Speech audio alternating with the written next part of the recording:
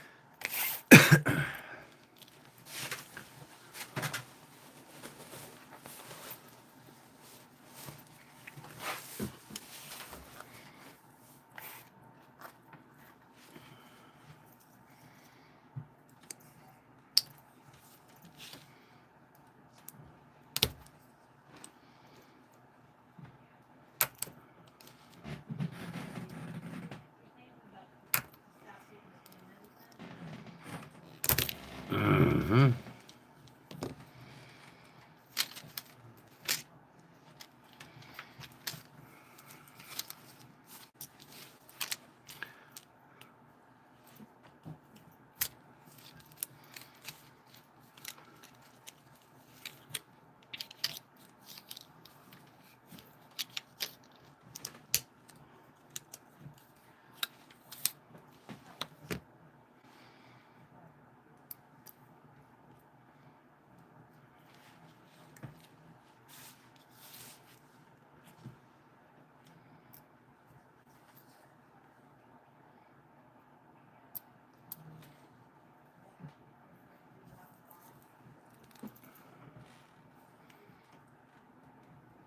Come on, man.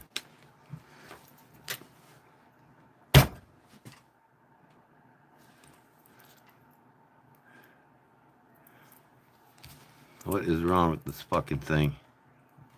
Is it broke? I wasted the fucking battery.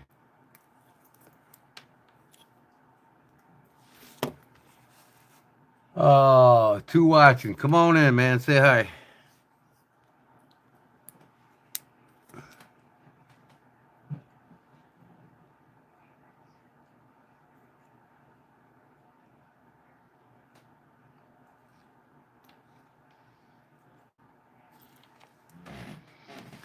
806.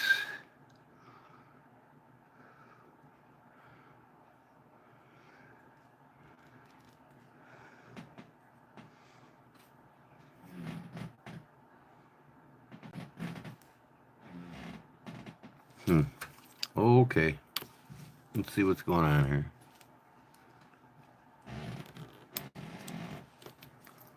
Hello, hello, hello, people. Where's everybody at tonight?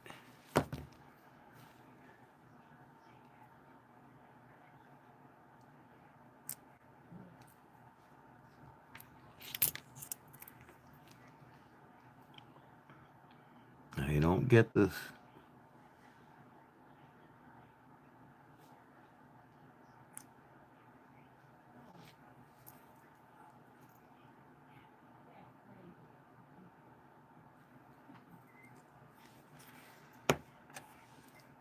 Yo, what's up? My cat is running from for president. Yeah, my cat's running around my shed, my shop. Your cat'll be a better president than what we got, that's for sure.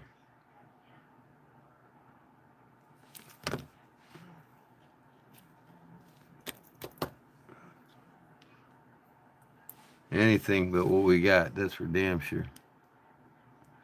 Ain't none of them any good.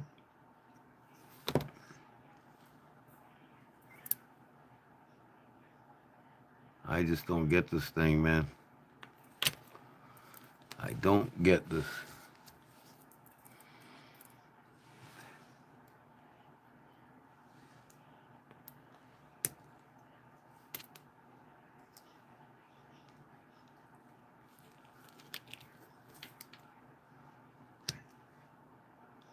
Is it junk or what?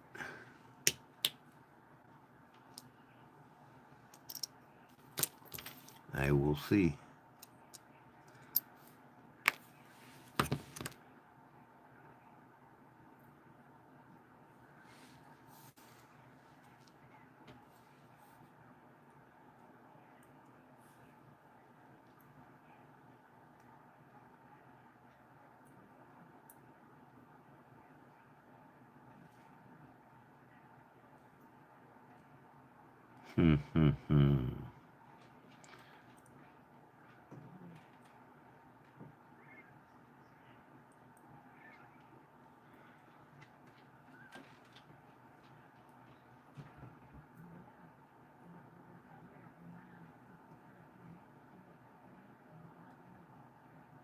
Might be junk.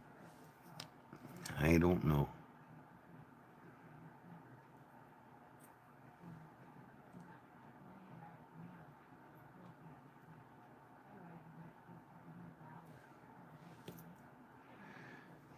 Oh,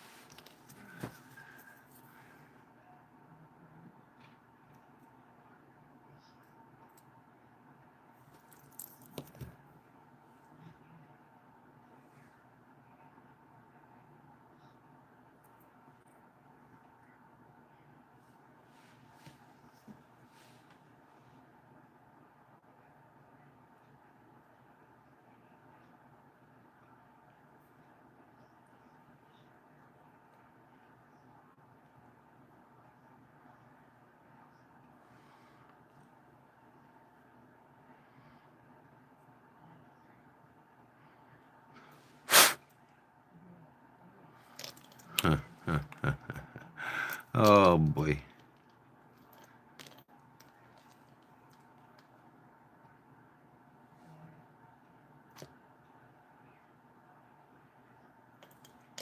Oh boy.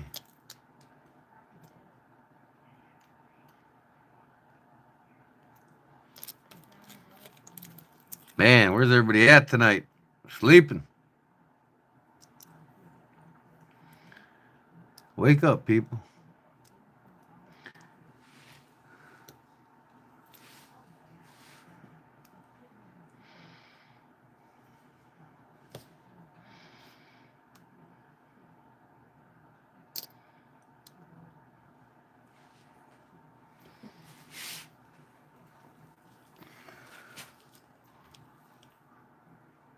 Oh, come on, man.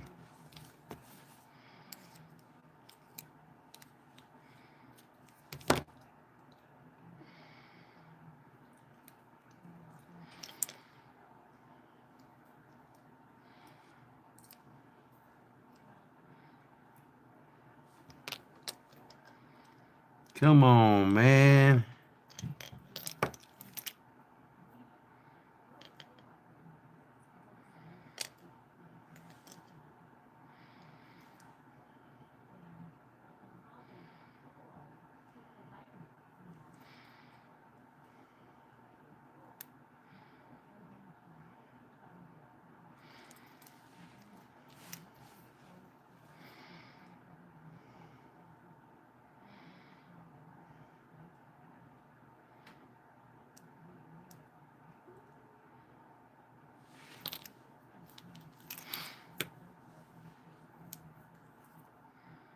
My cat's running for president.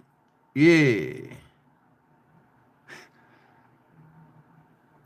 That's fucking hilarious.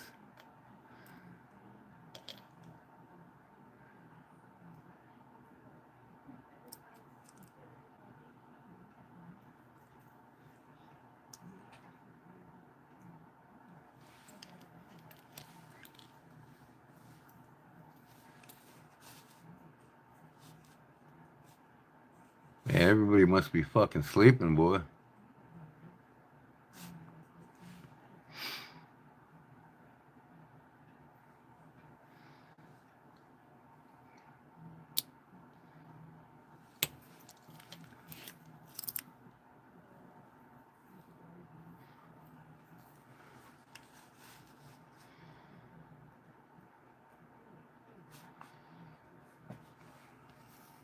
Wow.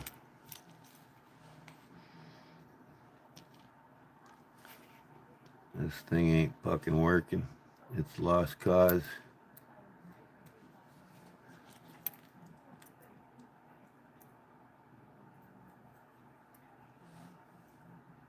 Fucking lost cause.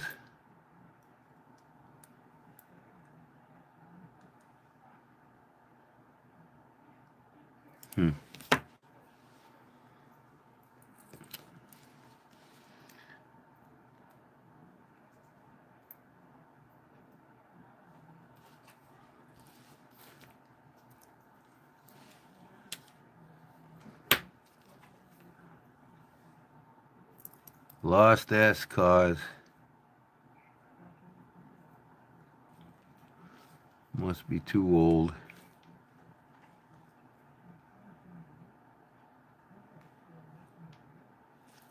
Well, that one's fucking a lost cause.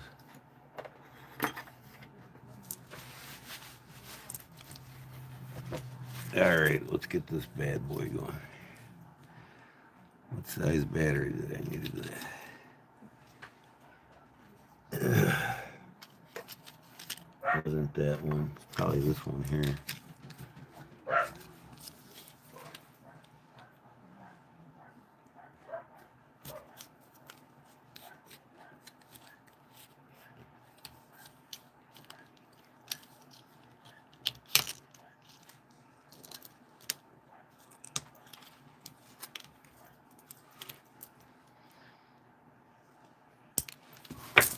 Oh, fuck. Hold on, drop my battery. Where it went, I don't know.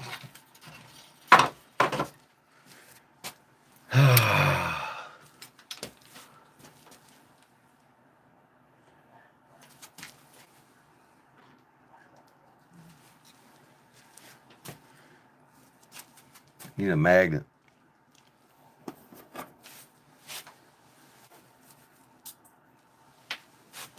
Got it. All right.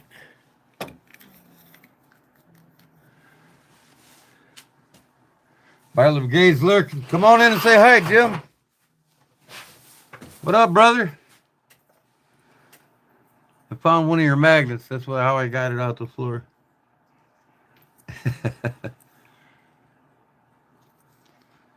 He's lurking. Ain't nobody here to talk to, I guess.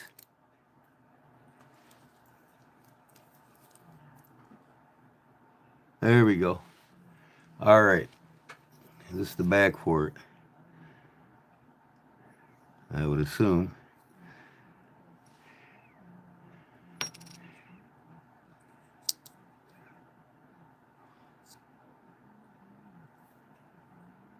Man, what the hell? I don't know what holds it in place, but I guess it doesn't rely on anything.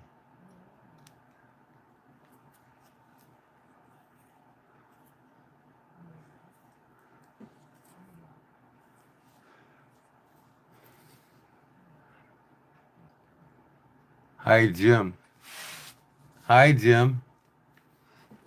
I said hi to you, Jim. What Jim are you saying hi to? Okay. Nice.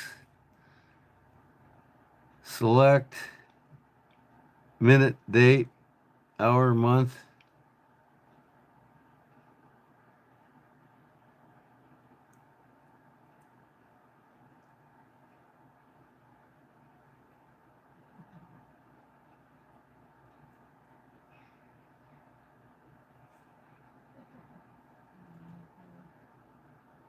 Okay, well, how do you set this? My favorite channel on YouTube. Python Scares Cool. Awesome, thanks. Glad you enjoy it. Minute, date, light.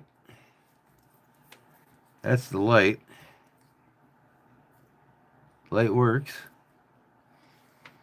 I got the 70s Melsonic. It's like a mint shape, man. With the old case and the paperwork. You said come on in and say hi. Say hi, Jim. Yeah, you know what I'm talking about, you goofball. Now,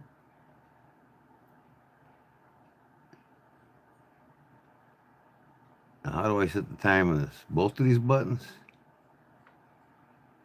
No. Oh, I see. There's something in the middle I gotta push.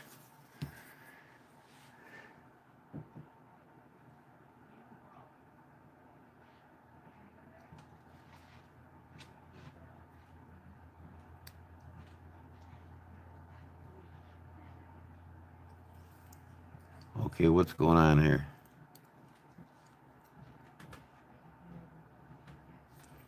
4, 5, 6, 7, 8. Is that it? Now the seconds or minutes or what? 1 a.m. What? 5, 6, 7, 8. It's 8:20.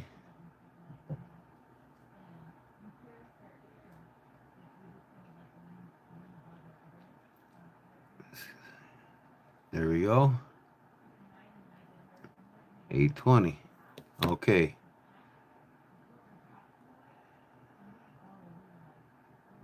Month. So I assume I push the button on that.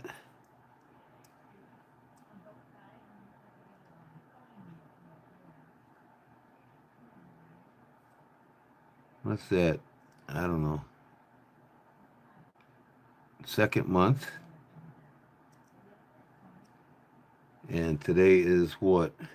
The 11th? Okay. 8 a.m. What?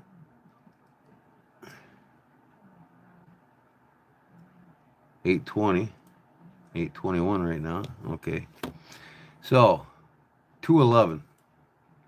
That's it. 2:11 is the date. 53 seconds. On an 8:21. Yep. All right. 8:21, 2:11 in 5 seconds. Awesome. Got it set. Let me turn this camera around. You can see the watch normally. This is what I got.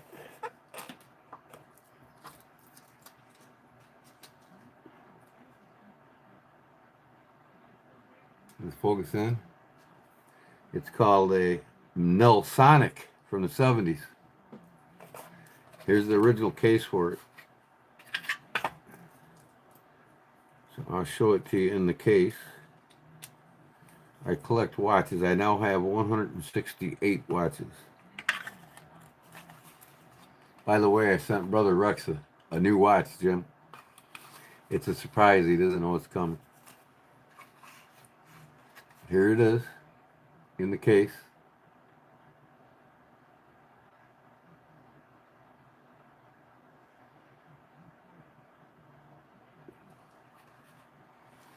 Looks pretty cool in the case. And I'll wear it occasionally. And look at this. I've got the instruction manual for it. And the warranty card. Sonic. Let's see what the date is on this thing. It's got a date. I'm sure it's early 70s. This was put out when the quartz watches started becoming hot. You'll see him tomorrow? Does he like watches? I sent him a pretty cool one. Brand new, never been used. It's gold and silver.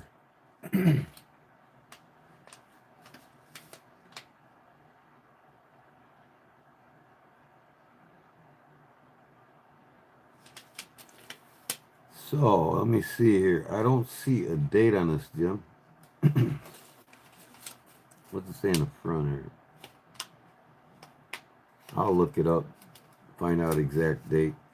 But I know for sure. I mean, these boxes were made in the 70s, so it's got to be 74 to 78. or 79, somewhere around there. Nice case. Remember these cases in the 70s, Jim? Early 70s is when the that's what makes this more rare. Early 70s is when the quartz watches took off. It pretty much put the manual wind watches out of business for a while. Now the manual wind and the automatics are hot. I got this card that fell off my shelf. You know that guy?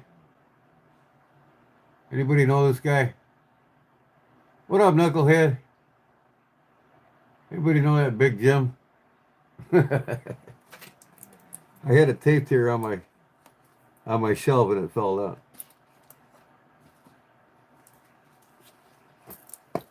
Okay, be right back.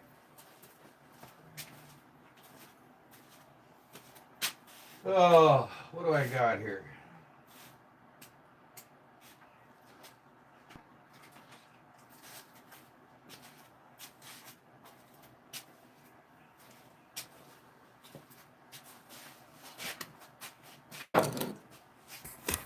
All right, let's put some camera action on here. I'm working on these watches. I got batteries for them all today. I took out me a little loan so I can get ahead on my business. I got parts for knives coming, all kinds of shit. Start making some knives. So I got this pretty thick brass here. Ace Hardware sells this now in different thicknesses, thank God. This is 2.88 millimeters thick, and this is going on my new knife here. I made this one by hand last night. I did a pretty good job, but these two are the 2.8 millimeters, so I'm going to get rid of this one and redo them, but I got it started. I got to make one more of the black spacer, and then the burlap micarta orange spacers I got in between. This is going to be an exact replica of the rare marbles field guide. I always wanted one, and it's going to have the bone stag pommel on it, and it's going to be nutted on. So hopefully I can get to heat treating that tomorrow. Are you smoking, Jerry? Don't tell me you smoke. Quit that nasty shit. Okay. One watch done. Next watch. I think one of these batteries will fit in it. We will see. This one here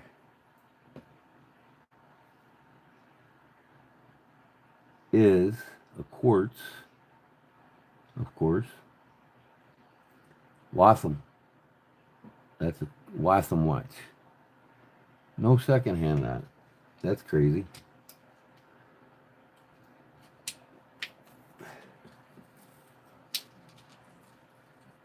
Oh, I hate these fucking packages for batteries, man. They're enough to drive anybody nuts.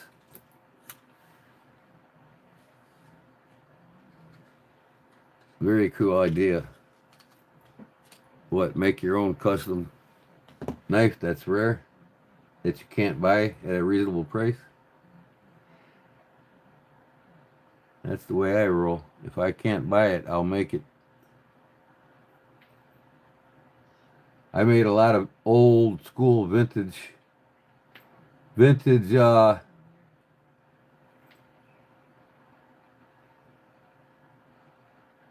okay, well that's in there. That fit. So I'm going to have to set it and see how it doesn't have a second hand, so I can't tell if it's running yet until the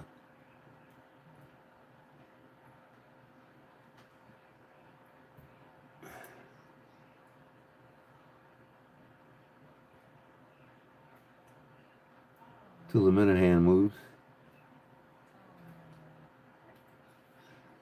But I'm probably going to be selling a lot of these older vintage watches on my eBay store.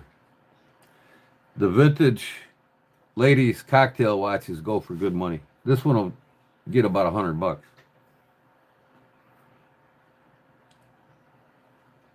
I probably get 125 for that Timex that I just got run, or that Nelsonic. This ain't the right back. This one is.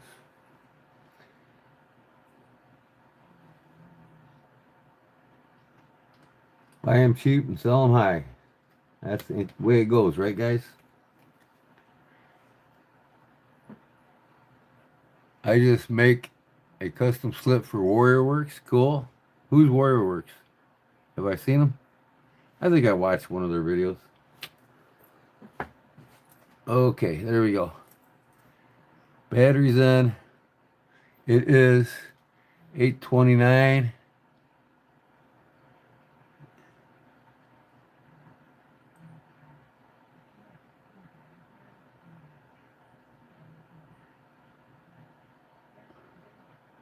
I'll wait till 8:30 and push the button.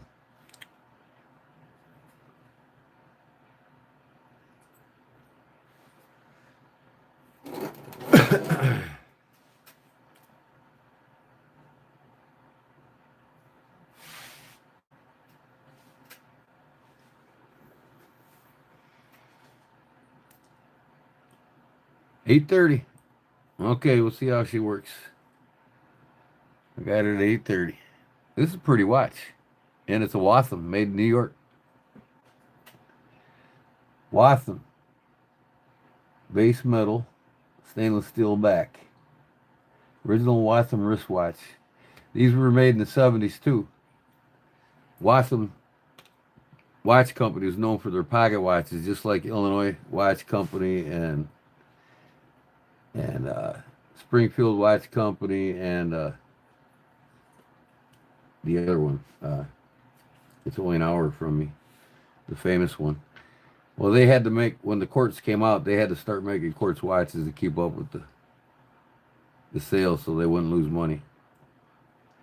So both Waltham, Hamilton, Illinois, Elgin Watch Company, Illinois.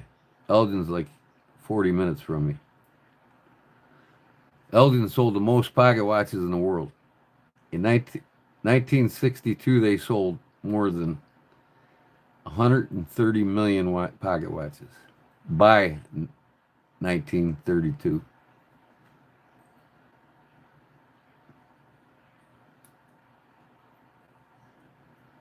There we go. Beautiful ladies' watch. Anybody need a watch for their wife? This thing's never been worn.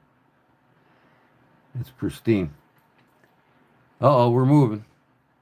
It looks like we're almost a minute past. Good deal. Yep, Watham's an awesome watch company. I got a lot of Watham pocket watches. In fact, I got 2 on service, and now I got a part. Waltham and Elgin. Elgin's the best, though, to me. I collect everything Illinois. I got Chicago cutlery, you know, all the Chicago knives. They're a damn good company. But then the Elgin company got bought out later on, like in the 50s, just after the war. I think they got bought out by Illinois Watch Company or Springfield, one of the two, I can't remember. And then Hamilton got bought out not too long ago, like 10, maybe 1 or 2 decades ago. They got bought out by a Swiss watch company. So they're made in Switzerland now. They're not made in America anymore. This is my new IXL. And I always say I won't buy a new case, but when you come across one that you like, the only time I'll buy a case knife is if I can visually inspect it, look at it, check it for flaws. If there's any flaws, I won't buy them. There's absolutely no flaws on this knife. And what makes this cool is they had 2 there. This is the Amberbone Peach Seed Jig Medium Stockman. Okay, now check this out. I think this is going to make it worth more money. A company discrepancy in putting this thing together.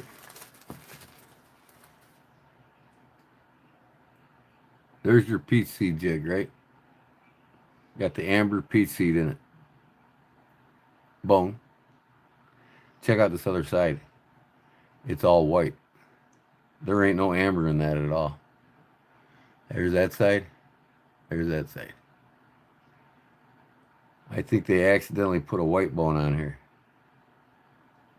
Amber bone, peach seed, white bone, peach seed.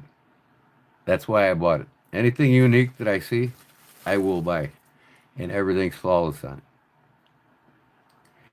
Now, 3 or 4 years ago, Case did hire a new quality control manager and a couple of employees in the Department of Quality Control.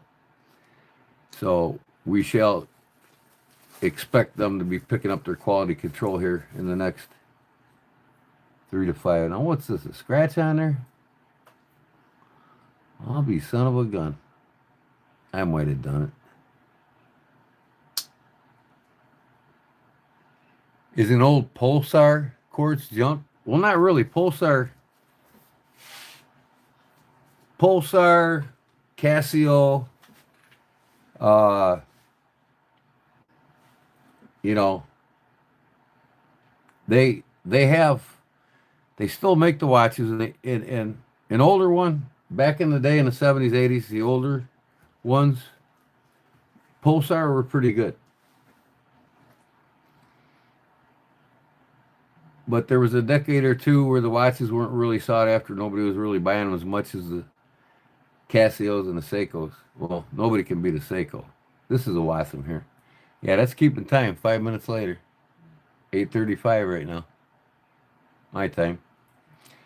Mississippi time. But what do you guys think, man? White bone, amber peach seed bone. That is cool, man. Now, the other one they had there did have the peach seed bone on each side. This is white bone, man. This is not peach seed. Maybe a very small tint of it right here, but you can't really tell. That looks white bone to me. So there's my newest case knife. To go up in my collection. I think I'm just going to hold on to what I got. Not sell them. I don't like selling knives. I don't like trading them. Unless I get something really good. So,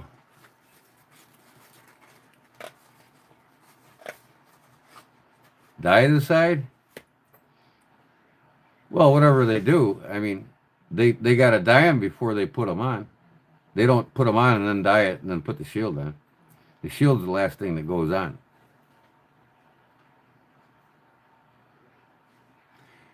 But all these, there's a department that just does the jigging and does just the dyeing or whatever they do.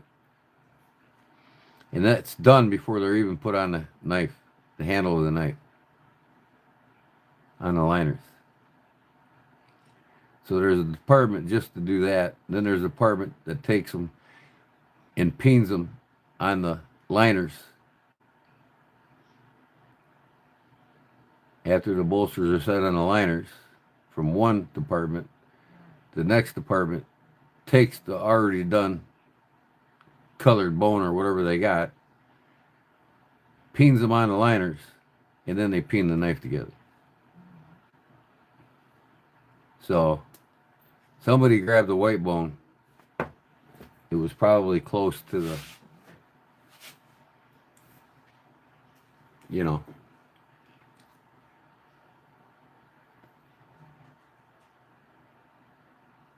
they don't care, right? Well, I don't care either. And that's why I buy them. If something's unique like this, I'll buy it. I'd rather bought this one over the one with the peach seed on both sides. You know what I mean? It just makes sense to buy something that's different. And I'm sure not, that, you know, with the bone and the way they do this, not two are the same anyways, regardless. But usually they match up the peach seed, though. I mean, there's no peach seed on this, man. There's none. I'm not going to touch it either. So that might be a good discrepancy. But still, this is a better made knife than that knife. By far. Alright, this one here. I got to take this thing back, this big battery off of here again. This one here looks like it was hardly used. In the knife lot that I bought 100 watches for $100 from a antique store that was going out of business. And this thing's new, no scratches on the dial, on the never used.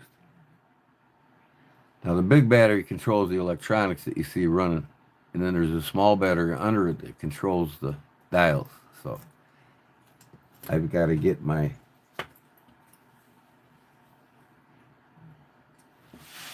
1.4 millimeter Phillips screwdriver to take that big battery out.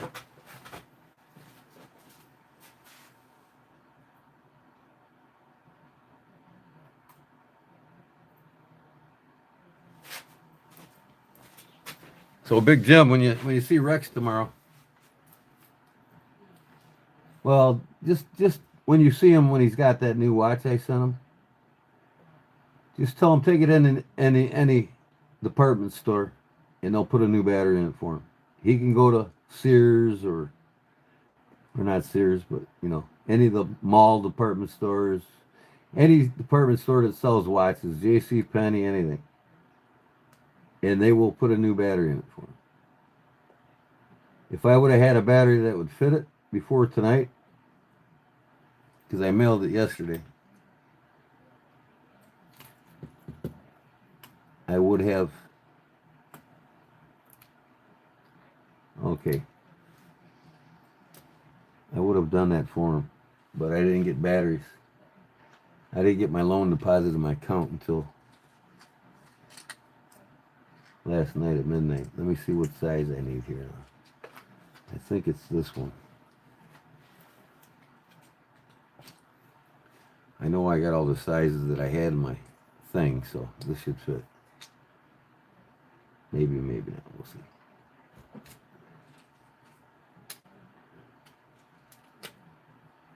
Where's Charlie Cook? Is he in here yet? By the way, welcome Jerry. Welcome John Q Public. Ground Fog, what up, brother? Welcome back. I'm closing the door. 5,000 subs, guys. Hopefully by the end of this month I'll have 5,000 subs. Now I told you I ain't having another giveaway till I get to 7,000. I've already had 2 big giveaways, and I'm not going to do it again till I get to 7,000. Well, that's a little big, so it's one of these other ones. It might be this one here. I know I got the right size batteries for what I had in my bag, so I matched them all.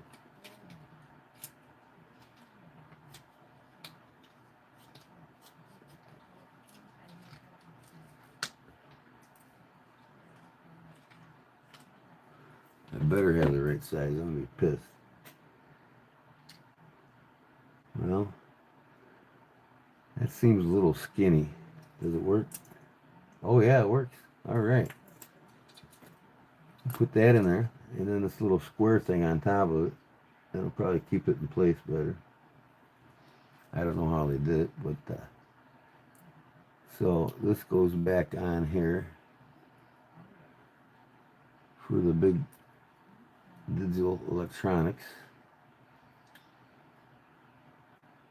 All right. What do we got here? Like this. Yep. And like that. Yep.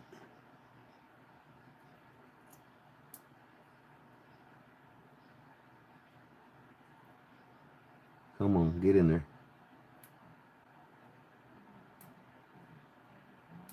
Get on there. Let's go.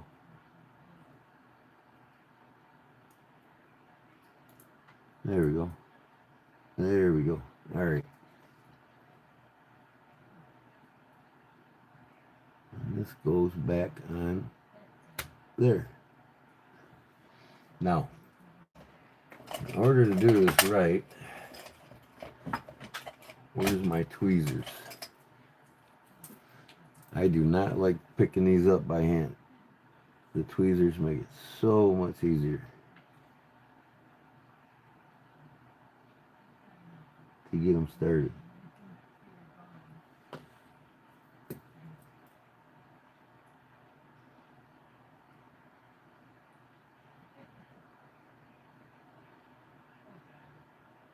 Just like that.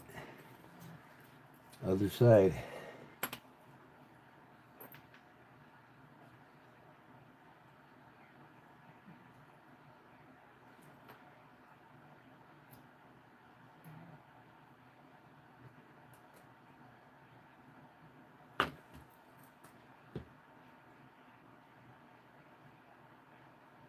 Yeah, I mean, a lot of people that don't know about watches, you know, it confuses them to put batteries in them sometimes, especially complex watches like this. You got to take the screws out and everything else. Most of y'all don't have the right size screwdrivers. And, you know, unless you work on watches, you don't really have a good set for it.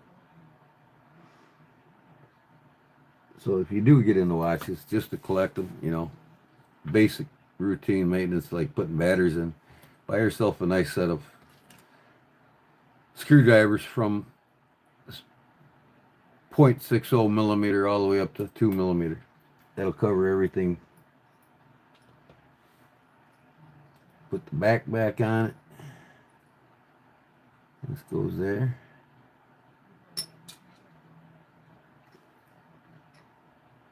I like this watch. Remington. Like my Remington knives, right? There we go.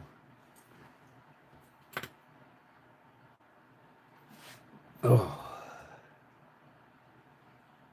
Oh, looks like I still got to snap this backside on. There we go. All right, now I got to take off all my jewelry. My silver bracelet.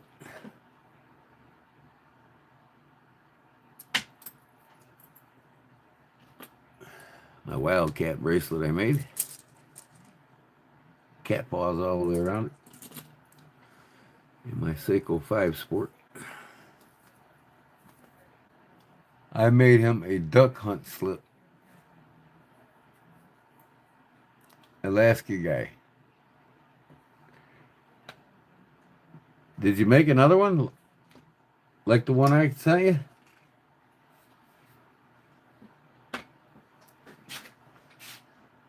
Old Nintendo game Duck Hunt. Oh, cool.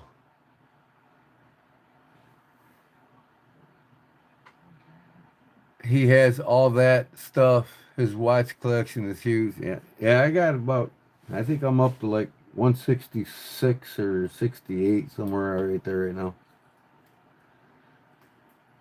That's wristwatches. And then I got like probably 20, 23 pocket watches.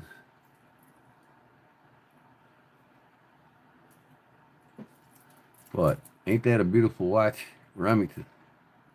Why is that minute hand keep jumping? Oh man, this fucking, my dog's up there dropping shit on the floor. Come on back. I have to use my damn press to get the son of a bitch on there. I love this crystal, man. Nice and thick. It's raised above the dial. I look for cool shit, man. I always look for cool shit. Come on, get on there, damn it.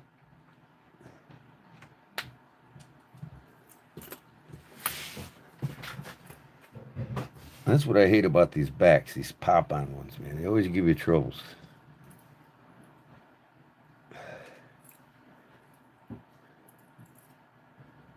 Sometimes it just pays to press it.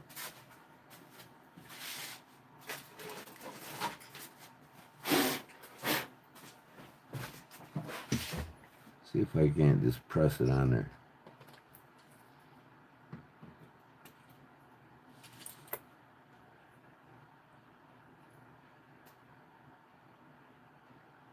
Got to get that notch in the right spot. And it's right there. It's like a, yeah, there's like a mark there. Oh, sorry about my head.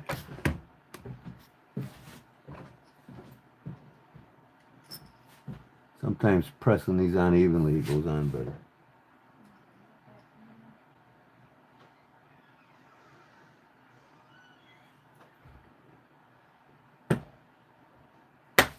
There we go. Hear that snap, boy? It's on now. All right. Good old press. That's what I use to take the crystals out of the watches.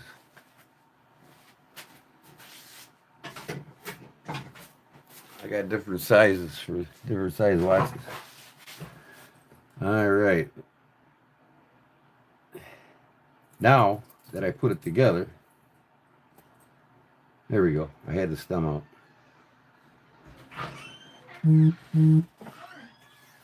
What are you doing? Let the cats in?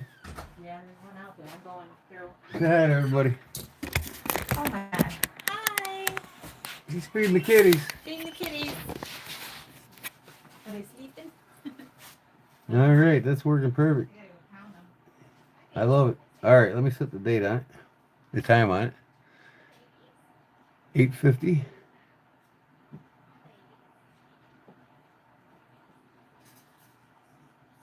I'll wear this one for the next few days. Remington. It's Charlie's favorite. Charlie Cook loves Remington. So does Georgia Adventures. 850. My favorite rifle. The 7mm Remington. Ain't another better big game hunting rifle in the world, I don't think. 850. Almost 9 o'clock. There we go. There we go. What do you think? And these things light up too. Let's see. I'll put it under the light here. Looks like luminous to me. Brother Gordon, hoping in for a second before I have a head off to bed. See what you got going on. That is gorgeous wristwatch. Man, you got such neat toys. Yep. Fishing, hunting, watches, knives, leatherwork. That's all of me. Outdoors, period. Now, let's see how it glows. It glows pretty good. Not as good as I thought it would. Of course, it's not been in light in a long time.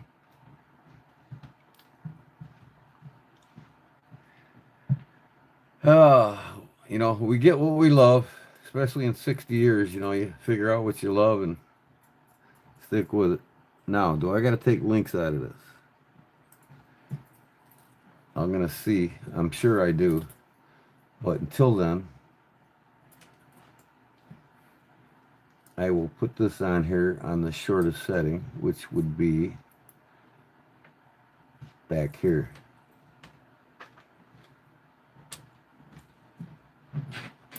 This is one of my favorites right here. That is until I get my Grand Seiko. But this is a Seiko 5 Sport. The 5 stands for all the 5 attributes of the watch.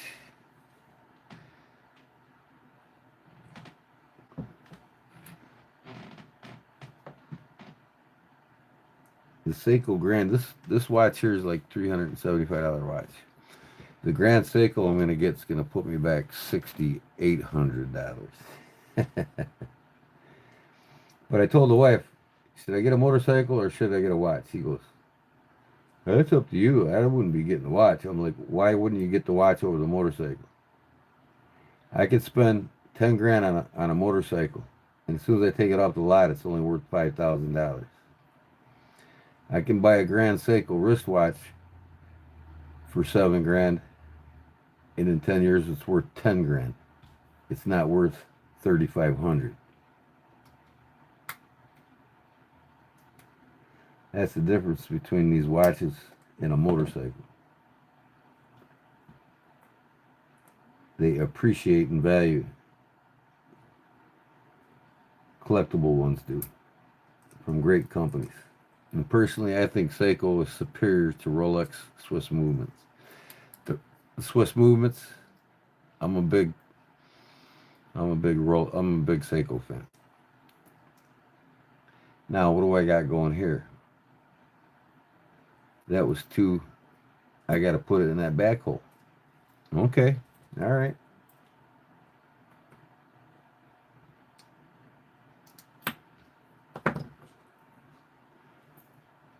I am great. Dying Isadi Jr., are you? Side busters, I like to take the fucking scales off of them, put new handles, new material on them. I don't like that. If I take, the bone's fine, but I'd rather put buffalo on them or stag on them, if straight up stag. But when you don't have the tools to do that, I guess it's next best thing is to decorate them the way you love to. And that shit sells. Jim's having a fun time selling the stuff. That's what it's about. Enjoy what you're doing. Ooh, now did I miss the hole on that other side? That's what she said. Son of a gun.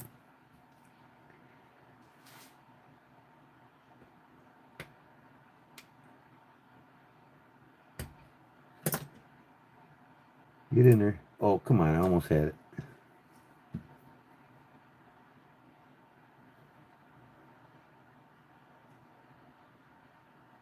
I'm sure I gotta take a couple links out of this to get it to fit my smaller wrist.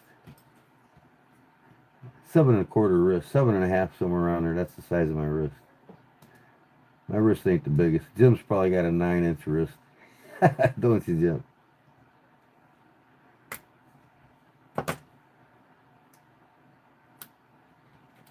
There we go. That'll shut now. Yep. All right, we'll see how it fits. I'm sure I got to take some links out.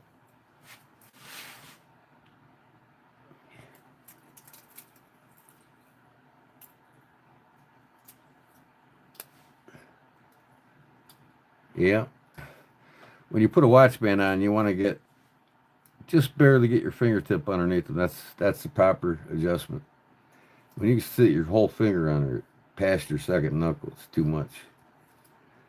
So it looks like I'm going to have to take off 2 links on this thing. And to get it sitting right, you want that buckle just right. So I'm going to take off 2 on this side. Nice clasp on it, that's for sure. This ain't a cheap watch. I could probably sell this thing right now as is, unused, for over $100. I guarantee you. People like collecting these Remington things, Let's see if she's glowing here.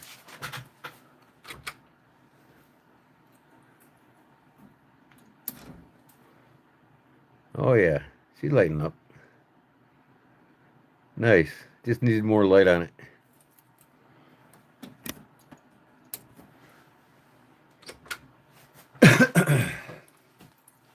Now, the best way to do this would be to take this back apart again, but I had to have it together to see what I needed to do. So there wasn't no way around it.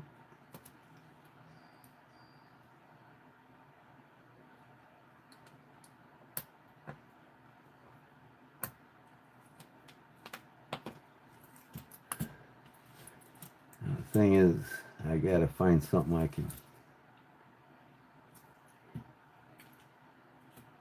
Hopefully they're easy ones to take out. Arrow's going that way, so I gotta push the pins out that way. Okay, what am I looking for?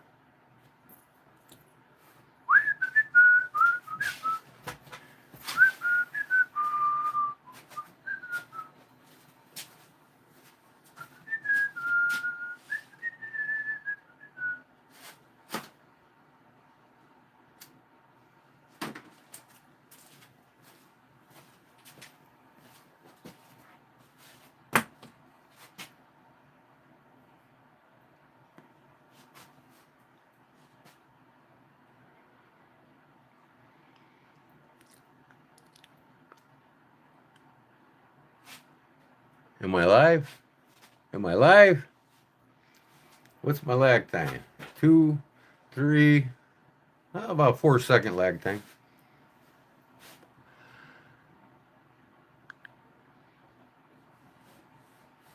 Number 75, what's that?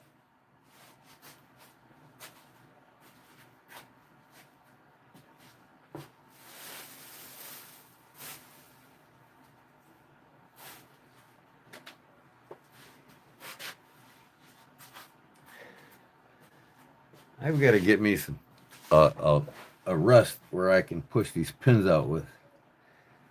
I need something to do it. Hopefully they'll be easy.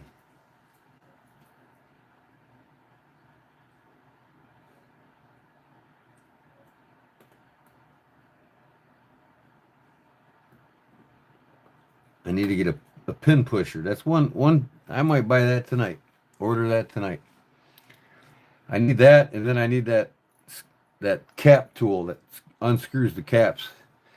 Because a lot of times they're tight and you can't use that 8-ball to get them off, so you got to use that.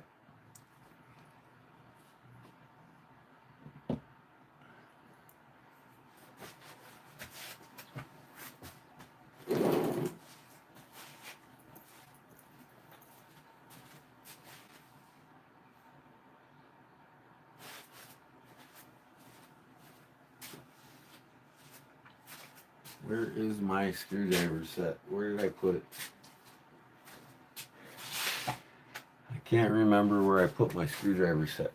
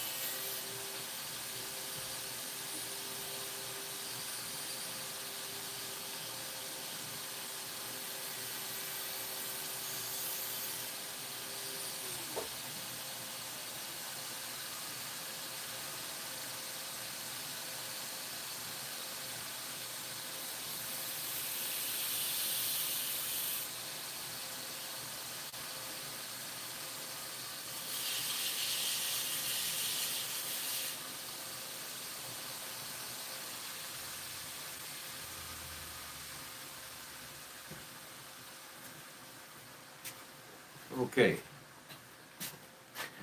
I made me a homemade pin driver.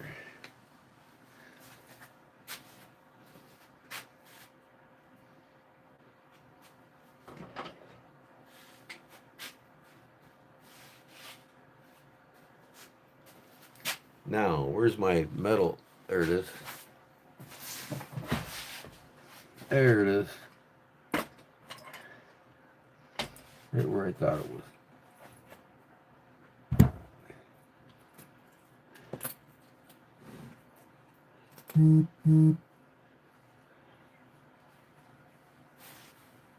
There will be one in auction tomorrow, but we'll get together on for Riley. Looking forward to seeing you and your lovely family in April, Brother Jim. Brother John. You'll see me too, Rex. I'll be there in April.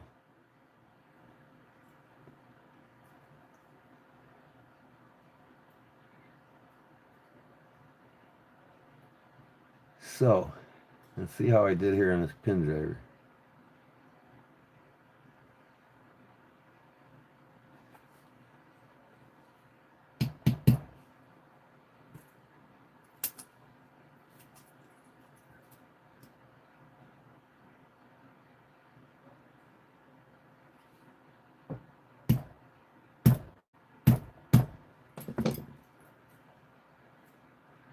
It ain't moving nothing.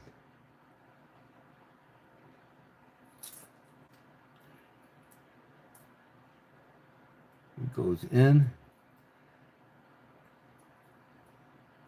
It goes in. What the hell? I gotta look at these things first. Hold on here.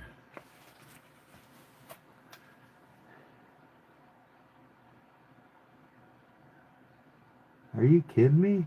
These are screws? No way.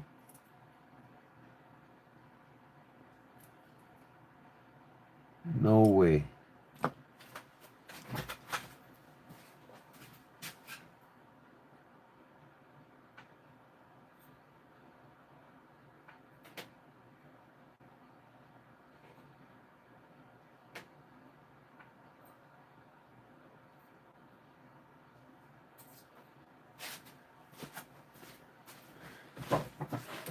No way.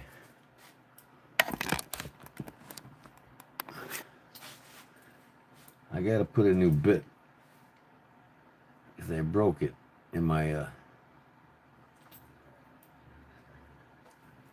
me put my fucking I gotta put these things on to see anything.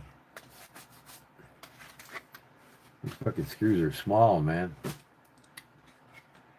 Good deal, G-Man. Yeah, you'll be there too, John?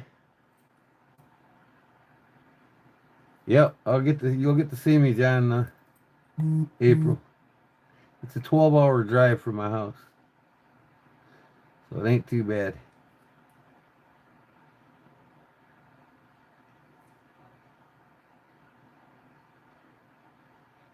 No, I don't want to lose that damn screw. And there it goes.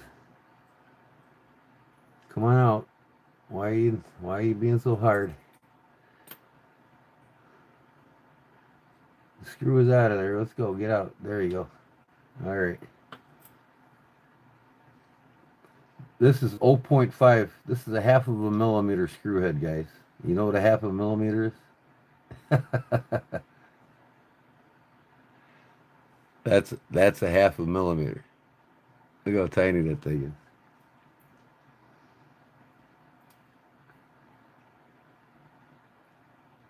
When I got my screwdriver set, it came with replacement screws that go in and out of it. Ooh. See, you can't do this without tweezers, man, I'm telling you. You can't do this shit without tweezers.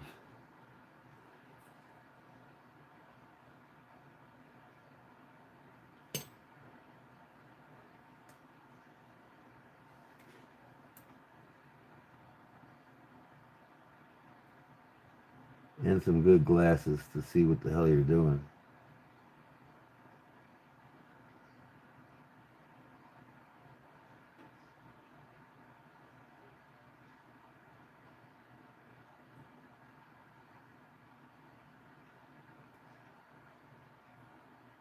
There we go. It's in.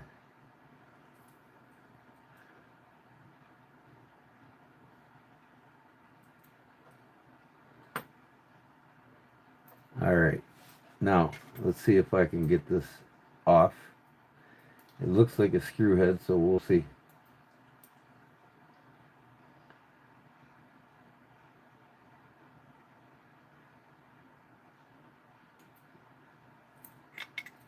I don't see it moving.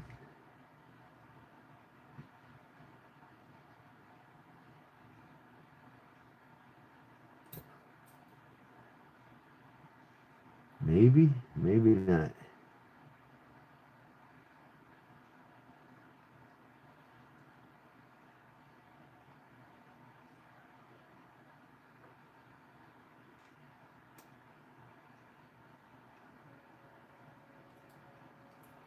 I don't see him moving, man. I might be out of luck with this. It looks like it's moving.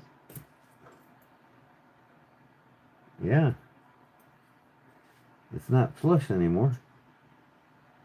Man, trying to find the straight side of the screwdriver when it's a half a millimeter wide is horrible.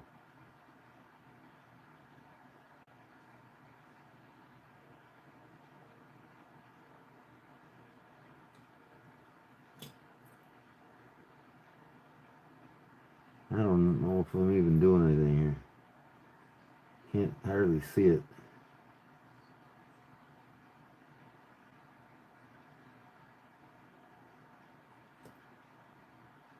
Is it turning? I can't get a smaller screwdriver on this, that's for damn sure.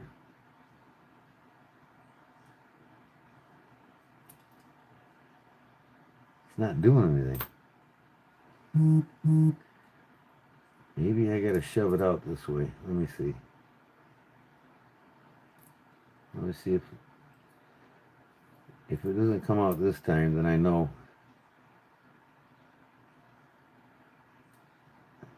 Why would they screw these things in? I have no idea.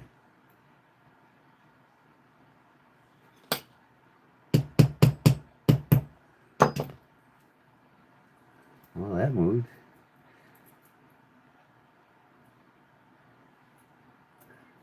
Seems like it moved. It went further down, that's for sure.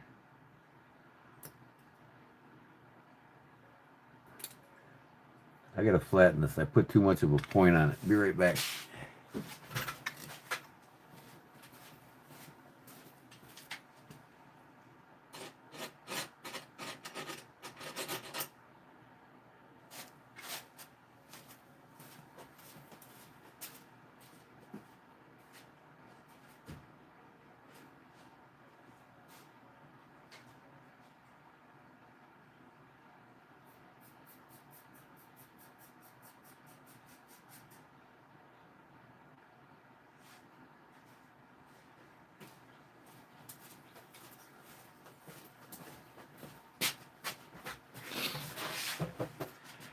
Good evening, Sister Barbara. Welcome, Barbara.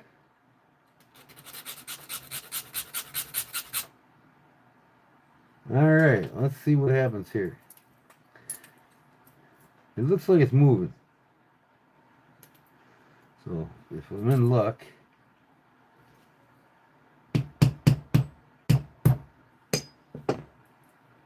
it'll move more, but I doubt it.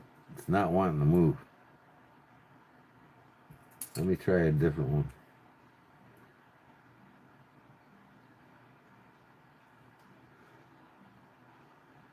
It's hard to hold this in place and pound at the same time.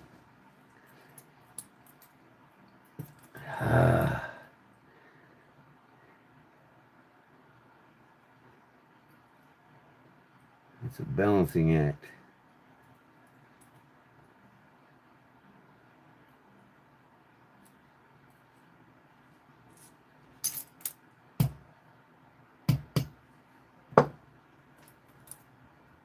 I need to get a pin remover tool. That's all there is to it. Quit jacking around doing this stupid shit.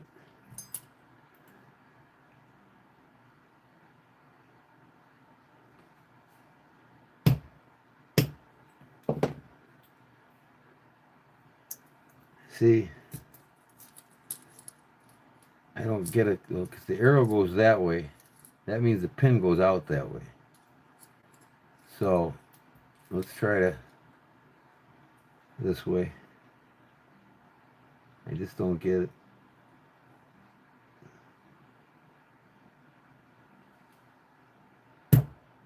You want to go the direction that the arrow goes.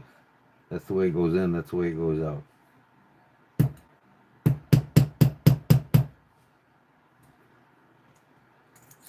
There we go. Now I need my tweezers to pull it out.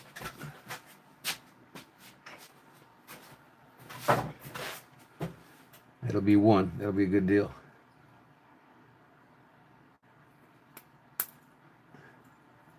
Come on.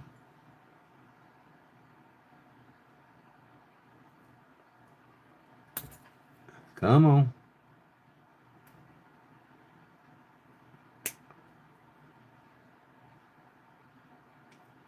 Just not getting a hold of it. I gotta drive it some more.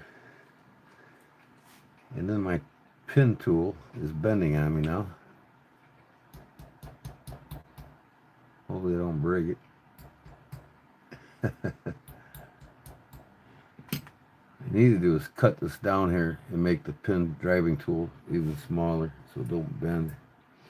Okay, where am I at here? Right there. Let's try a little bit more. So I know what I gotta do. I gotta make the shaft thinner. I'll be right back.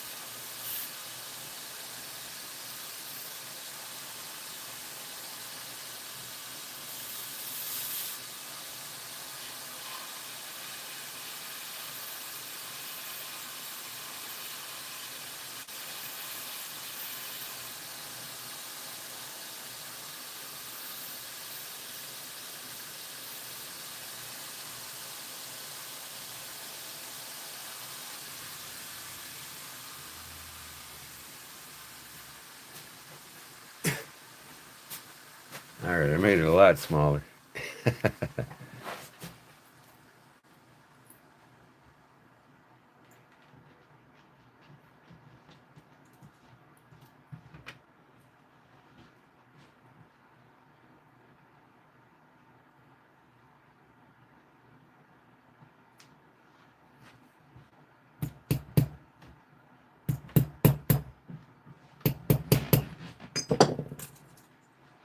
Come on, I just gotta get it enough to pull it out.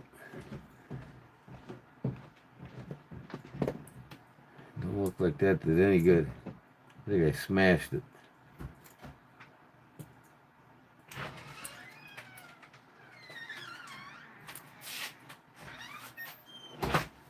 Man, I'm telling you what, I gotta get the right tool, honey. Oh, you got my drugs?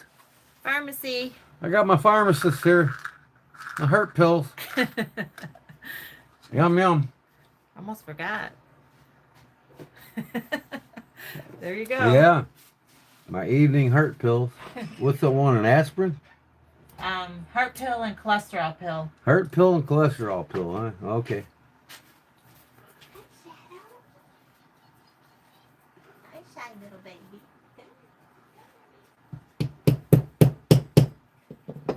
Okay, come on, where you at? All right, it's coming out. I just got to grab a hold of it now. These fucking needle nose just is not doing the job. I got to get some other pliers. Be right back.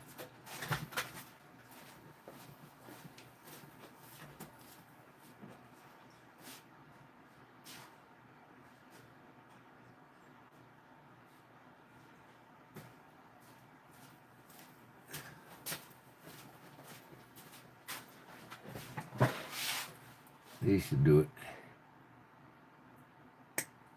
Man, it's not wanting to grab it. I'm telling you what, man, this is fucking pissing me off already. Should have had all these out already.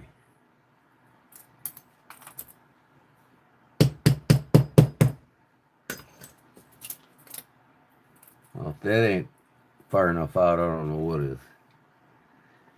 Let me look at it with my eyes.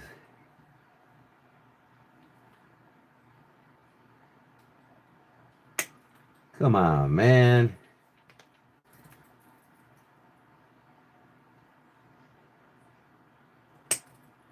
Now I pushed it back in. You son of a gun.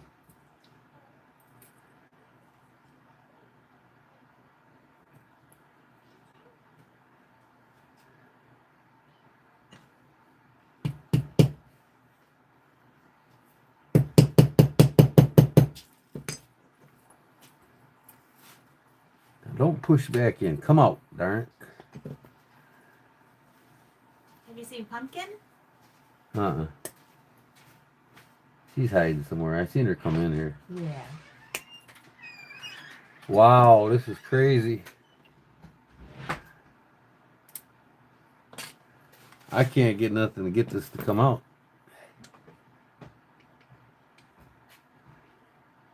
These damn pliers won't grab this thing. Come on.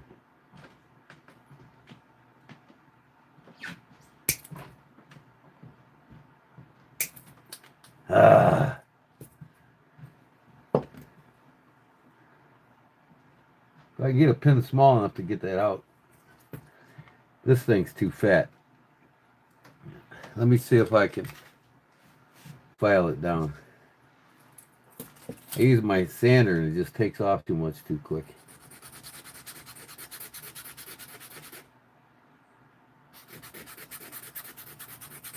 It's got to be skinnier.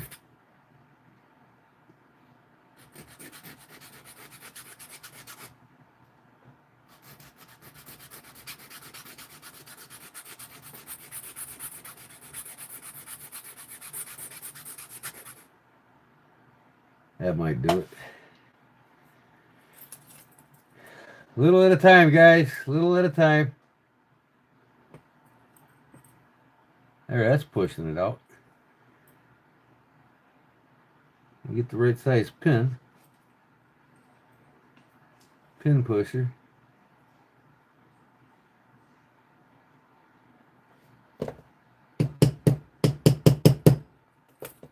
There, I got a lot of it out now. All right, come on, you son of a gun. There it is. Got it out. Hallelujah. Thank you, Lord. Do it again. I gotta get this pin pusher out. Oh, come on, don't get stuck in there. There we go. All right. So, I got to take two of these out. Right here. And they got to go that way. I get this out, put it back together, it'll be nothing.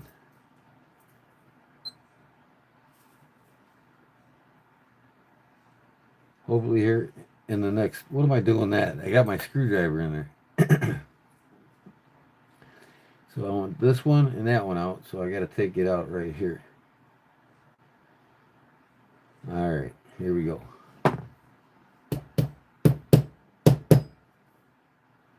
How's it going? Ain't even moving. What's the problem, Clyde?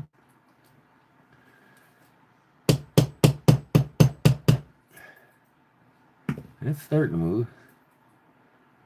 If this pin doesn't get stuck in here again, I might have to file a little more of it. I'm going to file a little more of this off.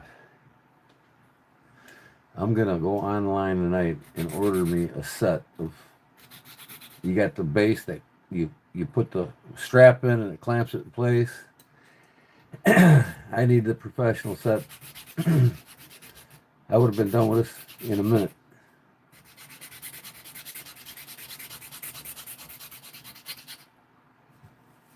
All right, that should do it.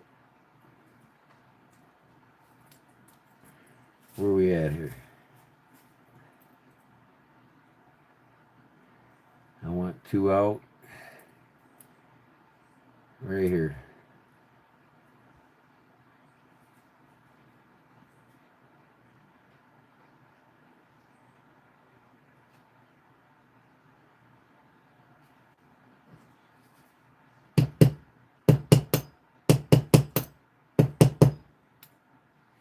And it's coming slowly but surely.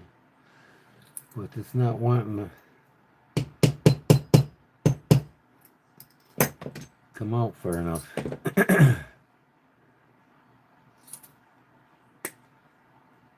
Sometimes you get a hold of me and pull them right out. But I just can't seem to get a hold of it good enough. And then this thing here just keeps getting stuck, so I gotta file some more off the damn thing.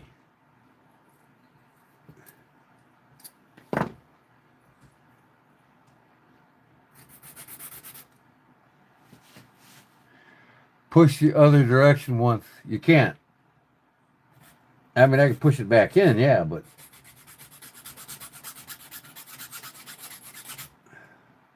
them pins are like metal that's pinched together. So sometimes pushing them in both directions can help, but I just know this thing's too fat because it's getting stuck in it. I almost got it. A couple more, about another millimeter or two. I'll have it.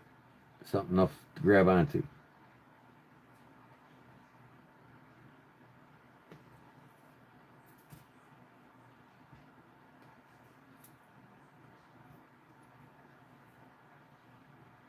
Now, I can't get that thing any smaller than this.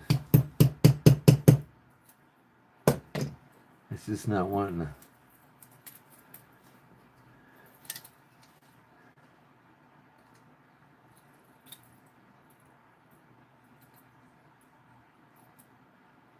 See, I'll do what you said. I'll push it in again and then start over. Sometimes you're right, it might jar it loose. It went in, no problem.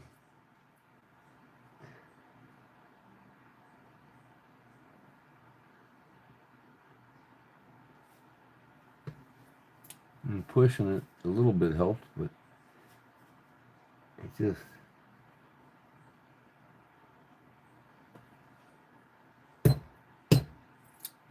There we go. Pushed it right out. Sometimes that does help going back and forth. All right, I'm good.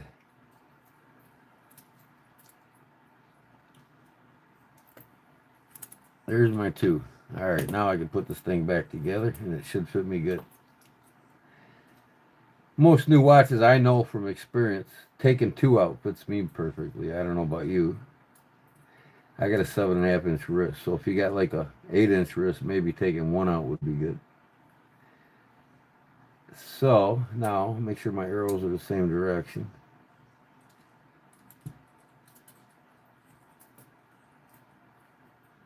Well, there's only one direction.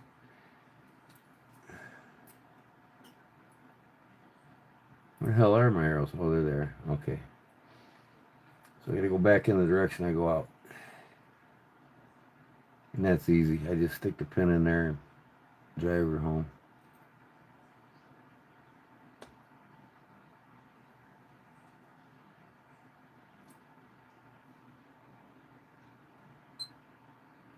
Make sure I got the right side started.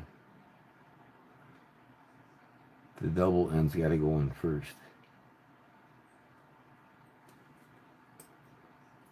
Okay, so I'll start that before I even put the link on.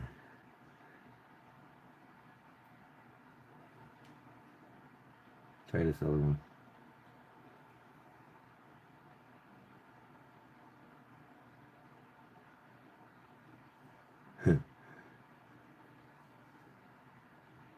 There we go.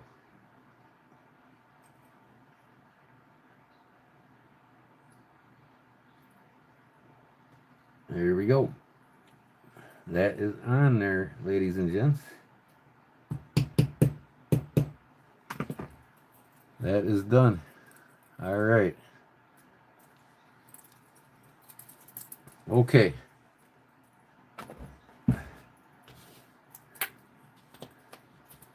Put this in safekeeping.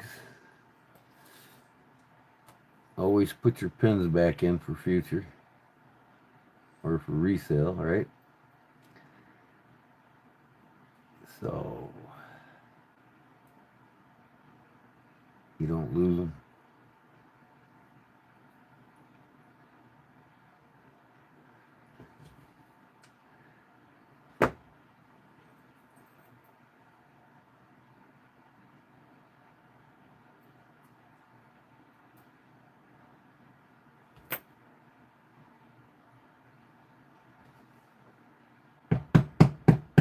There. Okay. Now I'll put that in a safekeeping spot so I know it's for this watch. I put all them things in little bags and put the name on it so I know what watch it goes to. Especially when you got like almost 170 watches, you got to keep track of shit. Okay. Can I ask what happened to your fingers? It's called psoriasis, brother. I have psoriasis. It affects my fingers, my hands, my fingernails, everything. Ain't nothing right now I can do about it. I'm trying to heal myself, but we'll see. Because there's no medications or no doctors out there that'll heal you. All right. Put this back together and I can put it on my wrist. It should fit fine with 2 links out. And I think I got what, one or 2 more watches to put batteries in? I'm not sure. Is Charlie Cook here yet? Yeah, he's here. Hey, Charlie. Guess what, brother? I found another watch identical to yours online. Unscratched crystal. New looking dial, new looking hands. They say it don't run. So when they say that, basically it just means it's battery. So I'm going to get your watch back together. With that, I'll take the whole dial out maybe and put it in your watch because it looks cleaner than yours. And then I'll just give you your old dial and all your other watch parts with it back to you. But you'll have the same identical dial and watch that you had when I get it in the mail in the next 3 to 4 days. I'll probably send it off to you by Saturday if I can get it by Friday. If not, it'll be Monday. You waited long enough, and I found one online for $49. It says it doesn't work. And basically, people that sell watches on eBay,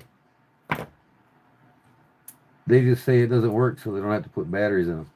But people that put batteries in them can sell them for $20 more. You know, depending on how the quality of the watch. People are just lazy. They just sell the watch and let somebody else put a battery in it. So look at that, buddy. Remington watch. I could sell this right now for $100. It's unused, unscratched. Everything's in pristine shape. It was one of my watches in my 100 watches I bought for $100. Business going out of sale. But I want to wear this one. It might be a little loose still, I don't know. Actually, that's perfect. Yeah, maybe a touch loose, but you know what? There's an adjuster on here. Let's see if I can get it to adjust. Okay. That side. Now, what I got to do is just move this over here, and I'll go 2 spots and see how that feels.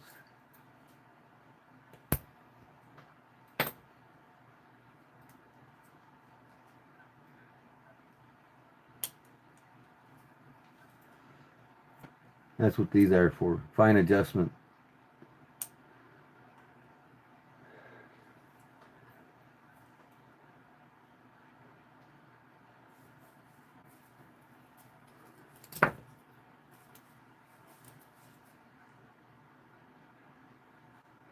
Make sure I'm in the right hole here.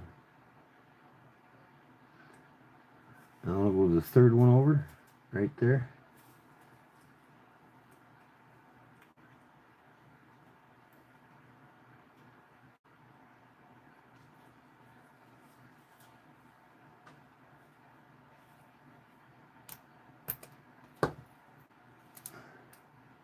It's in. All right, that should fit perfect.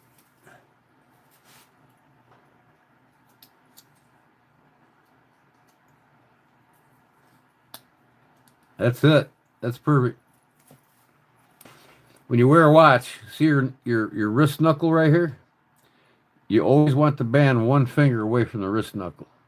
You know, you see guys that wear wrist watches up here and right there. That's not proper etiquette. Perfect fit is one finger past the knuckle, this knuckle right here. That's where you want to wear your watch.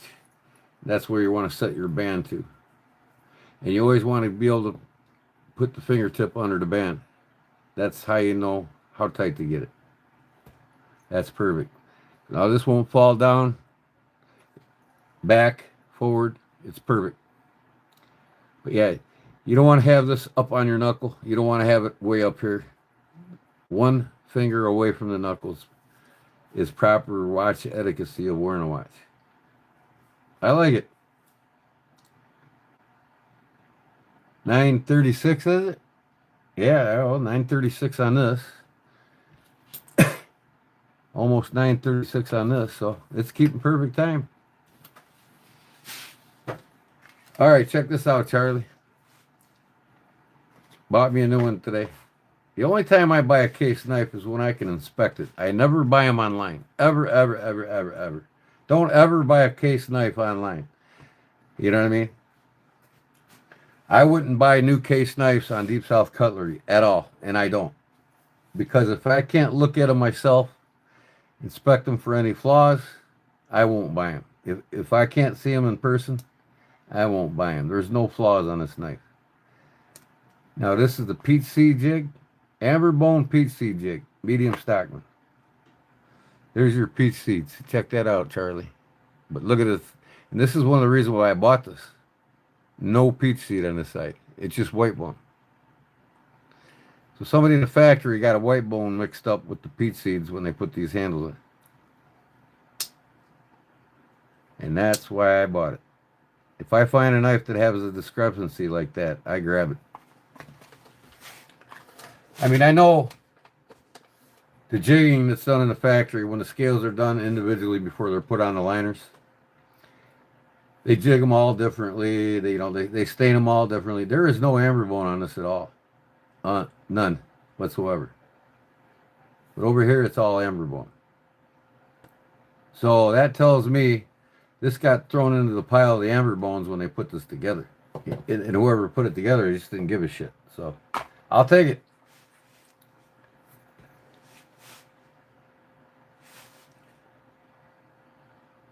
What happened, Mark? My jeweler just passed away. Oh man, I just found out he put a different movement in my marathon JSAR. Not happy. Well, send it to me. I'll put a new movement in it for you. Or the movement you want. The movement that's correct for it. I can get the movement, or you can buy the movement, send it to me. Find the movement. Send me the watch, send me the movement, and I'll put it in for you.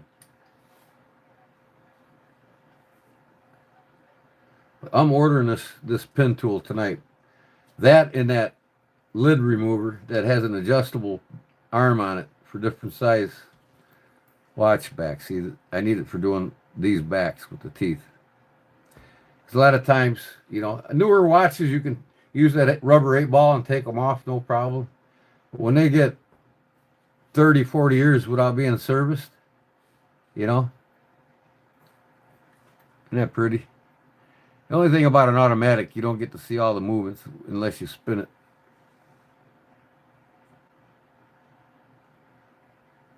Still a pretty movement, though.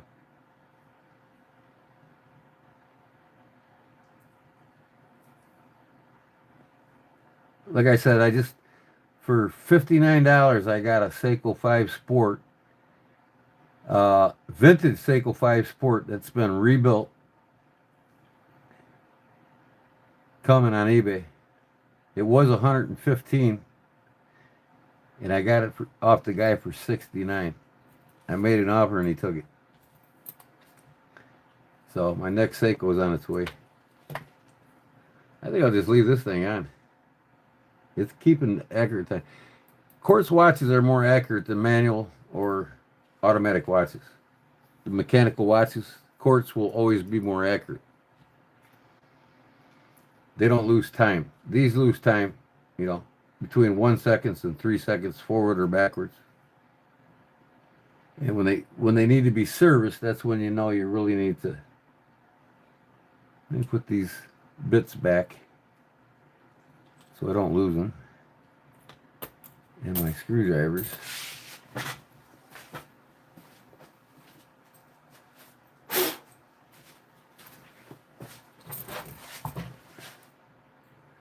Everything's color coded. Purple, purple. Oh! Dropped my damn screwdrivers. Alright, this one's silver. Or white, white. Or is that the wrong one? No, this is black. Make sure these are all in the right spot. Yep, gray. Alright, this one's white. 0.6 millimeter. That's the smallest one I got. And this is yellow. This is white. That's an 0.6 millimeter. Look at how small that thing is. This one here is an 0.8 millimeter.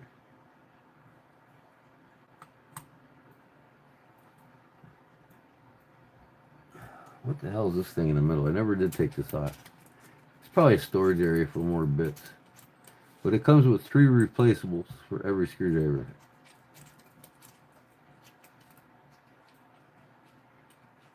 I am on the hunt for a Casio Frogman. Oh yeah, I've seen a couple on eBay, but they get bought up right away. Frogmans are sweet watches, man. I love collecting the G-Shock series.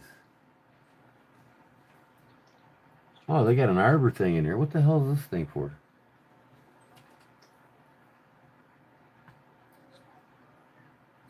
A knurling. Oh, I got it. If I want to put a thicker knurling on my screwdrivers. Check this out. Well, I got to back that off first. The screw.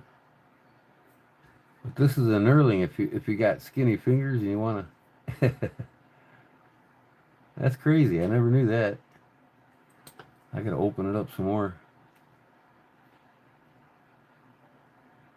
There we go. That is cool, man. I like that. I'm going to leave it on one of the screwdrivers. I didn't know that was in there. A fatter knurling. So if you want to do this, instead of putting your finger up here and spinning, you could still spin on the knurling, but the knurling's nice if you just want to do this. That's cool. Alright, I'll put that right there. That's awesome. I'll put my old bit in there, the one I broke. Let's get it out of sight, out of mind. What is that for? It's a knurling for the, you know, for a better grip. If you got small fingers or you just like to twist down below instead of doing this, because this spins. Some guys like to have that. Sometimes it's easier to put your fingers on this. Put your fingers here on a screw, and then going up top. It makes it easier to. You have a little more control with it.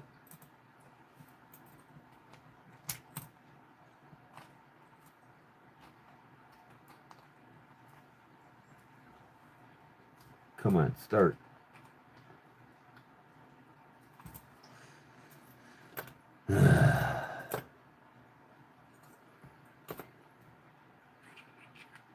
Everything's easier when you do it right. This is aluminum, so I don't want to strip it.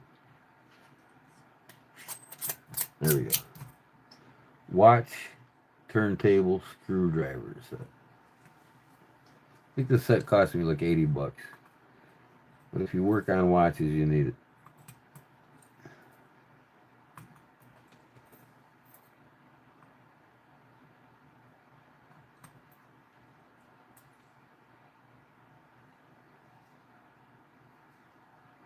What's that? 0.6. Did I put this in the wrong spot? I sure did. And what's over here? Oh, here it is. Yeah. 1.6 Phillips. And then the 1.4 Phillips. All right.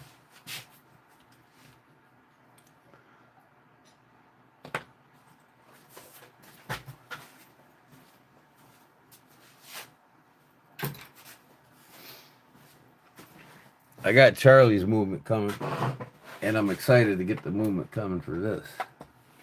These things actually go for 175 bucks online right now. I'll show you the dial. You guys are gonna love this. Now I collect these. Y'all know I collect the Victorinox knives. This is the Swiss Army soldiers watch. I mean, these were issued to the soldiers in World War II. Swiss Army. Ooh. So I have a Ronda movement coming for it, the Swiss movement. It only cost me 29 bucks for the movement. And then I get this watch back together. It'll be, look at that, crystals, clear as can be. Hardly any wear on it. But these are what the soldiers wore. The Swiss soldiers. Got the 24-hour dial underneath. So if I put this back on here like it goes, I'll let you see what it looks like. It's a sweet watch.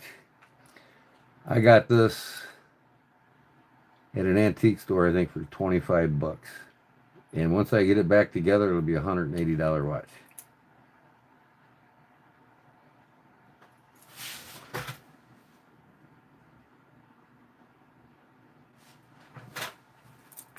I've got the hands right here for it.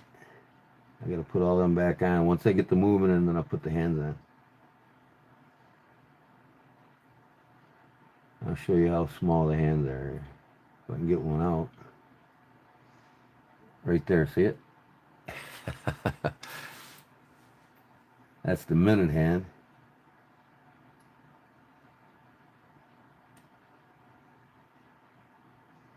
Here's the hour hand.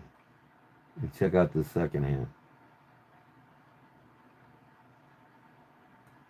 If I can grab it. Might need a piece of Radical.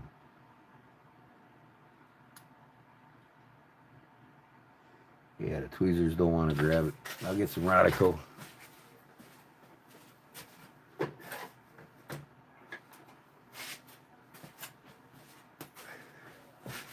Radical's watchmaker's putty. It grabs everything.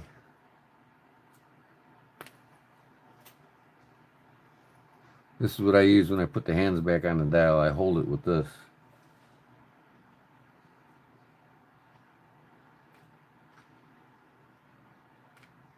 But there's the second hand. Look how small that thing is. So anyways, they'll stay in here until I put that movement back together.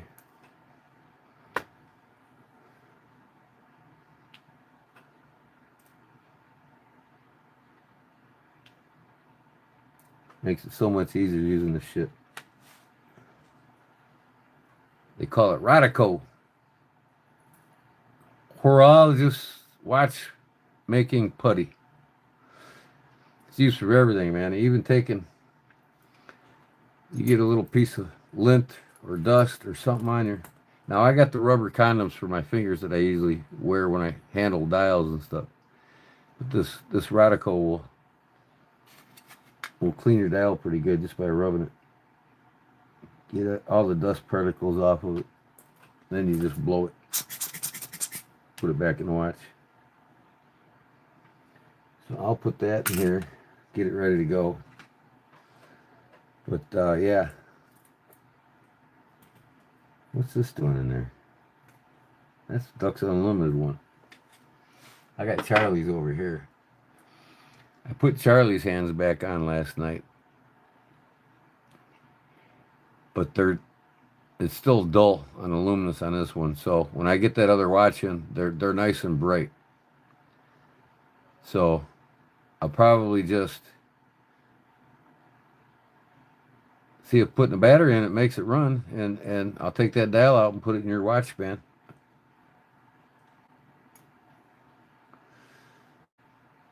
I'll take the new dial with the hands and everything on it. And, all I gotta do is take the stem out, switch them around, and I'll put it right back in yours. This is your band, and this is your dial, or your bezel face. So we'll see. That other one might be in way better shape than yours. I'll just send you all your parts and send you the new watch. Okay. What is that for? Oh, I see.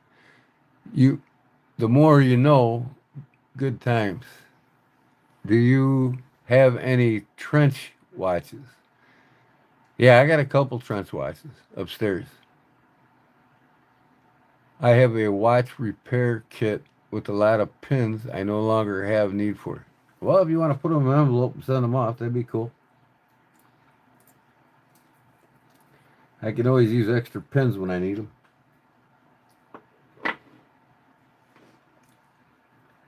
So what other watch was I going to put batteries in? I got a couple more batteries. I got one more battery here I need to put in the watch. What watch was it? I just put a battery in this one. This Watson. That one's running good. Yep, it's 9:51 right now. Accurate time. So that one's good to go.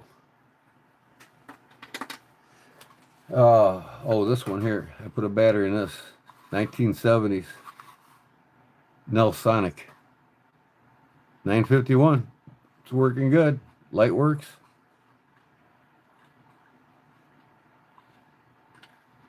Or does it? Let me see.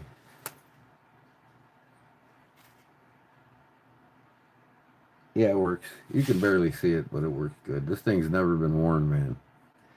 I had to bring this thing back to life.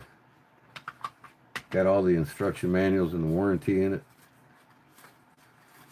I got a Timex I took apart. I'm kind of disappointed because I'm gonna have to do some studying on it to get it back together. It's a nice one too.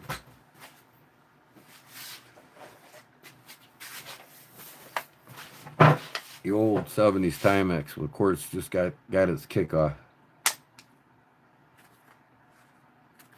So I got to put this one back together. This thing's in pristine shape too. Look at that dial. Isn't that cool? The dial and the dial and the. I love these stretch bands. Just something that says vintage when you wear a stretch band. You know what I mean? I love stretch bands. So I ain't got much to do to it. I just got to put the movement back together, get the battery in it. So I didn't do much to it. I just got to put it back together. So I'm not really disappointed. I thought there was something else wrong, but yeah, and that's everything original. See if there's a date on here. 1966. Wow. I think it was the late 60s when the quartz watches started kicking on. Yeah, that's the 1966 Timex, folks. This could be in the 60s too. Who knows? I got to find out. So I'll get that thing together. I'll leave it right there. All right, what's this for? This is my Swiss watch that'll be together in a few days when I get my movement in the mail. Ronda 715 movement, if you want to know what movement it is. They got a 517 and a 715 movement. The 517 is used on the chronograph. The chronograph Swiss watches. But just the single day ones is a 715 movement. All right, what do we got here now?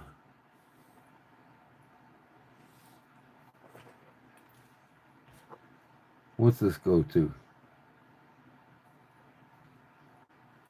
And I just got done with that one. Don't go to that one.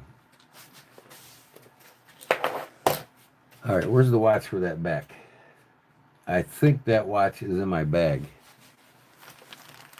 And I don't have the right size battery. I thought I bought the right size for this, but this thing is a tiny battery. Tiny, tiny. This is what you call a woman's cocktail watch. And they're sought after now, believe it or not. Vintage cocktail watches. They can go from anywhere from $45 to $145. And this one happens to be a Seiko quartz, and that's why I kept it, because I'm a big Seiko fan. I love Seiko more than any type of manufacturer. More than Swiss. That's what it is. Back to that. This is beautiful. But I got this one, and I got a band coming in the mail for it. This one is a full manual. It's not an automatic, but it's a manual wind. And I need to service it because it's not really keeping accurate time too well. It was in the beginning, but it's just a beautiful, beautiful bulova. You know, if you like bulovas. I think I got this from Jerry Shelby, the knife guy. Yeah, I did. I got this from Jerry Shelby. So I have a band coming in the mail in the next few days for that. Almost your birth year watch. Yeah. When I was born in 65.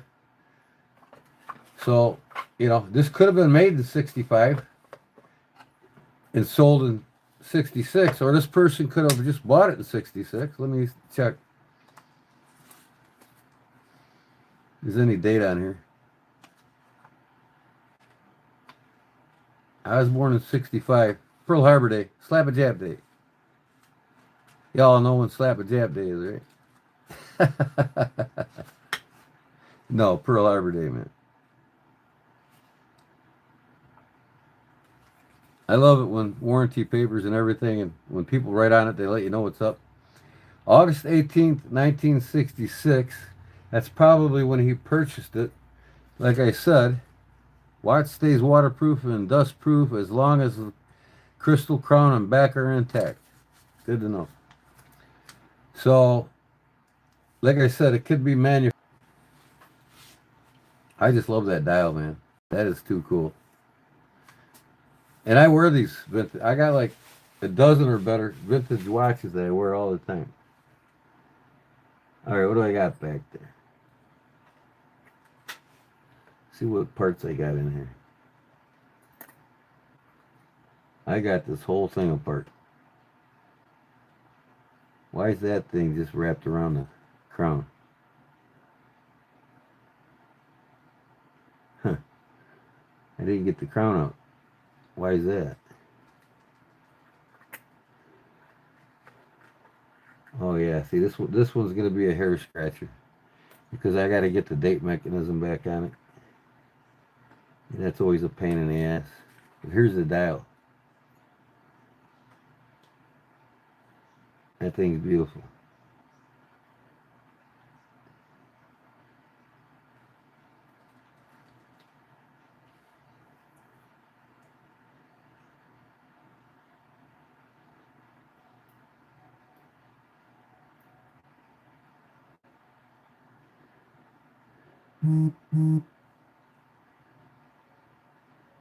This is the day.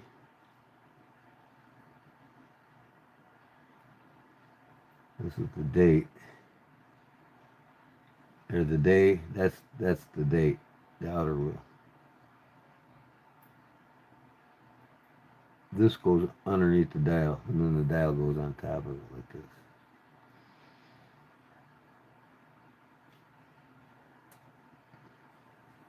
See that? And when you set the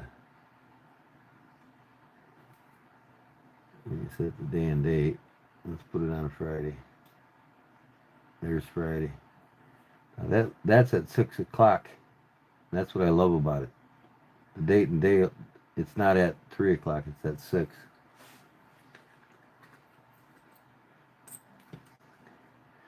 So I don't really have this apart too much. Oh, there's a lot out of here. See, there's all the gears I gotta get back together. So I gotta find a video for this movement, and then I'll get it back together. Because it's gonna be very hard to find a new movement for it. They might make an aftermarket one, but I don't know. I have to look. So I'll just put this all back in here, and I'll get it back together. I promise you that. I got all these parts floating around in this case. Everything is here. I know it is. When I started working on it, I don't know why I worked on it. But I might be searching for a new movement for it. Alright, that's there. What do I got here? Oh, that's fucking... What is that? An hour hand. What the hell is that floating around for? Huh.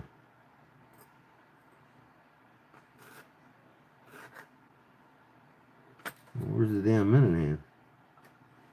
Second hand, minute hand. They're in here. I'm not going to search for it now.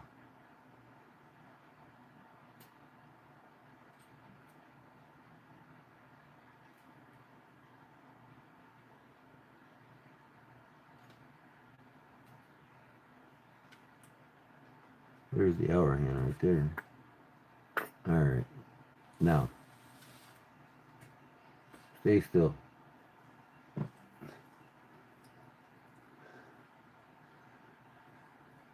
Okay, my winder's at 3 o'clock. My date set. This goes at 6 o'clock. Just to show you what it looks like. Isn't that cool? That's pretty. That is pretty. Timex. 1966. Very cool. It will be up. Now I got another one, vintage watch, around the same year. It's over at my stepfather's, and I forgot to get it back from him. It's another Timex quartz, and it's got bells on it. It rings bells every hour. It's cool.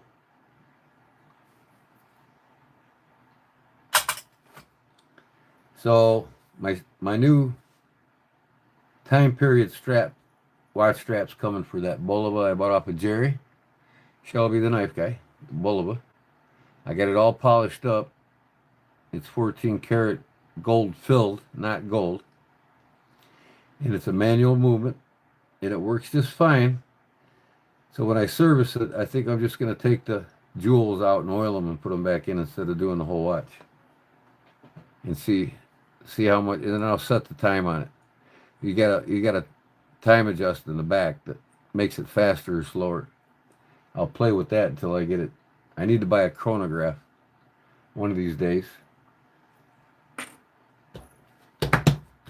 So, let me put this back where I watch.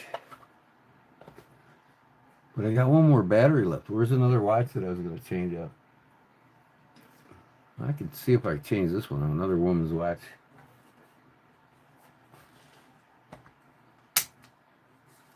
Yep, 1966. I bet you it was made in 65, though, Charlie. The year I was born.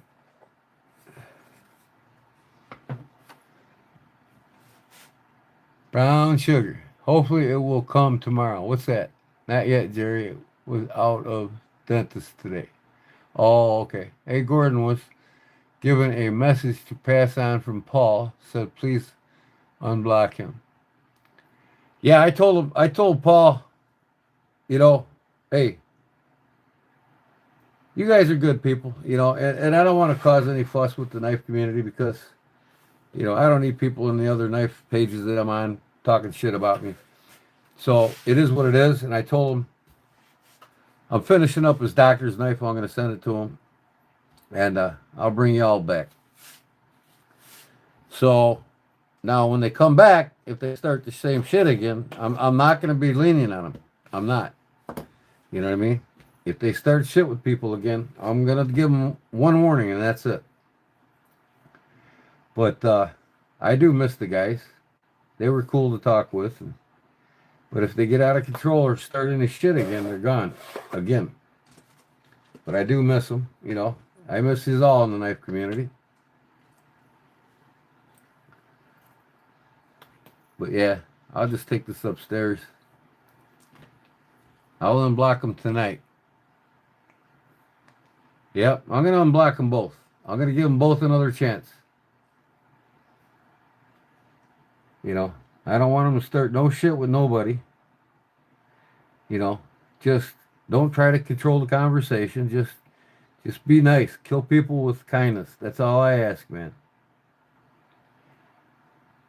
10:05. What am I doing turning this thing? It's working. All right.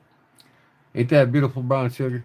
I got that one running tonight. It's going to be in my eBay store, probably for $40, maybe 50, because it is a Waltham from New York. There you go. This one is made in America, right by where you live. Waltham Watch Company, New York City. I don't know if it's New York City. It might be another city in New York. But this will be for sale. It's like new, never used. This will fit you perfectly. Anybody that loves watches from New York, that's it, right there. Cutting drama out is a good thing. Yeah, and that's what I did. You know what I mean? It got to the point where 3 or 4 guys were just creating too much drama, and I'm like, you know, I'm not gonna have this shit, man. You know, there's a lot of Christian going, God-loving individuals in my live streams, and I'm usually the same way myself. And you know, we don't preach the gospel while we're here. I'm just saying, you know, we're men of God. You know, I'm a Knight of Columbus. There's my Knight of Columbus, St. Mary's Church, and there's my pray to the Lord token. So we got good people in here, man. And you know, to create drama and, you know, piss people off, you know, don't try to piss anybody off. Just get along. Kill people with kindness. That's all I ask. Cliff said it wasn't Paul the other day. Yeah, that's what I heard too. I think it was, you know, some of the shit that they have said got to some of the other guys in the knife community. And it was one of the mods on one of the pages I was on.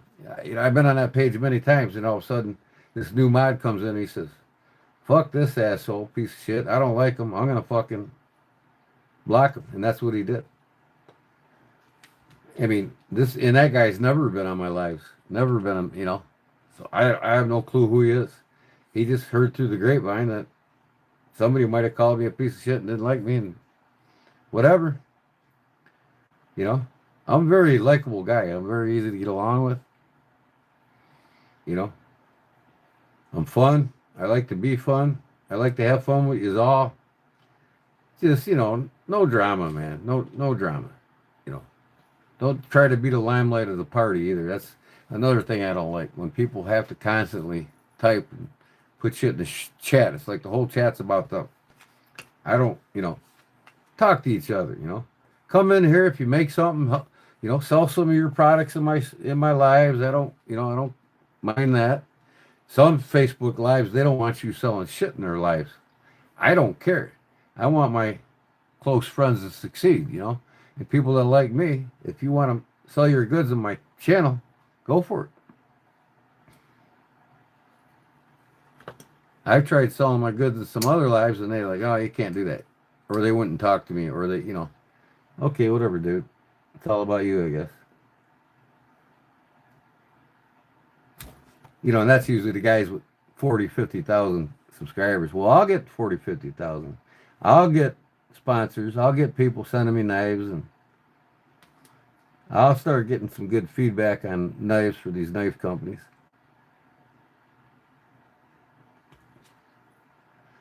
See what size of batteries in this thing. Oh, I think I got that battery. All right. This is a cool watch, but these things only go for like $17 to $29. It's called Watch It.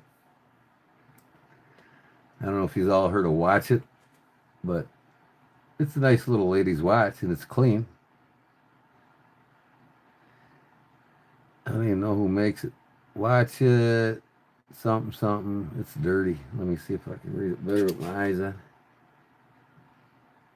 Metal bezel, stainless steel back, base. Japan movement, so it's got a quality movement in it, that's for sure. It's not a Chinese movement, it's a Japanese movement, so the affordability is on these. I'll probably put this one up for $12 on my eBay store. I don't think this thing's really been worn either. Boy, look at that battery. Whew, that thing got some corrosion going on there. Let's see if this one, I think this is a new battery here, I'm not sure. Might have fell out of one of my battery packs. I'll find out in a second here.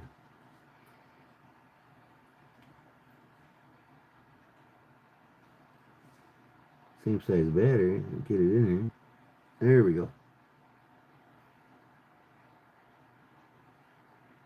Okay, what's going on here?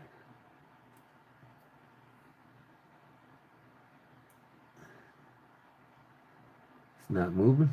That must be a bad battery out of another watch. So I'll get this battery new and see if that'll work. If this ain't a new one, I don't know. Probably not. Yeah, it doesn't look new. Okay. So what size is this?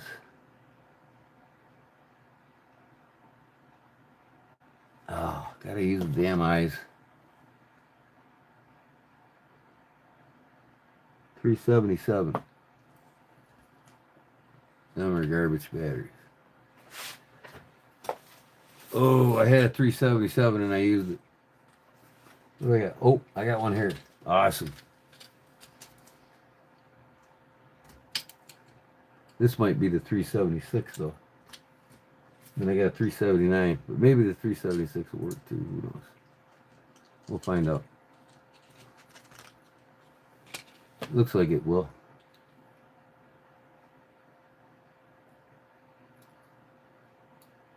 Maybe just a little bit skinner, you know. There it is. It works. Hell yeah. $25 on this one. Anybody want to watch it? I'm going to put a lot of watches on my eBay store. That's also a beautiful watch. I mean, look at this thing, man. It's hardly been used. You can do this without you having to look at my ugly ass hands. I mean, this thing's like new. And for $25, man, that's quartz watches are accurate. So there's two good ones to go on my site. Awesome. Somebody who lives in New York, love that one. And then this one, I couldn't find a battery for it, so I'm gonna have to order it online because it's tiny, tiny battery. But this is a Seiko, and I'm gonna give it to my wife. I told her, you need to keep all the Seikos I come across.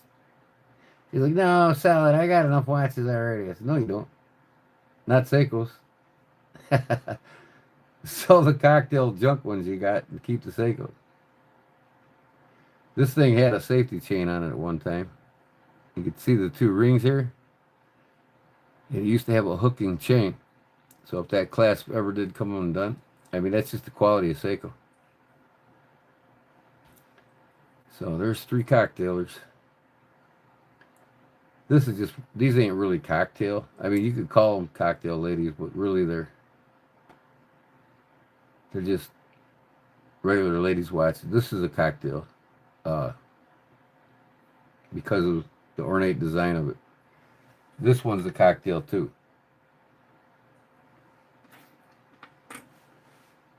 And that one's going to be cool. Wait till you see the band, Jerry, that I got coming for this thing. You're going to love it. Brand new band in a plastic package, never been used. I got for $12.95.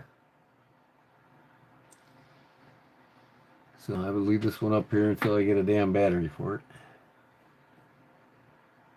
So what do I got left? How many batteries I got left? These are junk. I'll throw them away. Don't need them floating around anywhere. And I can't remember if this was used or not. I better save it. Looks new.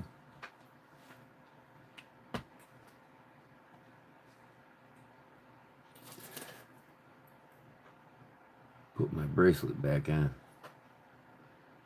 1.5 ounces of silver right here.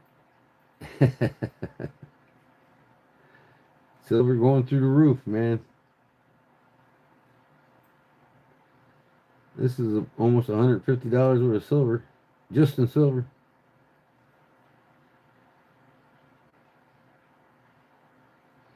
I like silver bracelets and necklaces more than gold. I do have one gold necklace on, but I don't wear a bunch of gold necklaces.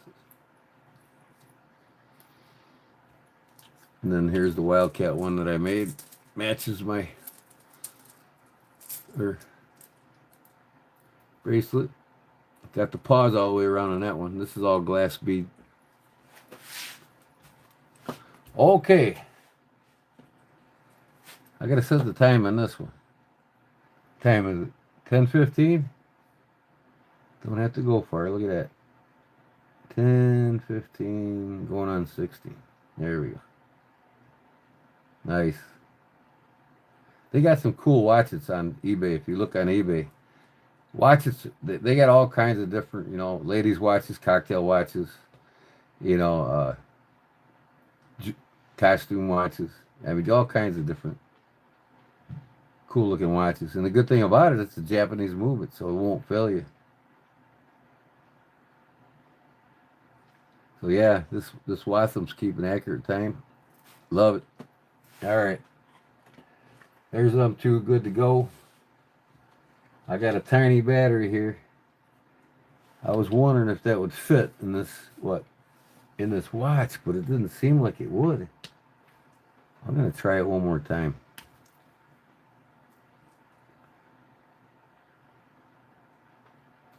Man, it didn't seem like it was that small.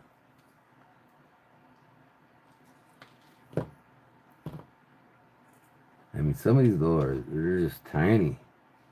That looks like the same size by looking at it. I don't know why it didn't go in there. Oh, I put tape on this.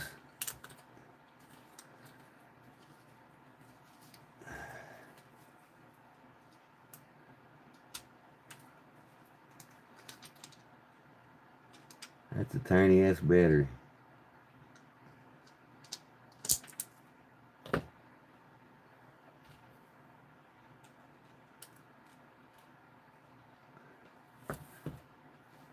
I know one way of telling. Measure my damn hole and see how big it is. Working on something. Oh shit. I will be back soon. Okay, Jerry, we'll see you in a bit, bud. So this fucking watch here, oh, pardon my French. This battery here is 5.74 millimeters.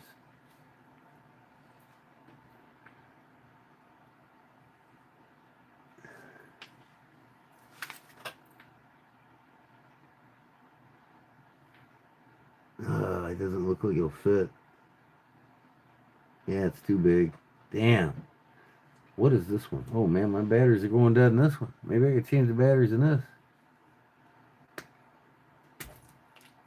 What the hell is that? I thought that was a battery compartment. What is that? Some kind of chip going there or something? Holy shit. This one's the battery compartment.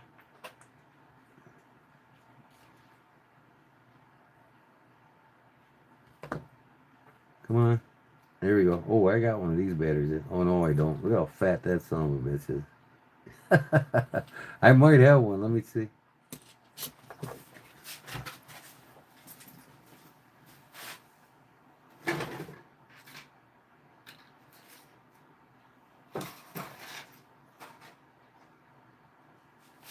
Oh, and I think I do. The generic ones, but what number is on there? LR44.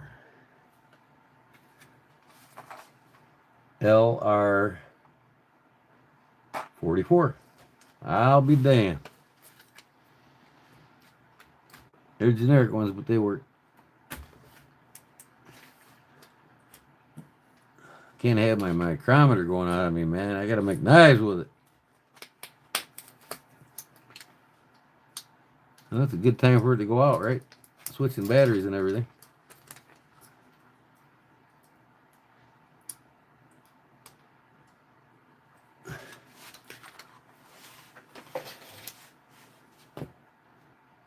All right, where'd I put that new battery? Right here? Go light? Yeah, that's it. I think it's it.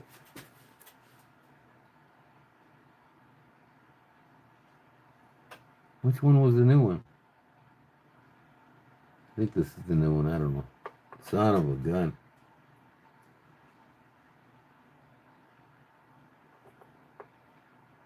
Yeah. What's this say on it? Gold light, made in China. Alkaline batteries pack, diamond. It doesn't say gold light.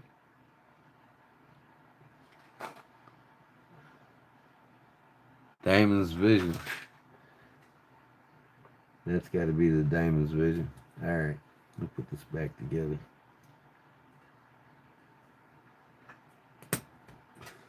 So anyways, the size of battery I need for this son of a gun is going to be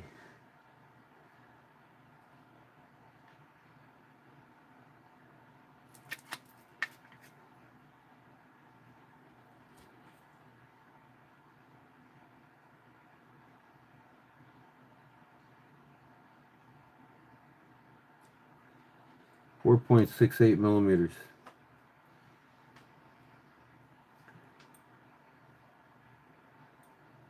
See, that one's like a millimeter too big. Okay, that's a small battery, 4.68 millimeters. How's your knife making challenge knife going? I'm waiting on some birch bark to come in the mail. Meantime, I'm working on this marbles look-alike that I'm doing. Replica. The marbles field guide. I've got some new brass here for it. I got to redo this back piece. This is the same size as the shit up front. I actually made this the same size as that, but I did this all by hand, and I want a nice flat piece, so I got this today. So I got to make 2 more spacers out of the brown burlap micarta. 2 more of these for the back here. Get rid of that one. And 1 more black spacer in between the red and the brass. So it'll be the same in the back as you see up here front. Brass, red, brass, black, brass, red. This one will be brass. No, this one will be red, red, brass, black, red, brass, deer antler for the pommel.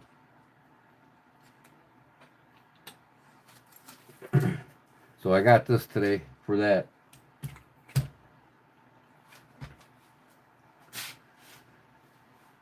Oh, shoot.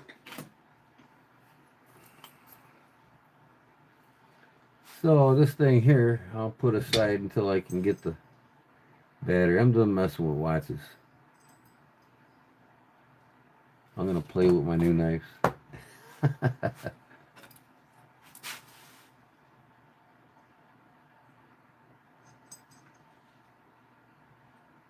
So I'll take my micrometer with me to Ace tomorrow, the other Ace, and see if they got even smaller batteries than this. So meanwhile, I'll put that back in there so I don't lose it. tape back on it. But I used every other battery that I bought tonight. They're all gone. So I got the watches put back together. I wanted to, I see.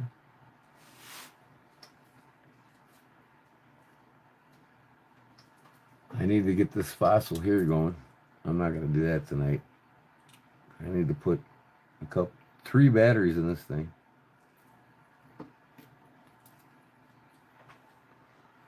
So I'll do that another night.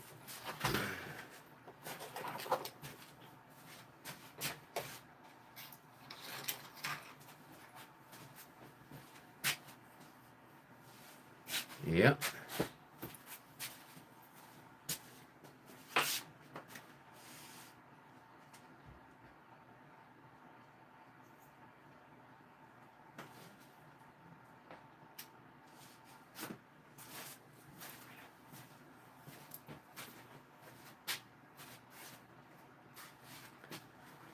I need to go upstairs, go to the bathroom real quick, and I'm going to bring down my new wrist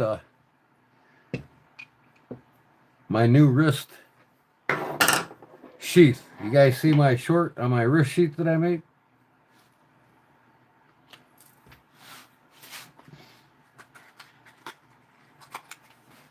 Yeah, I was the only reason why I bought this knife because of that scale. Wouldn't have been for that scale, I wouldn't have bought this knife. And everything is perfect. So, like I say, I won't buy a case online anymore. I won't buy them unless I can go to a store and visually inspect them, look them over. I won't buy them from Deep South Cutlery unless they're older than 1989 online. That's the only case knives I'll buy. Anything from 89 and older. But if it's a newer case knife, I gotta inspect the whole knife. Now, tell me why this blade looks like it's crooked. Is that the way it goes back? Yeah, okay. It's the way it comes in between the two. Alright. But yeah, I wouldn't have bought this if it wasn't for this white bone on one side and the peach seed jig on the other. I thought that was unique. Maybe I'll do a short video of it tomorrow. You guys can tell I don't make too many videos too often.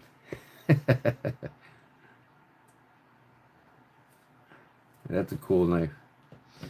Still not built as well as this one though. The old IXL. I gotta clean that blade.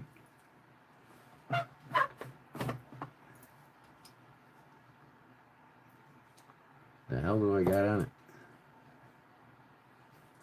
I used it today at the restaurant, that's right. My chicken dinner. I got a charbroiled chicken dinner. No potato, just a bowl of navy bean soup. That was it.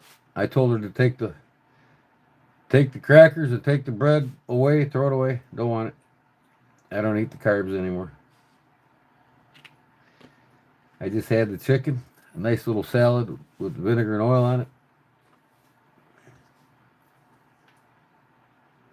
And I'm intermediately fasting. I'm only eating 1 meal in 24 hours. That's it. 1 meal in 24 hours for the next month. Fasting is how your body heals itself. Eating 3 meals a day was a scam brought on by the Rockefeller Foundation. He wanted Americans to eat 3 times a day so they would get sicker faster and more often. When you eat 3 meals a day, you don't allow your body to fast. Nothing can reset. Your body can't work its potential and reset itself and repair itself. The only way the body can do that is when you eat 1 meal a day.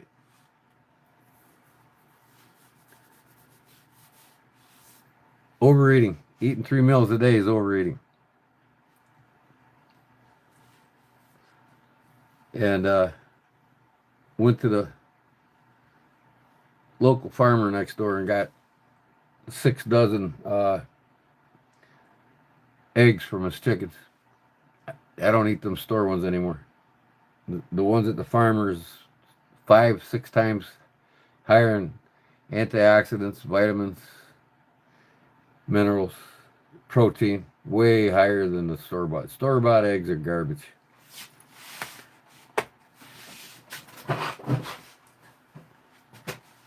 Ordered me a Buck Range Elite 791. Oh, awesome. I like to see that.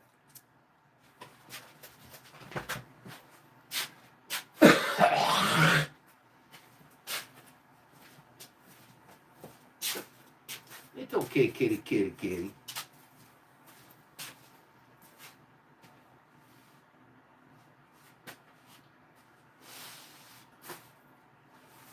So I forgot to, but I'll have both of these on my eBay store by tomorrow. You guys can get one if you want. I've got the Real Tree Camel here, and then I'm gonna sew one on this one here. This one is Real Tree, and then this one is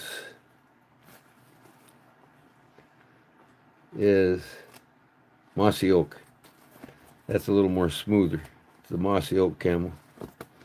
That'd be perfect for turkey hunting right there, buddy. This one would be too. They're both tree camels. One's smooth and one's more velvety. Them will be available tomorrow.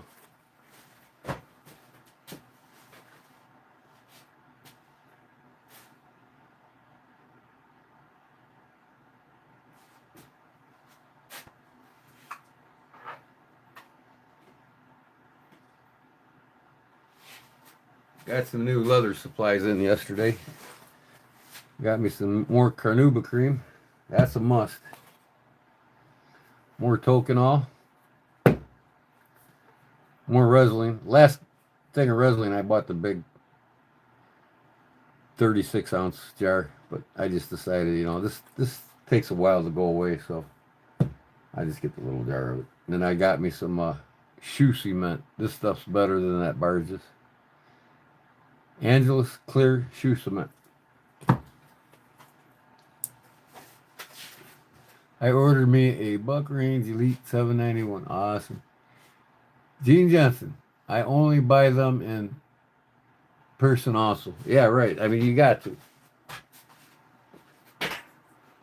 I like to see what I buy. I don't like to, you know, even on eBay, you know, you don't know what the hell you're getting until it gets to the house. And then you're not satisfied. You got to wait another week or two to get some of its back or another one. It's best to go in person. The only way I'll buy them. Only way I'll buy them.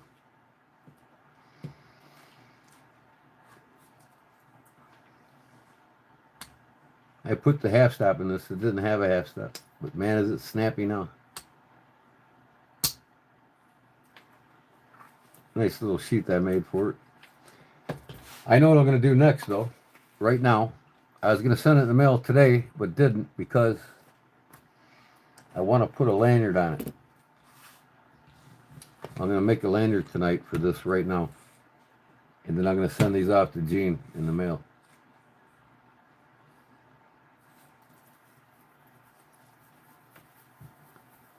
So I'll send them out tomorrow.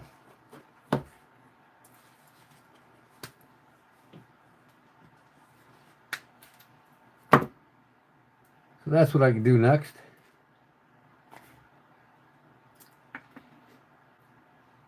I'm going to go show these to my wife.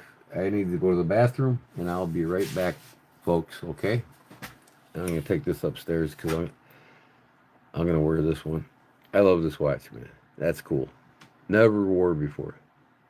Works perfect.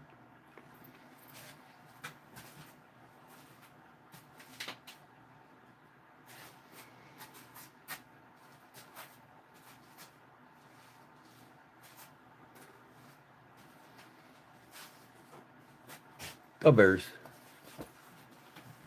Be right back.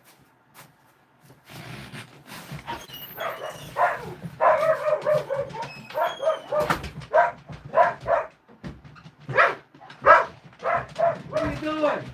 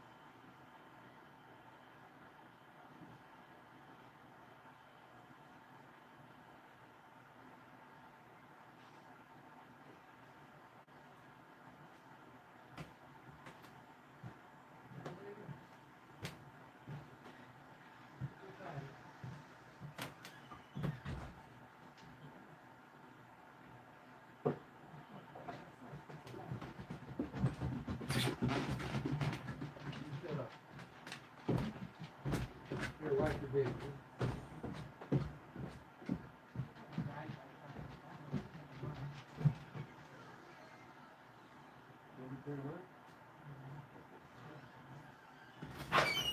All right, I gotta turn the garage light on for the wife.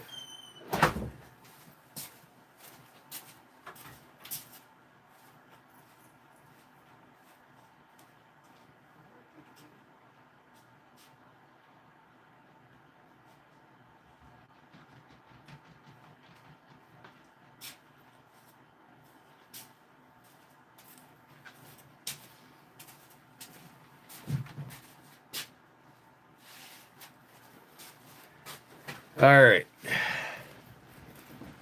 I'll show you what I made last night. I just had this hunch of an idea in my head. This is what I come up with. Same material as this stuff.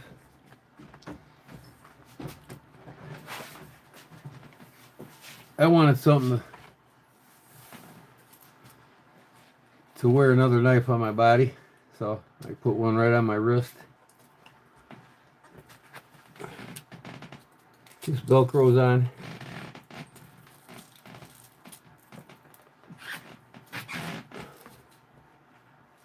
This would be good if you're like turkey hunting or duck hunting or deer hunting up in the stand. You know, you got your clothes over the top of it, right? Then you just pull it back and pull your knife out. Remington. My Remington bullet knife. Put it back in there. Snap her back. Put your garment back over the top of it. You're good to go. You got another knife on you. Ankle ones? Yeah, I can make ankle ones. You know, I can make the boot knife ones too for your ankle.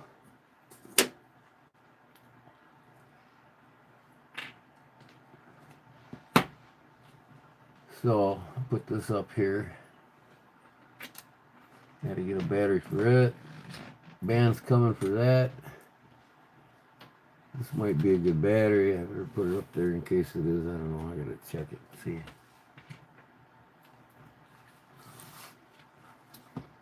So, I'm going to make a nice little elegant lanyard for your sheath here, Gene. I'll get these sent off to you in the mail tomorrow.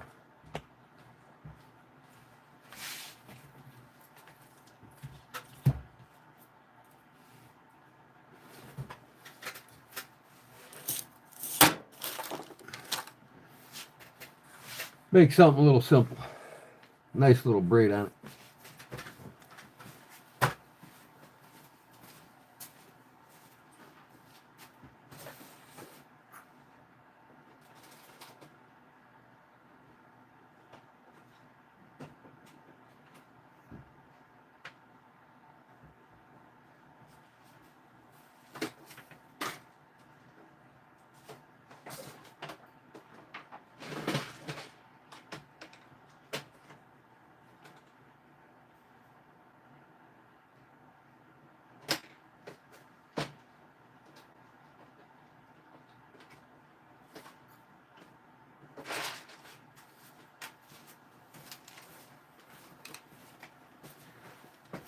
I got a cool idea for you here. I got some of these beads left over from making my wife a really cool bracelet. How about some pretty turquoise beads with some spacers in between it.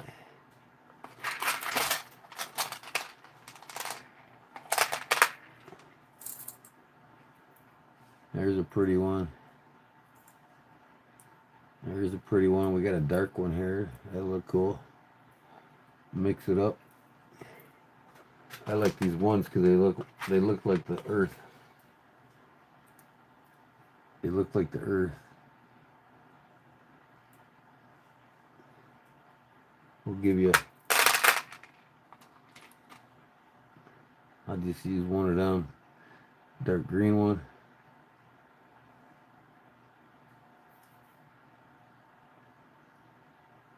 get this one here.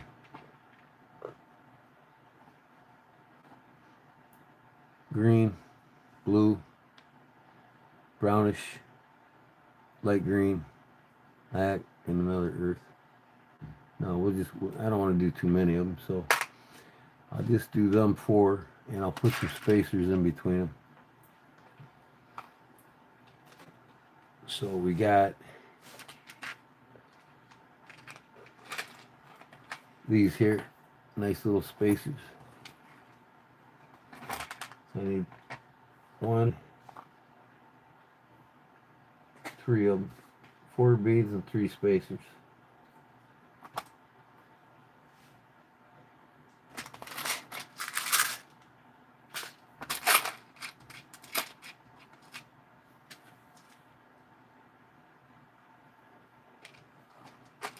Let's do that's something really cool here at the end. I'm gonna put some. What time is it, Gordon? I don't know. I don't have a watch to tell. Hold on, let me see here.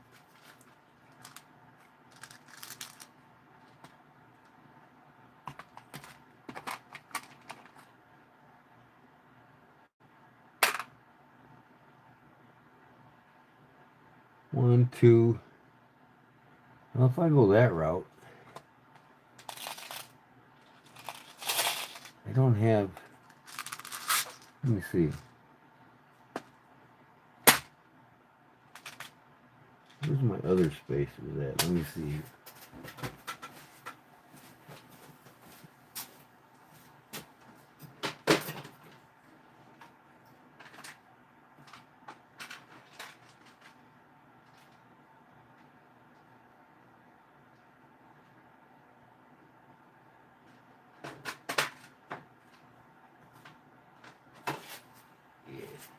Yeah.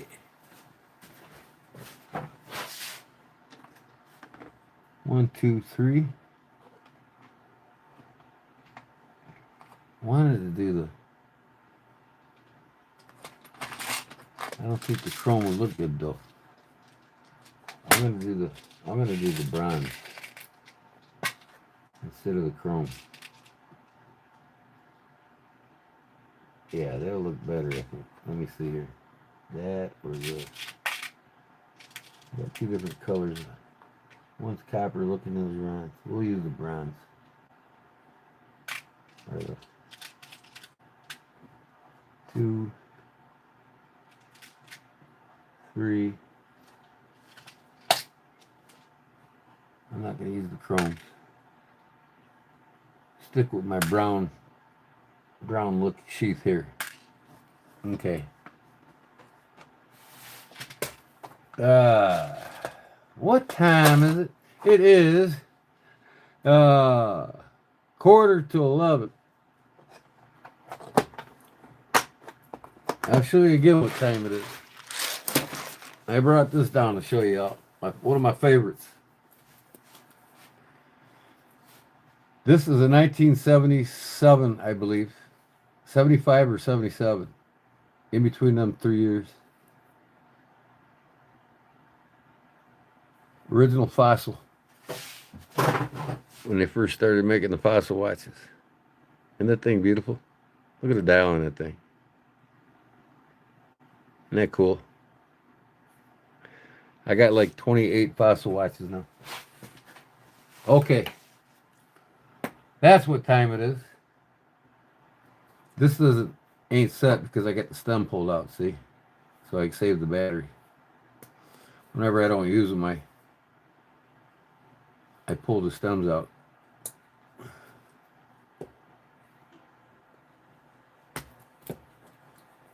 Now I got to take it out of there just to pull the damn stem back out. That's how you save your batteries. You know, you got over 100 watches or so. You don't want them all running at the same time. Batteries get expensive on many watches. I probably bought 12 batteries already. All right, with some simple black paracord here. I'll just give you something nice and elegant here, Gene. Gene Jensen. Where's my scissors?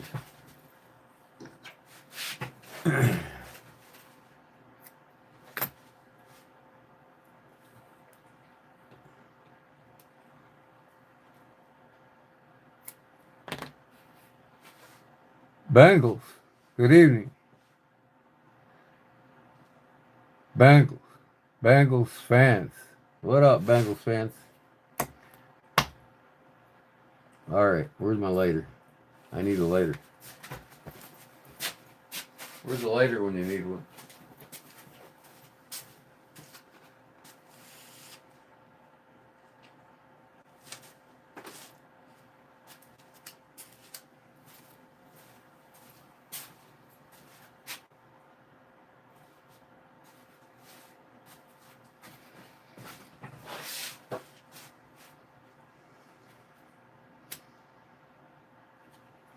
Ooh, that's hot. That's hot. That's hot. That's hot.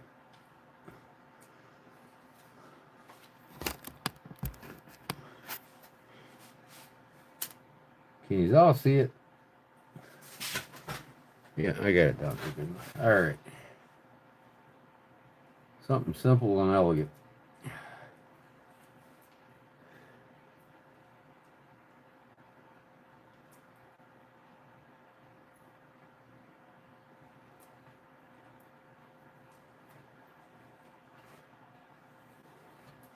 Yeah, I didn't want to send this to you, Gene, without putting a lanyard on it for you.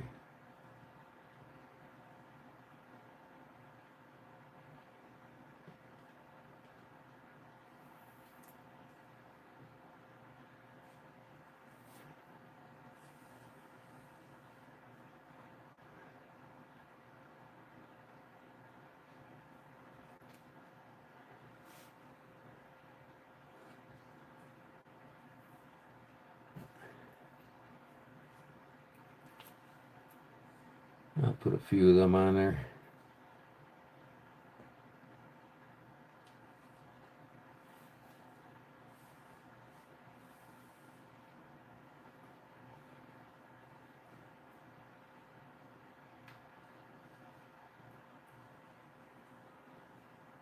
A few snake knots.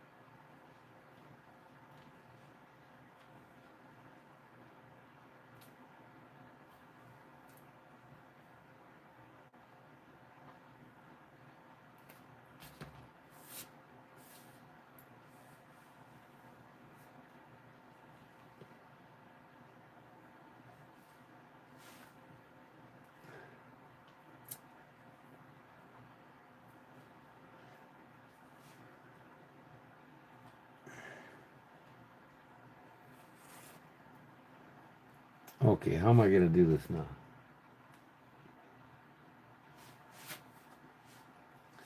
I won't be able to get, let me think, these on there like I used to, so I'm going to have to,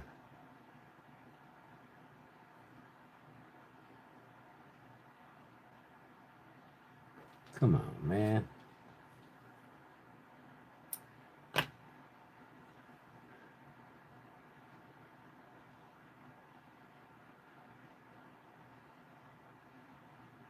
If I can get this through these holes, I might not be able to use this shit. What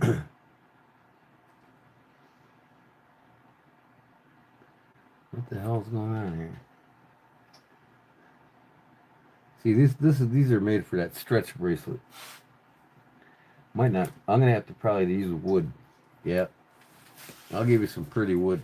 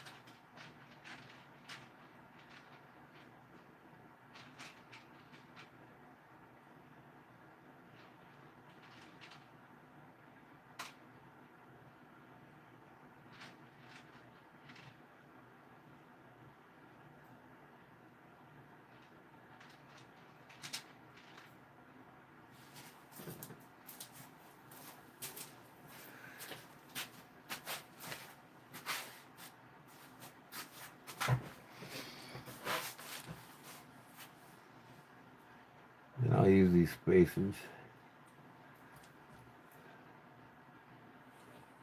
And I'm going to put you some leaves on the end of it.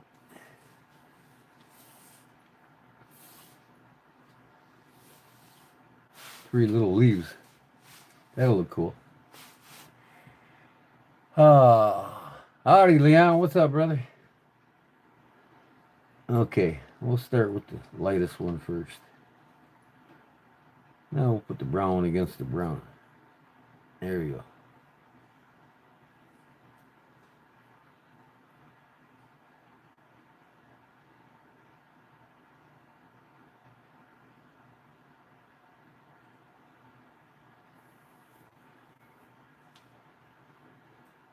Spacer.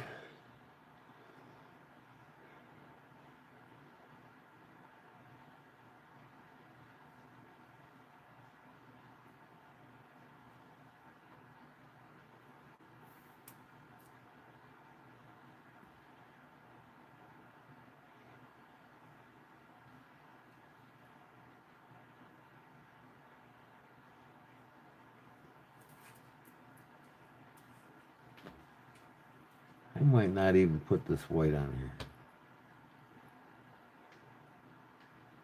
It'll look better without it. Keep the darker colors going with the darker string and sheath.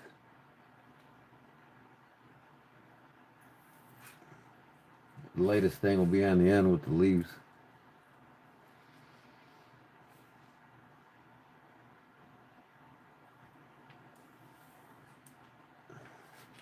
There we go. Too bad I couldn't put these turquoise on there. Them holes are too small. Okay.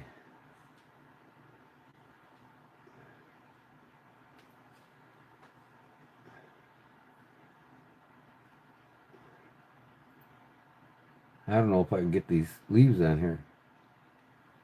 I think these things, yeah, these things are for stretch bracelets. Oh well. I'll put one more spacer on here. Maybe I'll get another dark brown.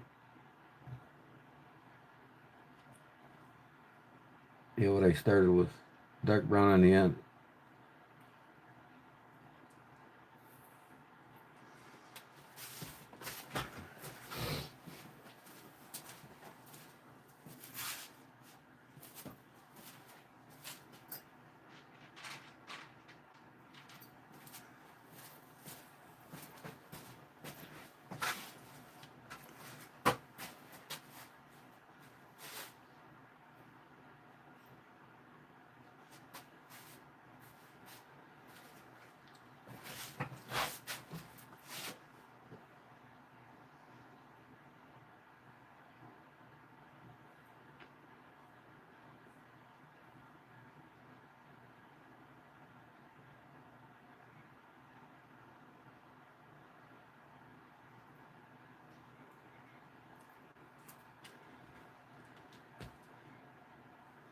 I'm just hoping this won't go past that knot. Let me see what I can do. That looks cool though, don't it? You like that, Gene?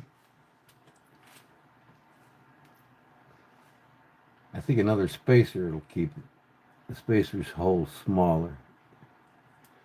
Yeah, the wood's too big. The hole in the wood's too big. Probably go over the knot.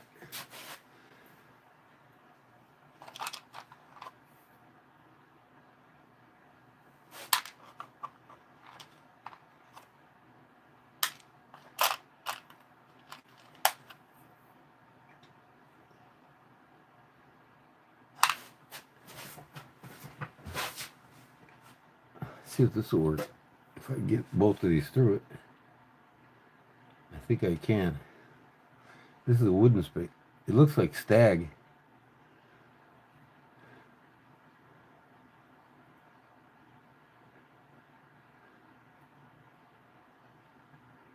Yeah, I think I can get it through there.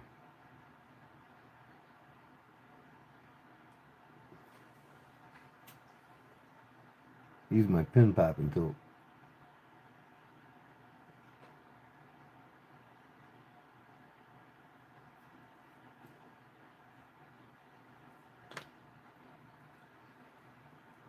There we go. There, that'll stop the knot. That looks cool.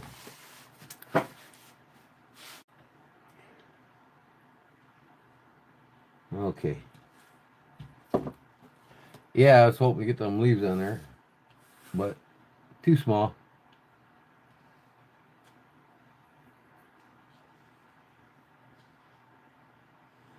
It's a little something for you to grab onto when it's in your purse or your pocket.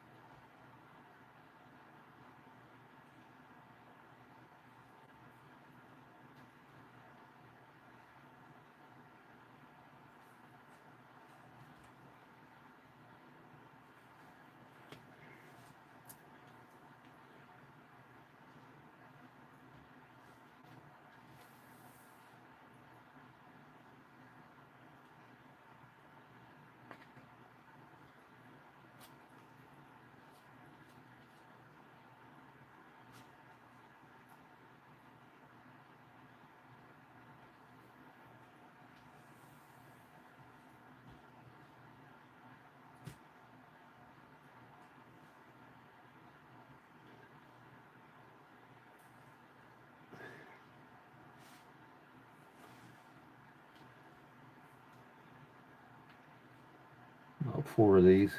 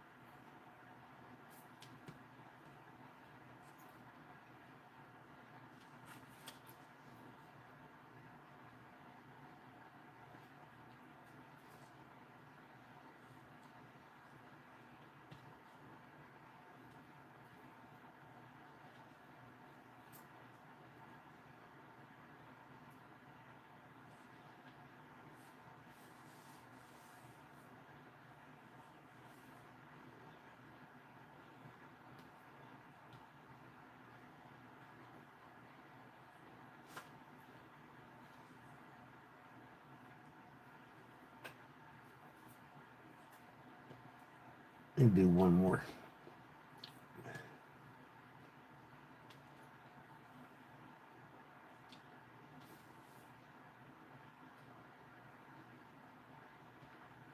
What am I doing here?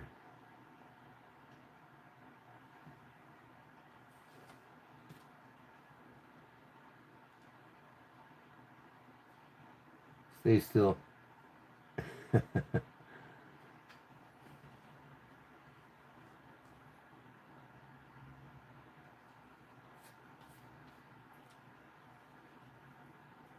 You're working with a smaller paracord. It's like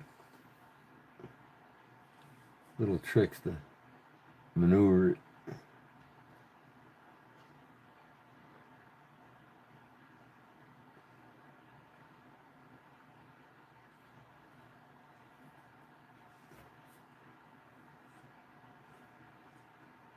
I don't know, one more maybe. The more I do it, the nicer it looks.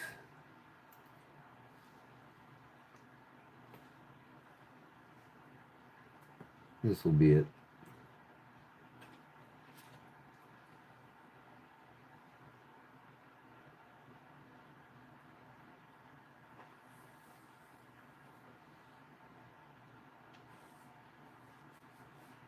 That's it.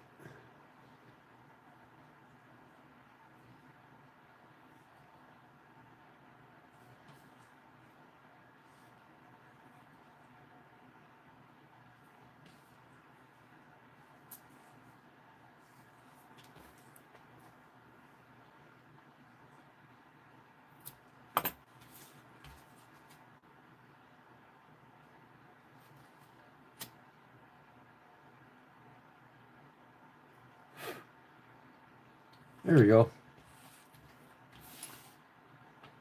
How's that look, Gene?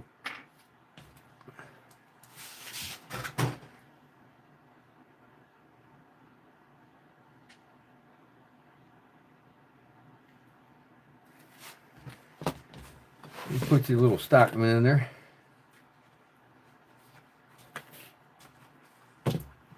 Now, when you get this, you're gonna have to go buy yourself a nice little fine pen set. You know, the skinnier pens. That's what fits in here. Well, you can take this with you to the store, a place where they sell nice pens, and fit them in there and see how they fit. But you don't want them too much longer to where my finger's at on the edge there. You don't want them up here, because you want to be able to close it pretty much down on top of them. Like that. That's what that curve's for. That's about as far as you want to go. See? Maybe about ½ inch longer than the end of the case. I gotta sand this down too.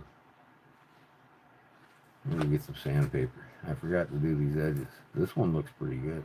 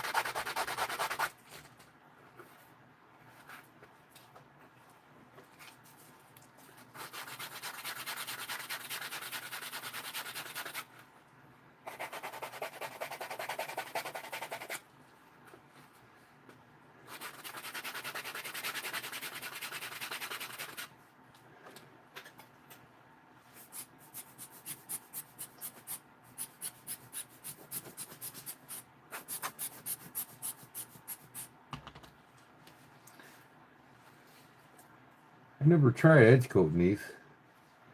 This leather's a softer, supple leather, but I'll see what happens.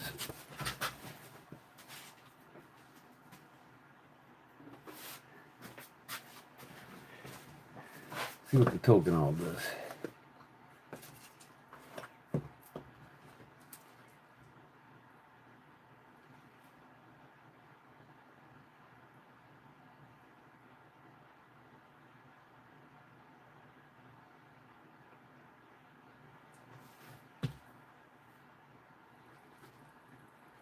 Yeah, see, it's a real soft leather, but it'll shine them up anyway.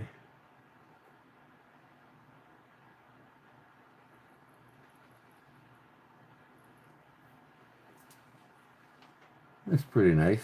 It's better than the rough edge.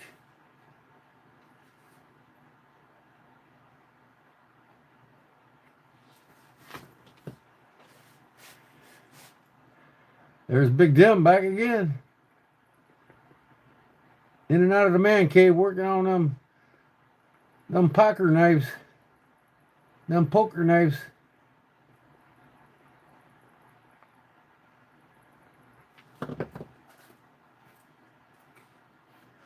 Big Jim, living the dream. The knife life. Yeah, that looks pretty cool.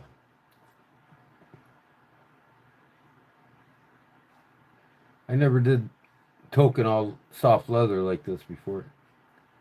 This ain't an oil tan. It's a regular leather, but it's a finer leather for like this is Porsche.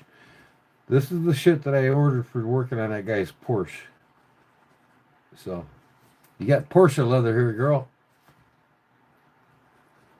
And guys, whoever buys them off me.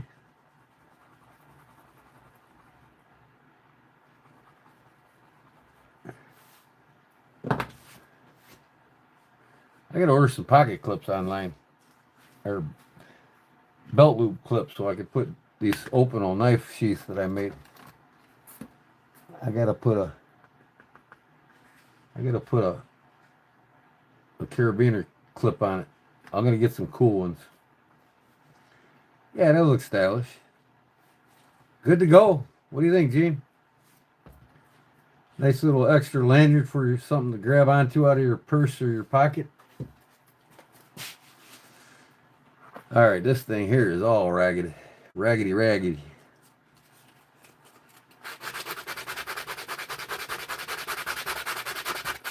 I better put this back on here or get dust inside of it.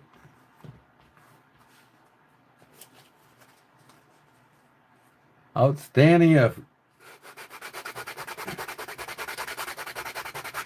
You got a couple surprises coming with your sheath. Couple surprises I sent you along with your sheathy one there, Brother Rex.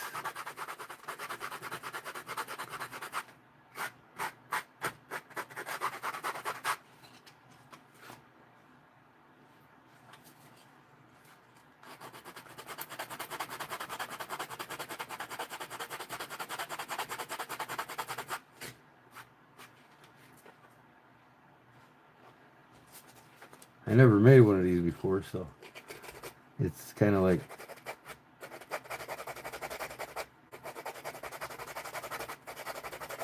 a learning curve.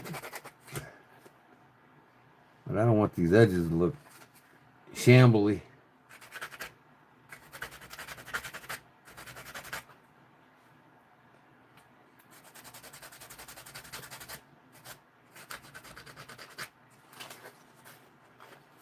You gotta carry a nice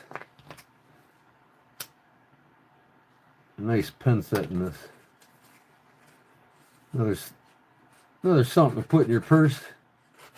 You like writing?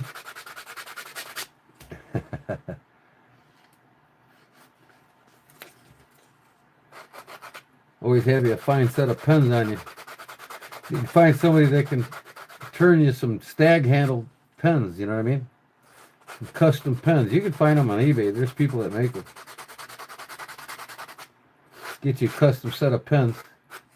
Make sure you measure from the end here to a ½ inch past the opening. Don't get any made longer than that. This is about standard size pen case anyway, so.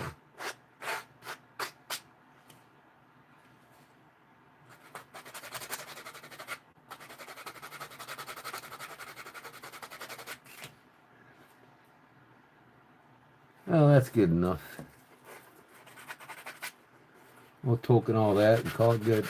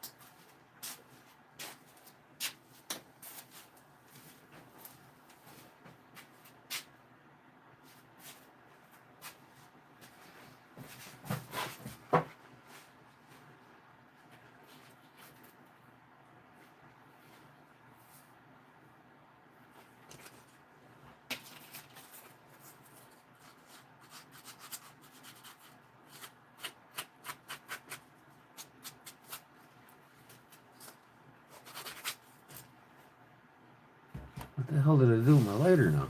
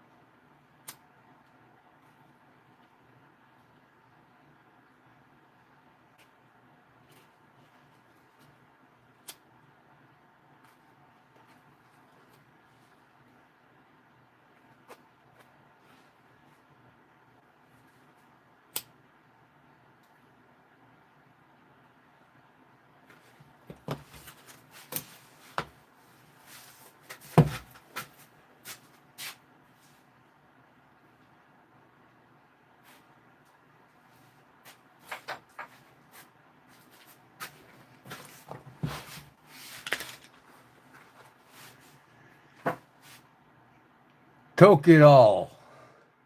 Toki. I mean, this subtle leather like this, you really don't need token all on it. I mean, it takes on a natural patina as you rub it and wear it on things. But this will make it look a little more professional, I think.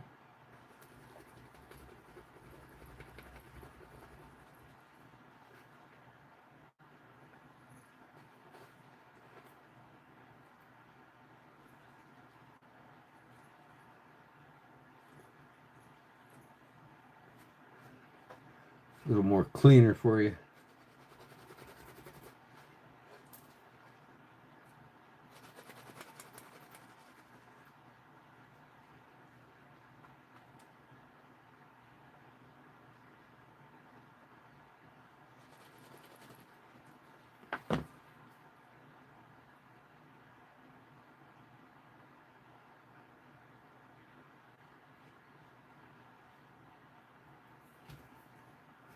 This is real thin. Real thin. 1 ounce leather.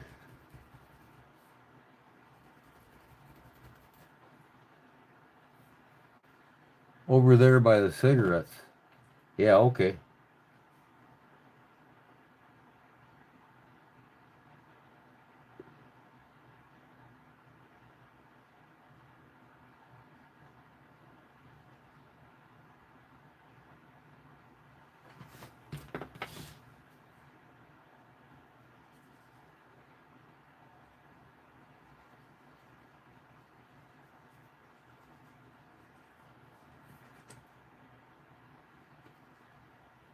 There we go. That's good enough.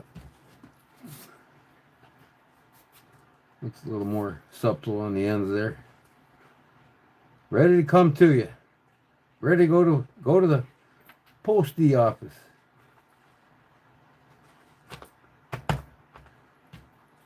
Hey, you got a matching sheath with a matching pen set. Like I said, look online. You can find some lathe turned pens from deer stag, and then put your favorite deer stag in here, right? Favorite deer stag knife in here, and your favorite deer stag pens in there. Otis Colder, what's up, brother?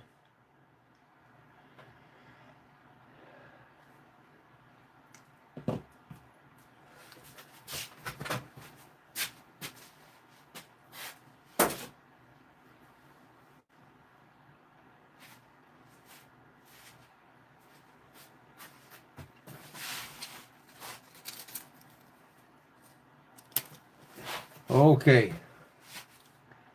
Get all this shit off here.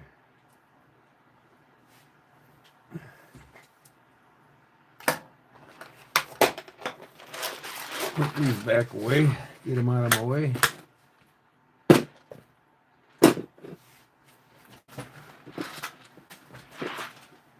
Ugh.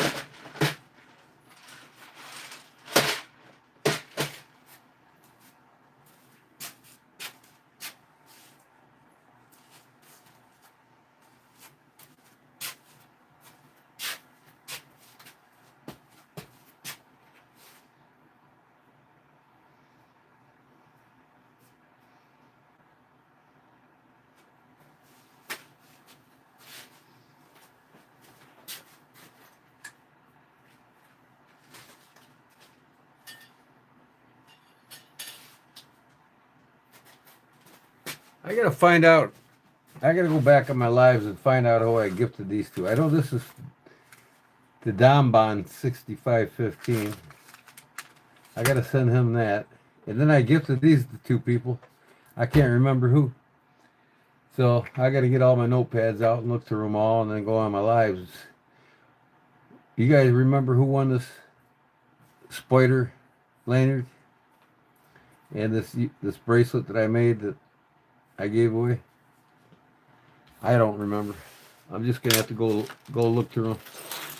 I want you all to get what I say I'm sending to you, so I'll try to get these sent out tomorrow with these. But there you go, girl. You're all set. That's gonna go out in the morning. Ah.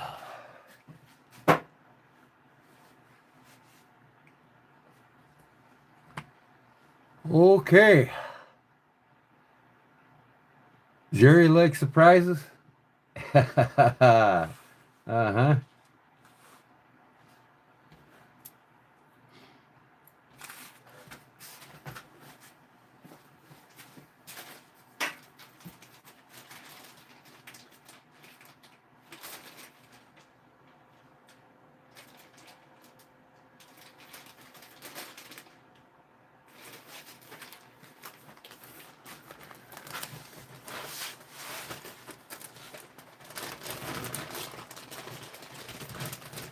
I wonder where I got these.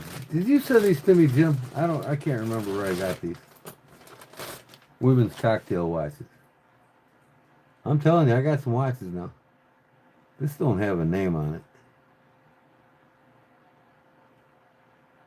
Japan movement though. It's a good one. Look at old 70s.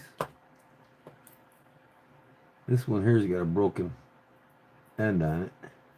It's stretchy, but all I gotta do is connect it. Yeah, it just needs a ring. What is this one? Elgin. That's a nice one.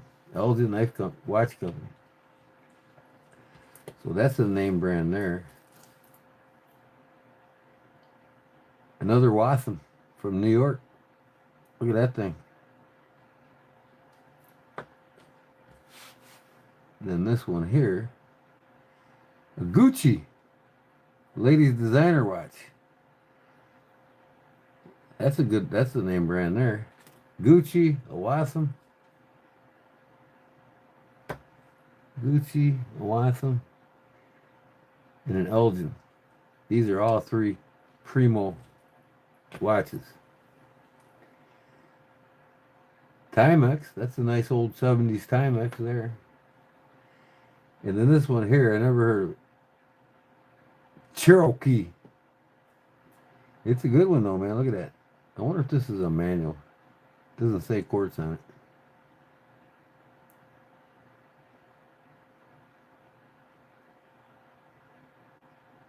Yeah, maybe it's a quartz. I'll open it up and find out.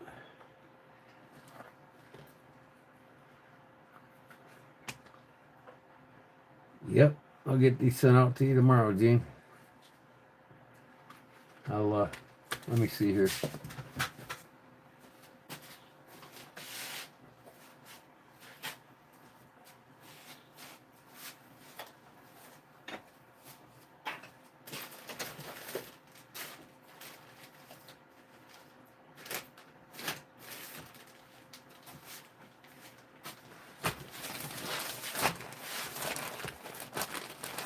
You ain't got one of my stickers yet, do you, Gene? You want one of my stickers? The Kodiak. My backwoods leather.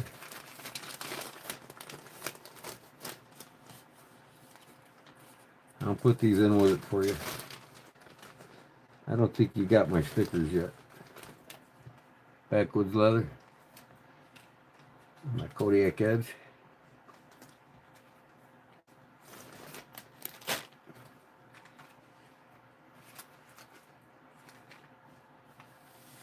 That's for taking care of me.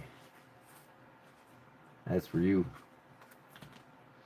Alright, I'll just put these here in between this. Send that out to you. get Don Bond sent out. I got his address somewhere. I gotta find it. And I don't know who these are. I'm gonna look tomorrow or maybe tonight when I get out my live and see who I gifted these to. I want to get them out. I don't want to have to owe anybody anything. I'm getting Paul Mills' knife made for him. I'm gonna finish that up. I'm not gonna have any loose ends anywhere. I'm gonna finish that sheath for that sheath and knife, little mini knife pack for Cliff Brott. I'm gonna get everybody out. Come on, man, open up.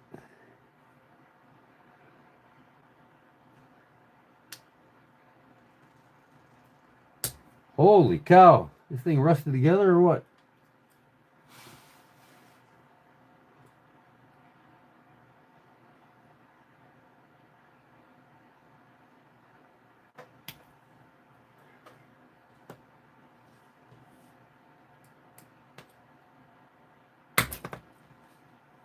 That's the pull tab right there. It just ain't wanting to release. I don't want to cut myself either.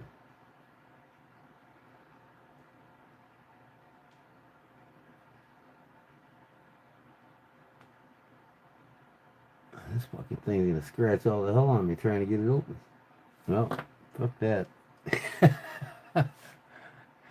Oh, Cindy. Cindy, what's up? How you doing? Welcome.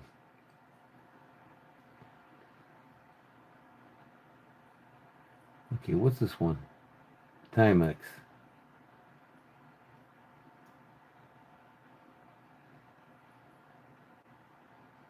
Where's the pull tab on that?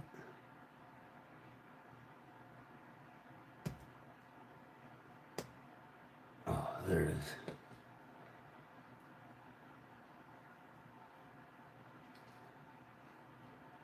Oh, I hate when these things come all the way out.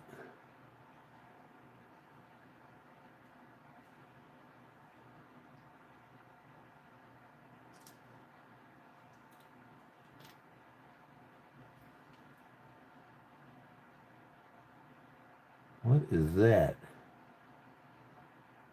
This thing's a mechanical watch. Really? There ain't no thing here for the battery. Yeah, this is mechanical. A mechanical Timex. That might be before the 70s. There ain't no second hand on it. What's it say on the bottom here?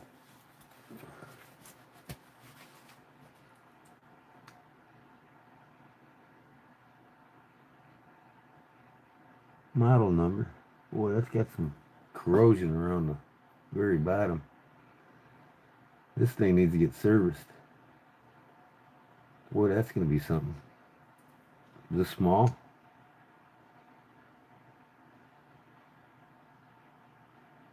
.364 movement. It's a mechanical watch by Timex. There's the wheel right there. I think it's all rusted up.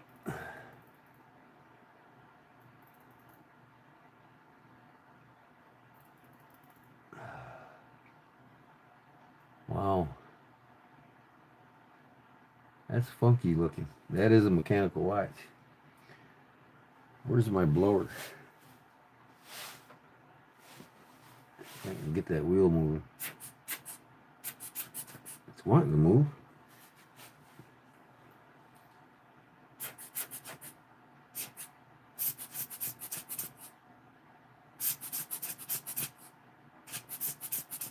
Yeah, this thing needs to be serviced. Wow, I better wait on this one until I get my computerized magnification scope. I'm going to get a magnification scope, shows everything on my computer, what I'm working on. When it's this small, you got to have that stuff.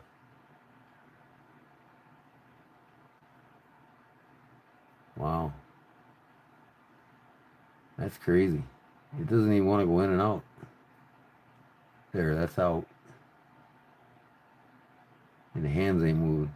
I think this thing might be junk. Oh, there we go. Yeah, it moves.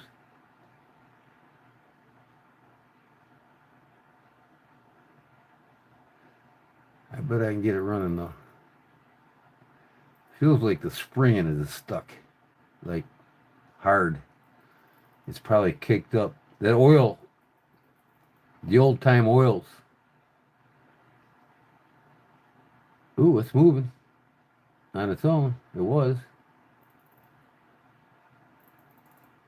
I just think it needs a new spring in it.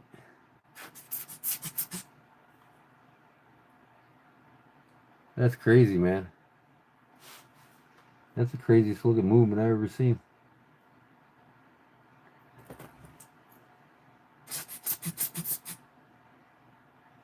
It's wanting to run. Take this top off, put some oil in it or something. But I guarantee it's a spring in there. There it goes. It's going on its own now. Yeah, see, it's just gunked up. The oil's in it. It needs to be taken apart and cleaned and put back together. And I guarantee it'll run. It just needs serviced. I haven't seen a Timex, you know, a manual Timex like this and this size in a long time. But that whole dial on the outside needs to be cleaned and everything. But man, working on these tiny ass watches, man. Whew. They're a pain in the ass.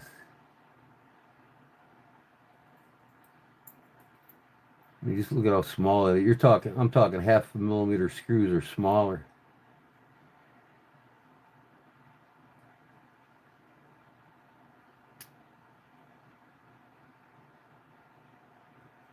Get the damn thing back together. I might just put it on eBay. Mechanical Timex watch. Does not run, needs serviced. Sell it for $20.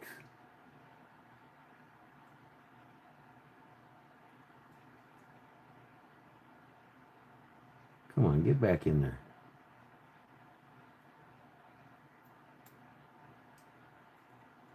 There we go. That's crazy. I wonder if that's... Well, I can't tell. It's probably just gold filled. You know, Timex weren't known for their mechanical watches back in the day. But they had them, I guess. It sure is pretty looking. Just needs a good cleaning and buffing. Stainless steel back. Yeah, that's a cool little dial. I wish I could get this thing apart.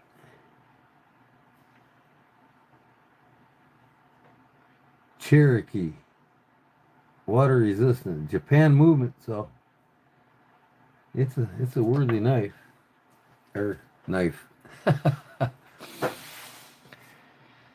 It cut, but the small size, it must be a pain. Oh man, you got to have great magnification to work on these small ones. You know, like that. I mean, that's only a 1 inch dial. You know, versus a 44 millimeter dial. That's only a 10 millimeter. But this is exciting here. I only need a D-ring on it. This is an Elgin, so I wonder. It's got even got an Elgin on the dial, on the crown. That means you gotta watch worth something. Hands are beautiful. Look at the hands on this little gal.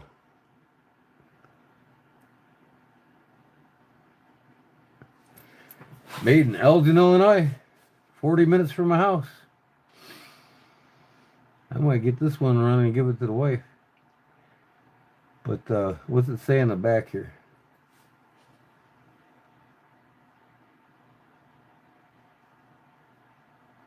Base metal, steel back, PI.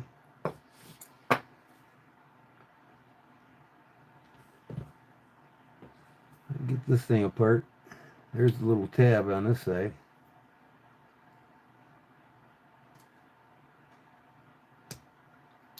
Watch this be a mechanical too.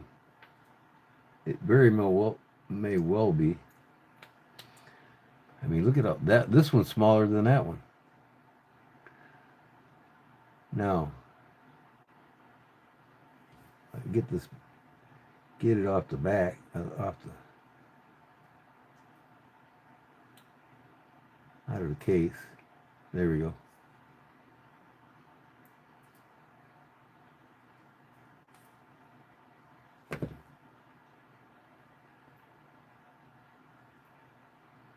It's got to be gingerly, Will. Yeah, this is a mechanical too. Wow. Crazy.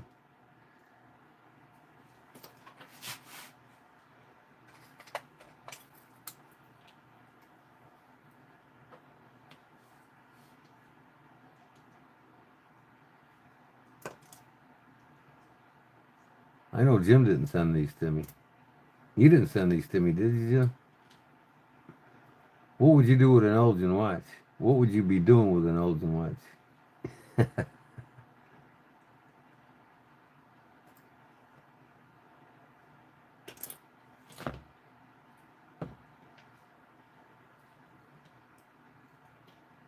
Yeah, look at that.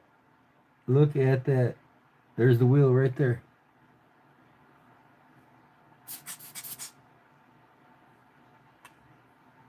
This thing wants to run better than that other one. He needs a good winding.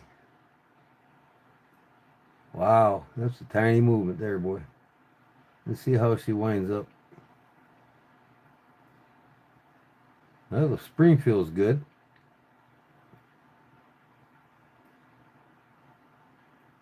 This is excellence right here. This is when Elgin switched over in the late 50s from pocket watches to wristwatches. So this could be between 1940 and 1950. Oh, it's winding real nice. Yeah. All right, I bet you that wheel's going nice now. No, I'm gonna kickstart it right now.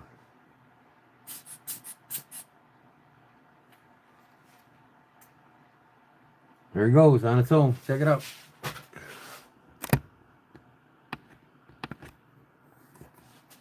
Well, I have to pick it up and show it to you.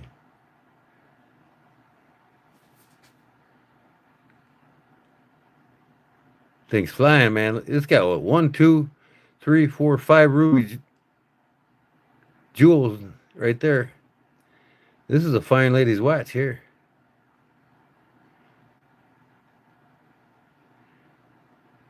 That wheel almost looks like it's gold or gold plated. I'm gonna have to read this thing and see what it says in the back, because there's a database for watch horologists I can go to online, and it shows you with the serial number in the back. It tells you what year it is.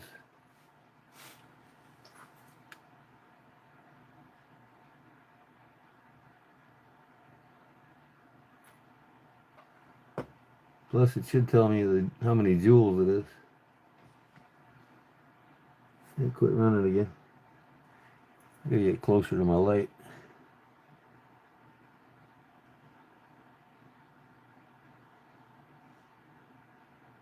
$17 jewels. Wow. On a little watch like this.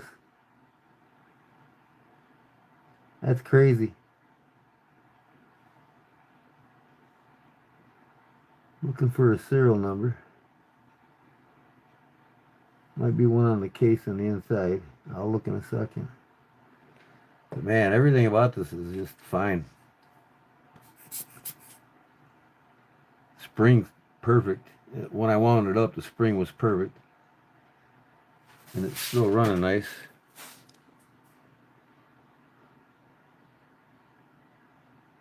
Thing's flying, boy.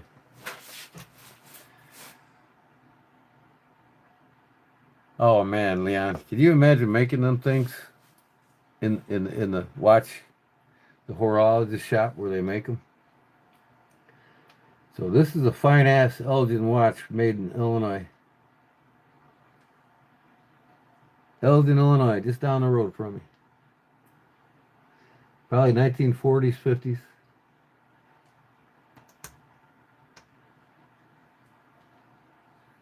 I'm gonna give it a good whining again. And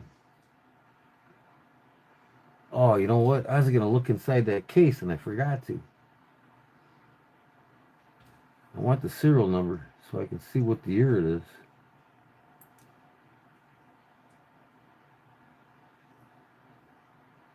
And get it back out of here.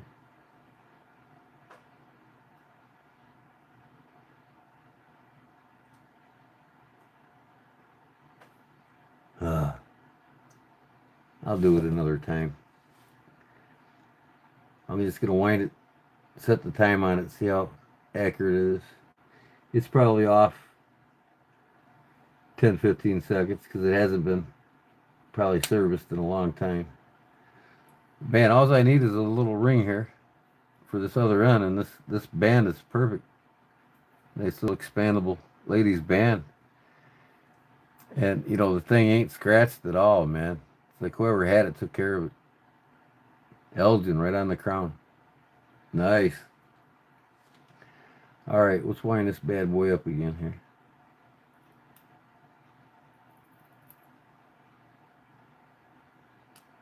That's as tight as it'll go.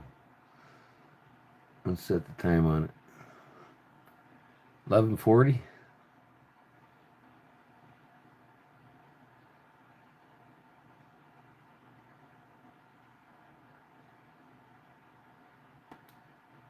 See if I can hear it.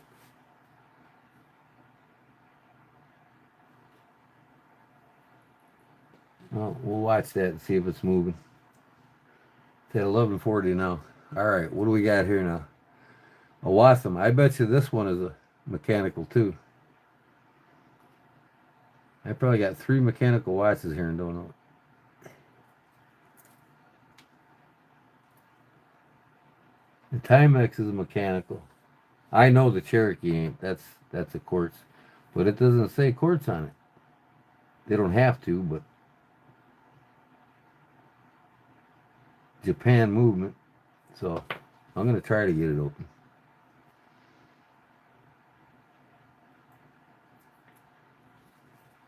This one's in good shape too. I could sell all these on eBay, no problem. Women love these little guys.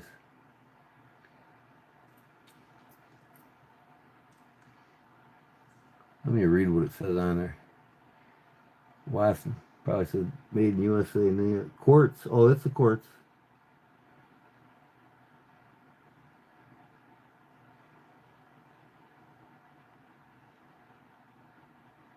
Hong Kong. Yeah, it's a quartz.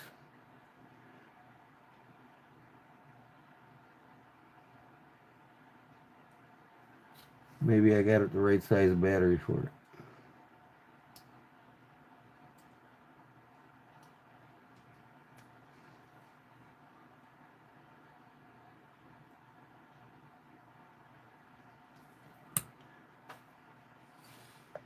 Some run great, some don't.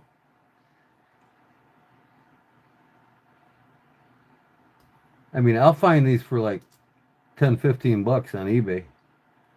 I'll clean them up, put new batteries in them, or service them. You know, sell them for 30-40 bucks. Make more money off them. Always increasing your money flow, right?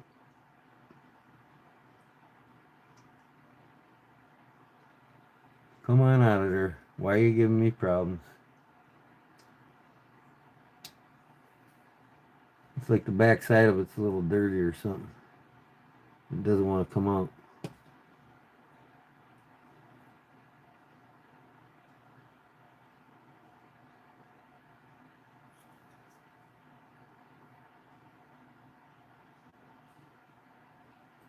I'll get it.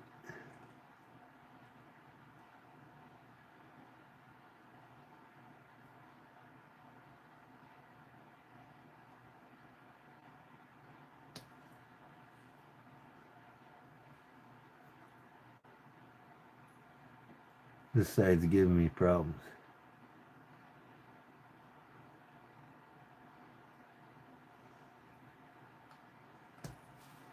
Come on.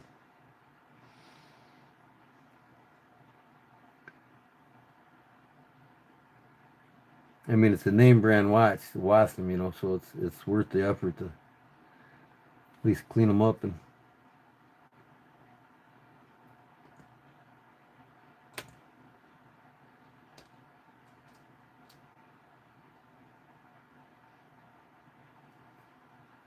get them back out there.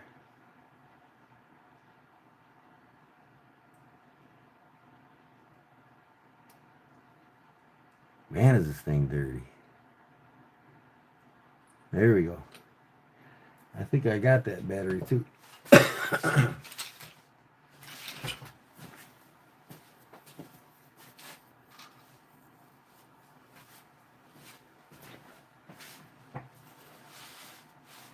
This one might be it.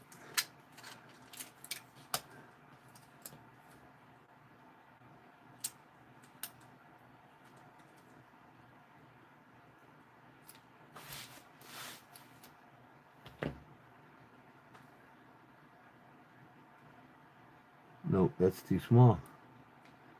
I need a bigger one. That's a 379. See what else I got.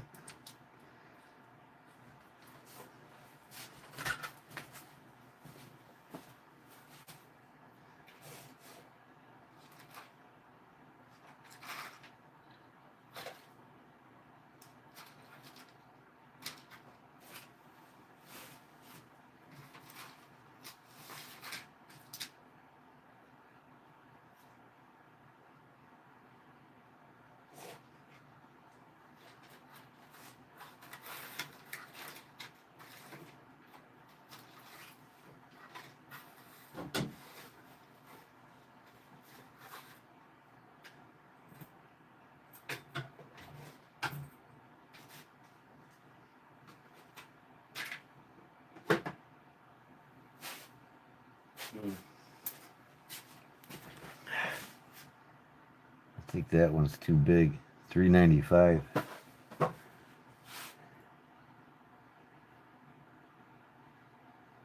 it sure looks too big.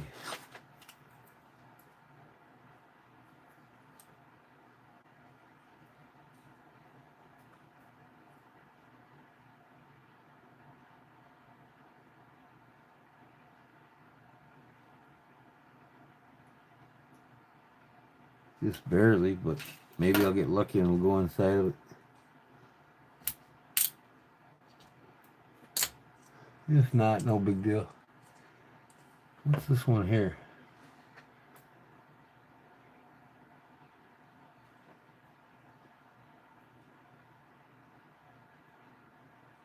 A little too thick, I think.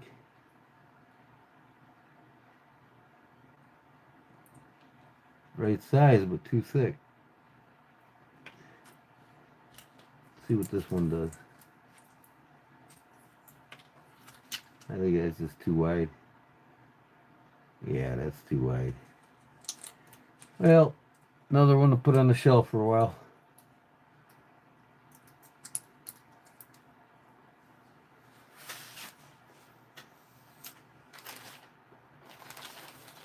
Yeah.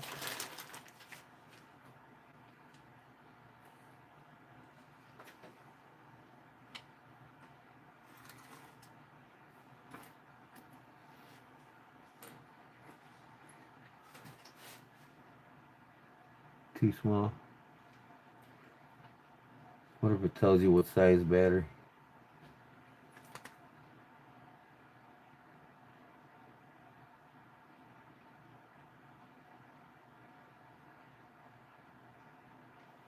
Nope.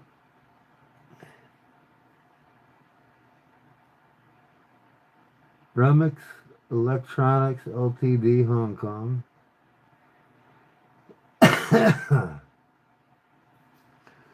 What's it say over there? Land adjust. 2 joules. It's got 2 joules in it. Land adjust. 632. I think it takes a 632 battery. Well, back in the case it goes. I get a battery for it tomorrow.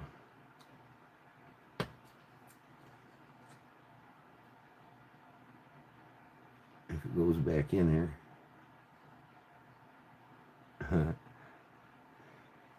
That never goes smoothly, you know that?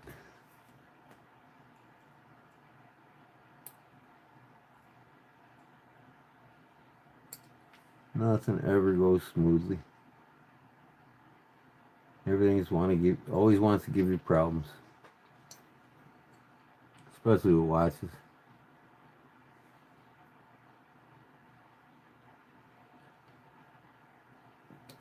Yeah, I'm excited to get Charlie's back to him. That's going to be nice. I can't wait till I get the part watch. Oh, God, I dropped my damn knife. I hate that when I do that.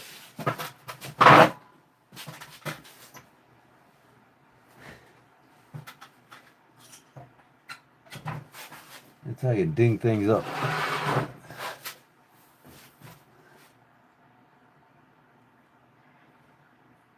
Knives are easier.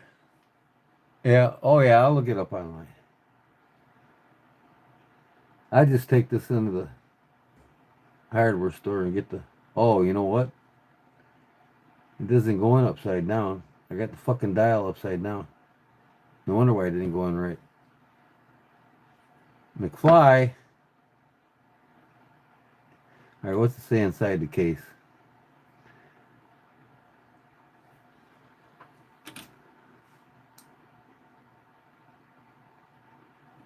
I don't know, I can't read it. Oh, it's stamped on the outside, that's what it is. Okay. McFly, put the dial in right. I hit it in there upside down.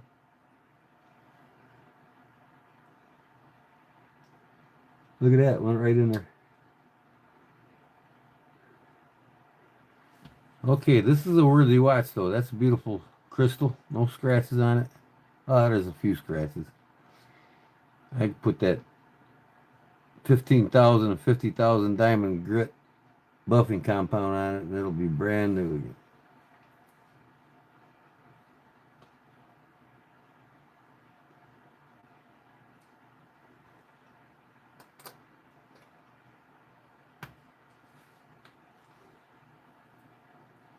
It's definitely worthy of a battery. There we go. Beautiful ladies' watch.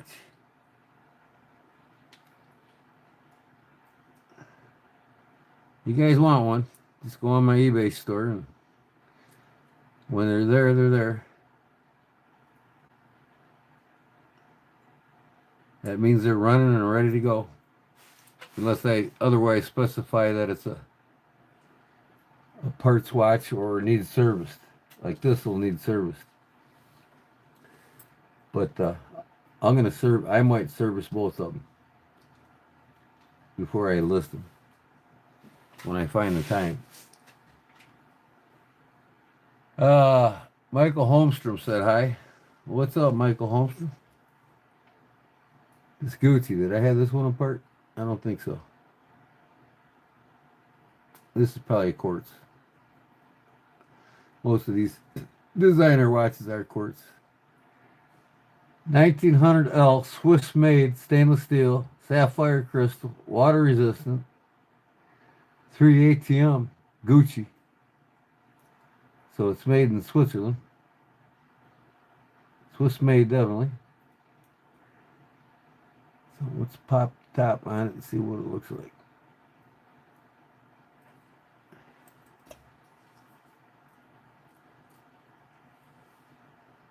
Maybe I'll have the battery for this one, huh?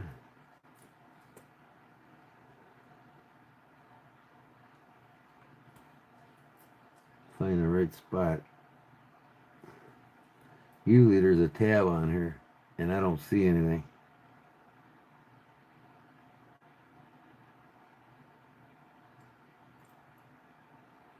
So I'm just going to have to go at it on this corner, I think.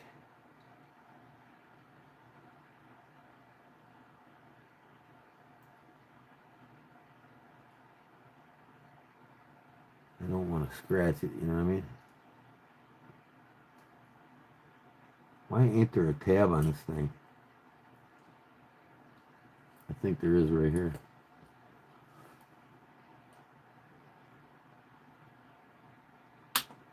Yep.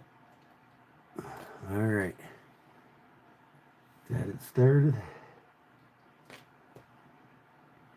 Yeah, it's a it's a quartz. Looks like a random movement. I'll find out in a second. Nice looking Gucci watch for somebody that likes Gucci. Look at how tiny that thing is. Where's them tiny watch batteries I had?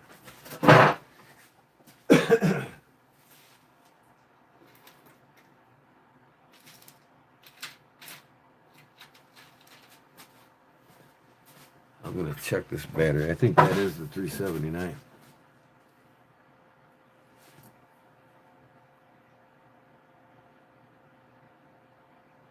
Looks like even smaller.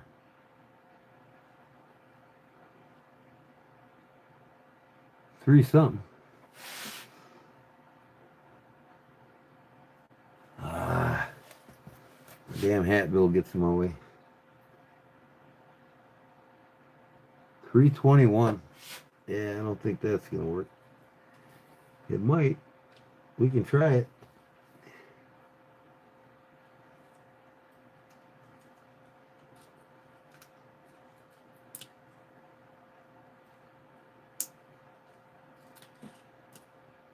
Yeah, that looks fucking smaller.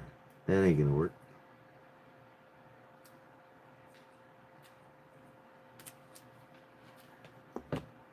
$321. Let me see.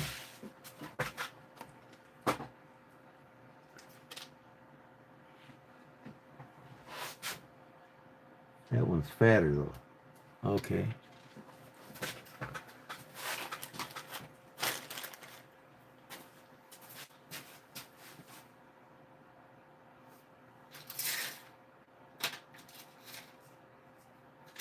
Yeah, I don't have one.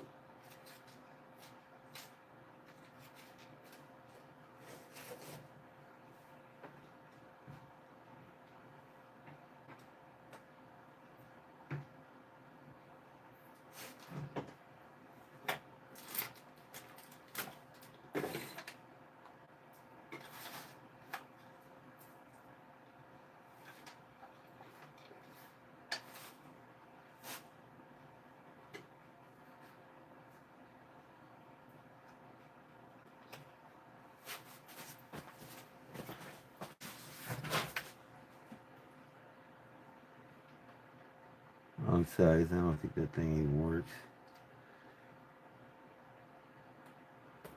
See if there's any juice in that. I don't know, because there ain't no second hand on this thing.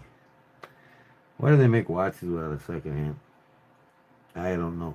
I'll just put this thing back together. Put this battery up, this 2-get. But the ladies love these designer watches, so it's worth putting a battery in it and putting it in a line. I can get it to snap shut now.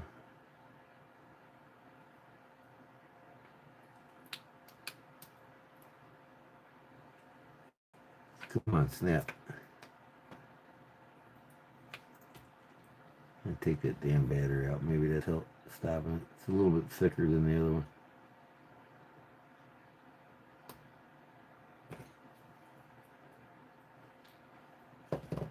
That might help.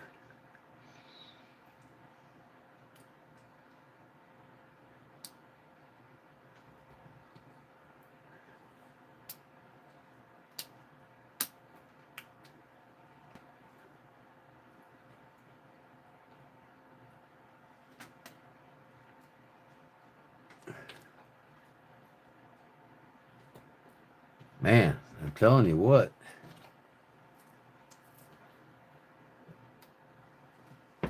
There. All right. It's a beautiful watch though, ain't it? I mean, there's no scratches on that dial. I just buffed it up a little bit. Nice little safety clasp on the back. I mean, it's a Swiss watch, so hey, it's worth something to somebody. Okay, what do I got here? I got this quartz watch here. I don't even know if did I take this quartz watch apart? I can't remember. I don't think I have.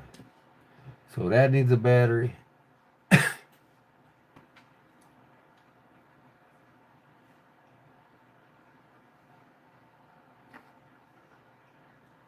These two are mechanical. They need repair or servicing. And I'm on a loss with that one. So okay, what do we got here? Gordon's S25 has a low battery. Uh-oh. The computer just told me my phone was almost dead.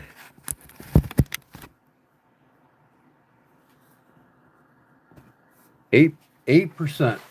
Yep. All right.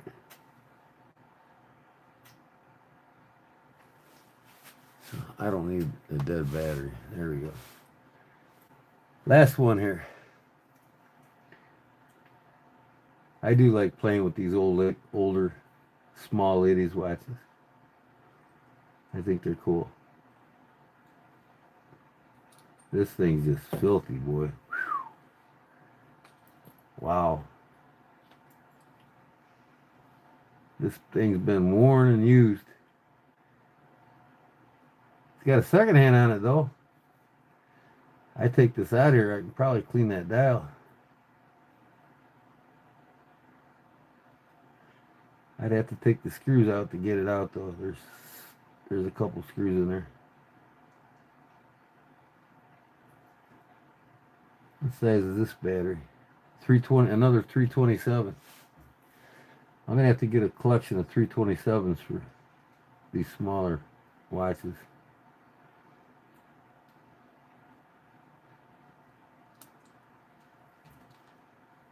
That one's all corroded. Look at that, boy.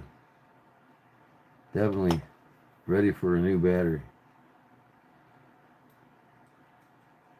But believe it or not, these old Japanese movements will kickstart with a new battery. What's it say on the bottom here?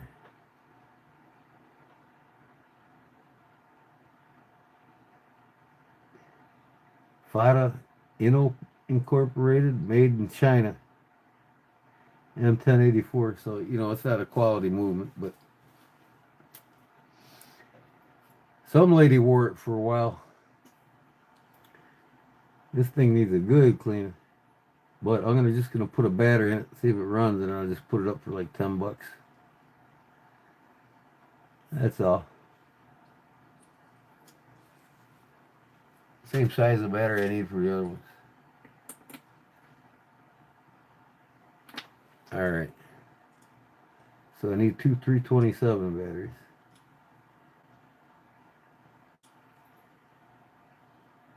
$377 it says on this one.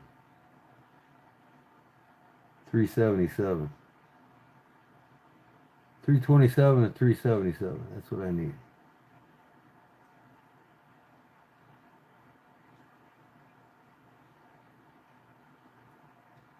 Man. And this one needs a cleaning. I'll take the dial out, the whole movement out, and put this whole thing in a ultrasonic cleaner.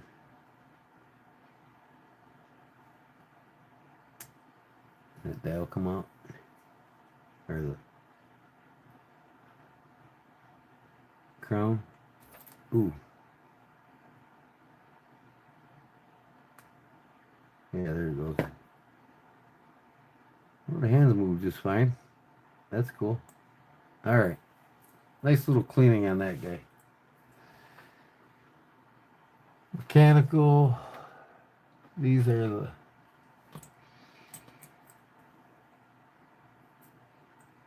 electrical. Electrical. All three of these are electrical.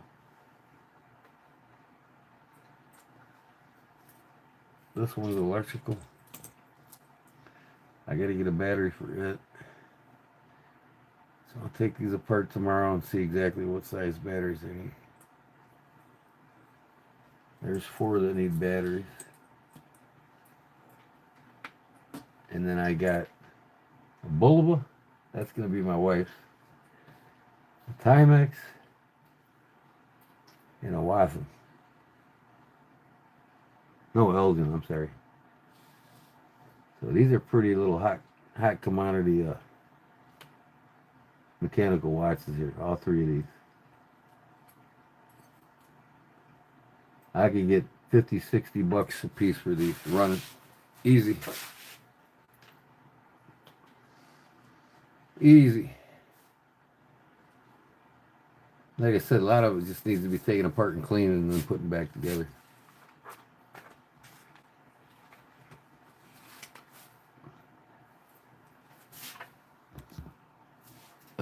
I had my camera jack for so long. Okay, sorry about that, y'all. Yeah, so these are three really great mechanical watches ready for action. 50, 60 bucks a piece. These here, 10 bucks on that one. Seiko, that's my wife. She's gonna get that one. I'll see if she wants this Gucci. But if not, there's 30, 40 bucks. Here's a Watson, so that's 50, 60 bucks. This is 10, 20 bucks, you know. No name Chinese brand. But these are all these watches, these 6 watches here are $50, $60 range. Could be more. You know, especially these ones with the triangular dials on them. They could be worth more.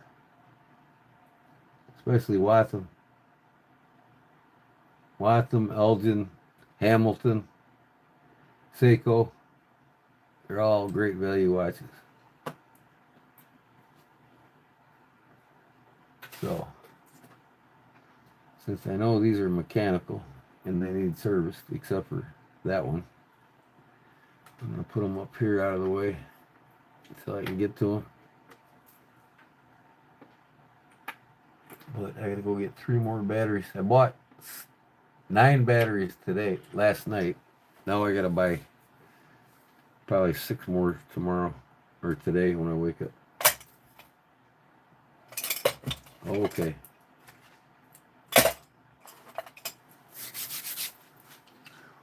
What to do now, folks? I'd like to work on this, but the wife's sleeping.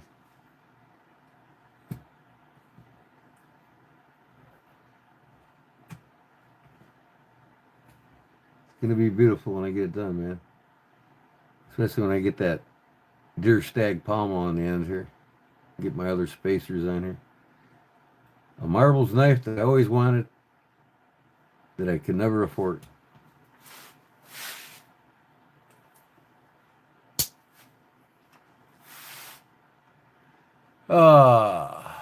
Thumbs up and subscribe, folks.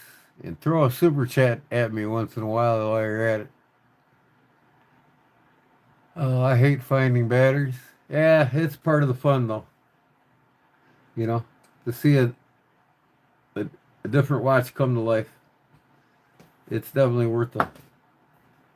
This is one of my favorites here, man. I love this watch.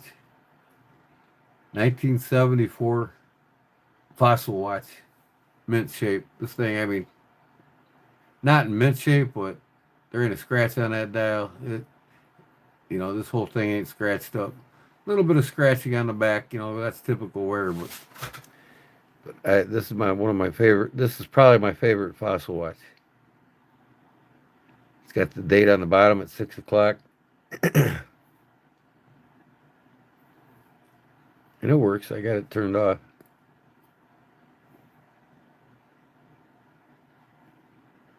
But I love wearing this thing. I might wear it tomorrow or tonight.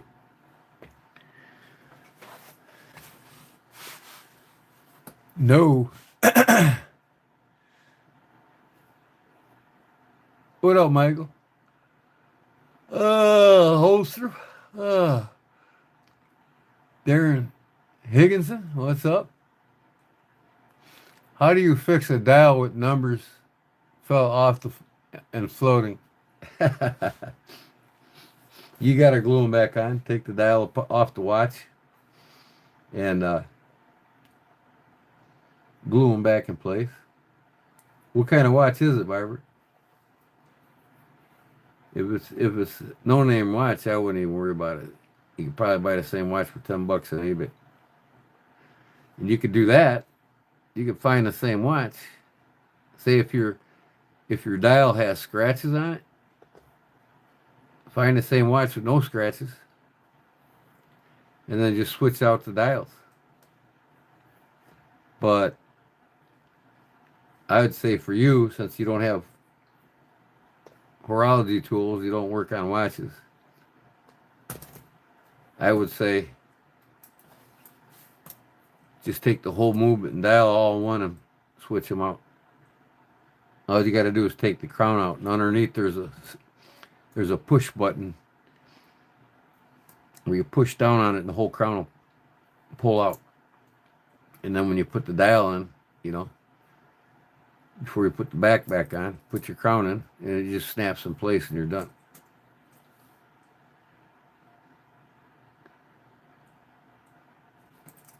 Yeah, this is one of my favorites. I'm digging this Remington though. That's all. I got Remington shotguns and rifles. I love my Remis. And now I got my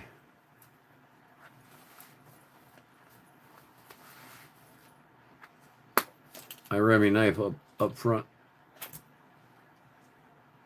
next to my Remy watch.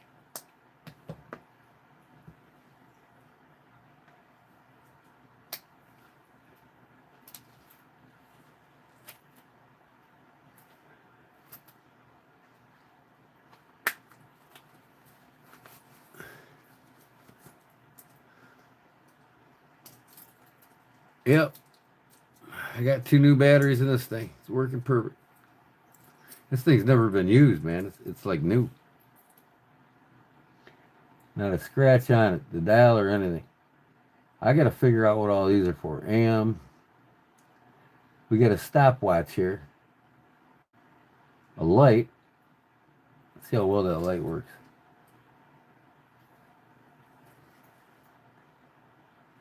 Oh yeah, it lights up the electronics part. These dials definitely glow. Pretty darn good.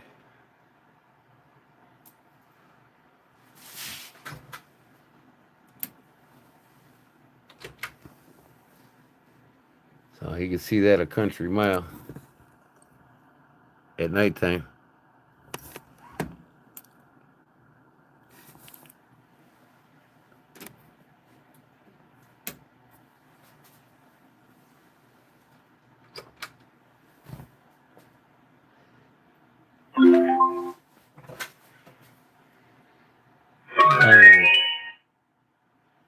Lap reset.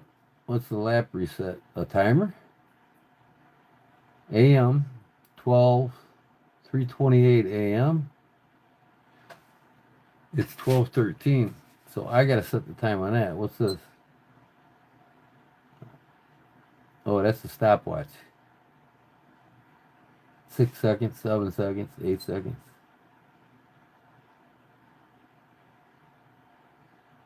So I gotta figure out how to set this digital time on the bottom. Hold this in maybe? No. That's a light.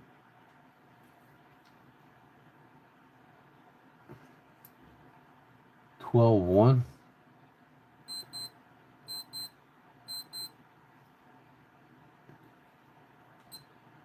I gotta figure out how to do this.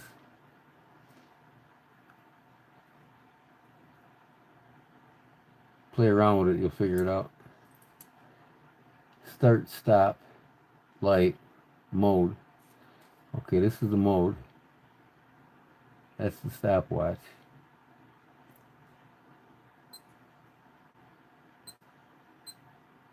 Stop and start on the stopwatch. That zeroes it out. Lap reset. Okay. Mode. Now, how in the hell? 3:30 a.m. That's not the right time. 12:14. I don't remember, honestly. You don't remember what kind of watch it is? What's it look like?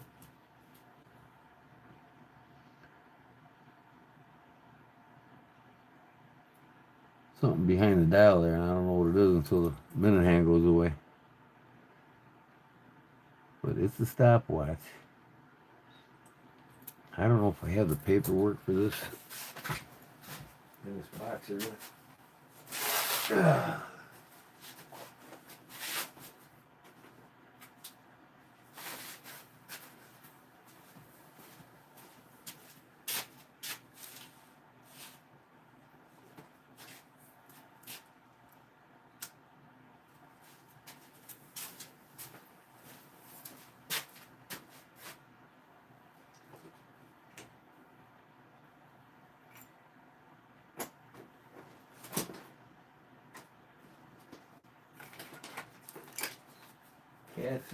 Casio,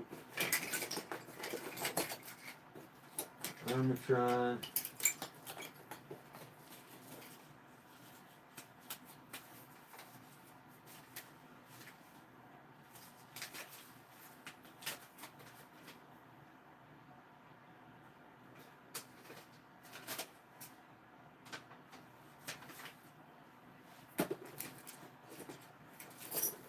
Casio.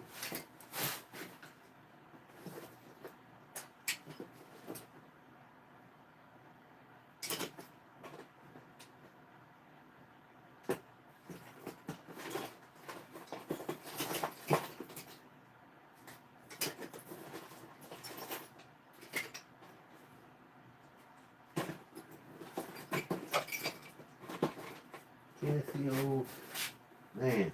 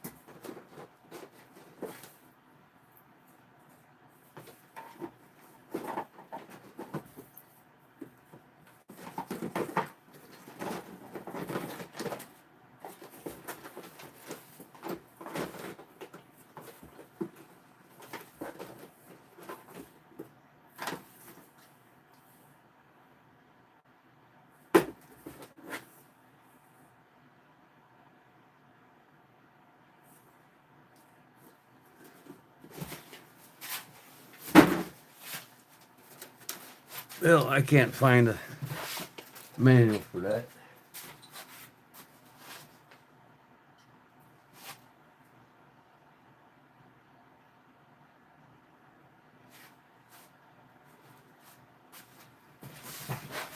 I got a few more ladies' watches here. Oh, what's this one here?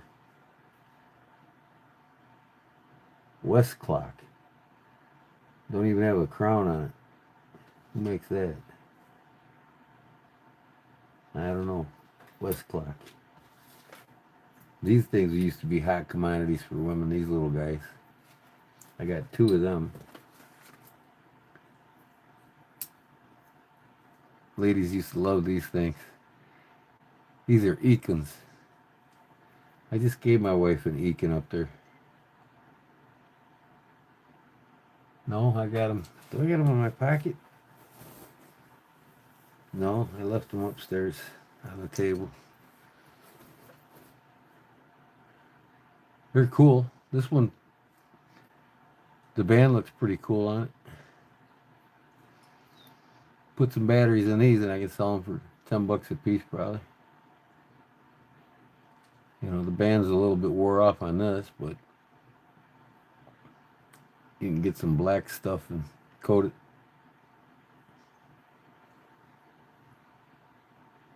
They look well made. I get all kinds of ladies watching. I can't go get it. My husband is asleep. Oh, it's in the bedroom. Look at this old men's watch. What is this? Water resistant quartz. I think this might be something Big Jim gave me. A Bennis? Benrus. I heard Benruses are pretty good watches. Who makes it?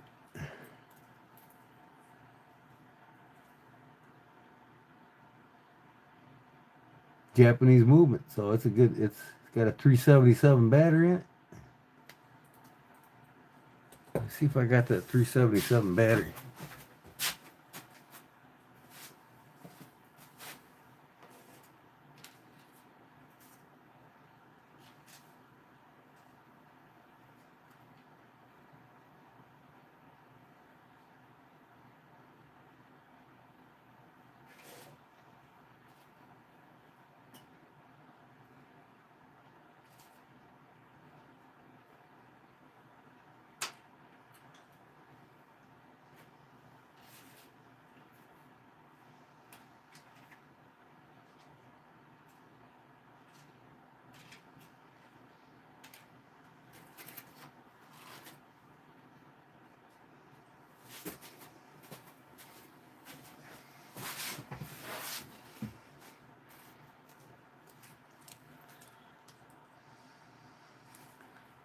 $395.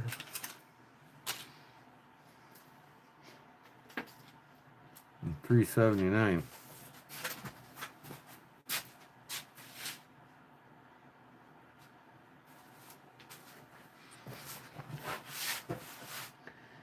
$371.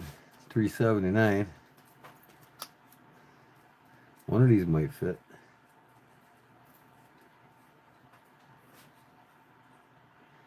My wife wears a dive watch, a GMT dive watch. I've got several of them upstairs. I'm going to get me a Seiko dive watch here pretty soon. Sure as shit, $377. That thing's corroded, boy. I doubt that, yeah, that 371's too big. 379 might be close. We'll see.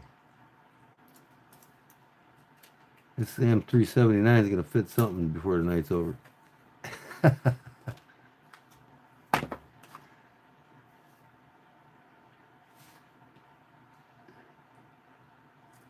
Yeah, nope, needs a 377. Damn.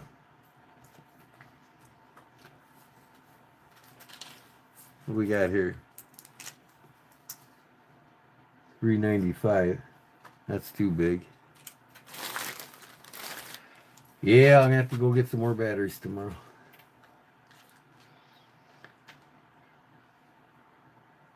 I get this battery. Take this battery. I'll find out tomorrow what all batteries I need.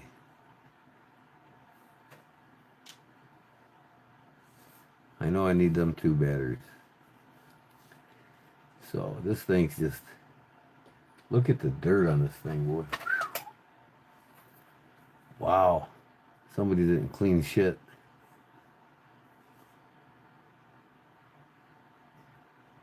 That's all grime from sweat and look at that. And then it gets moldy from sitting there. This thing looks like it will clean up pretty well. 20 bucks. They're both auto and quartz. Yeah, yeah. Nice. I got one GMT diver quartz. And I got one GMT manual. or automatic actually. I mean, it looks good inside, so it just needs a battery. And this just all needs putting in the ultrasonic cleaner, really. Well, that popped right on. It's an older style. You can see it was gold plated and it wore off. So dials like this, you're better off just, replacing the bands. If you want to sell it for 40, 50 bucks, I'd have to look up Benrus. I think Benrus is a pretty decent brand. But, Japanese movement, so dials work nice. Got the nice red and black day and date indicator. Like I said, just take this dial, take the dial out and the movement out and just make this stainless steel again, or whatever it is, nickel underneath. Get all the gold plating off of it, and then it'll look new. And then just put a nickel silver band on it. But this band don't really look too... This band looks pretty good compared to the watch dial in wear. It's got a lot of wear underneath. You can see it. I mean, it's in good shape, the band is. It's got some wear on it. Somebody don't mind wearing a worn watch. 15, 20 bucks.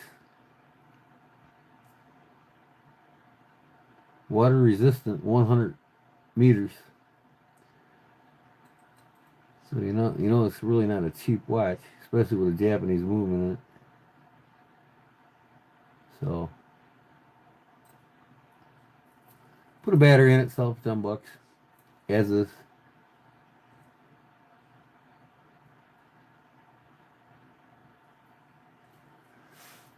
These things here will sell for 15, 20 bucks all day.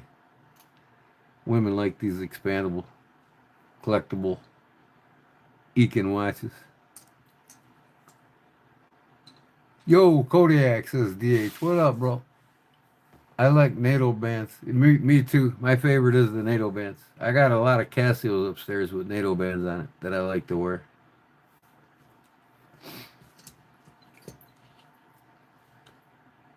And then I just pulled this one out. It don't have a crown, and it's a West clock. I wonder if this is mechanical movement. I got 3 I found tonight with mechanical movements in it.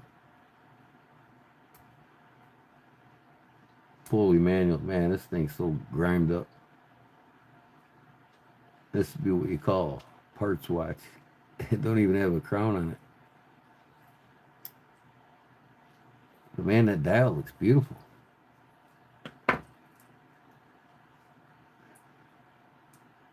Scratched up crystal, really. But yeah, these could be like parts watches. It's a beautiful crown. Or dial, I mean.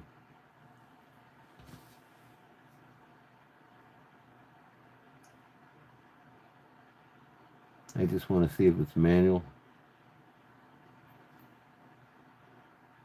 Well, what's it say on the bottom there? I think it says quartz. No, 17 joules. Can you believe that? I can get a crown for it and service it.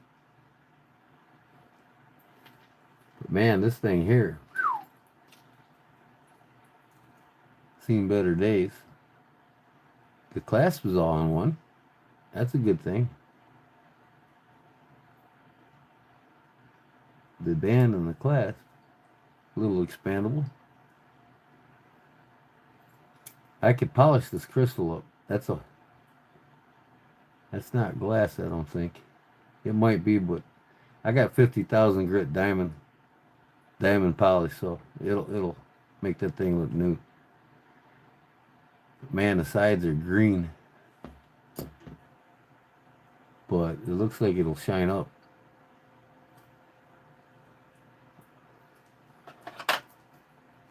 and find out.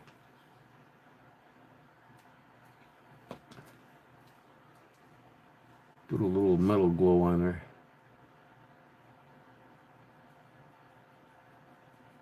It'll be worth working on because it's 17 joules.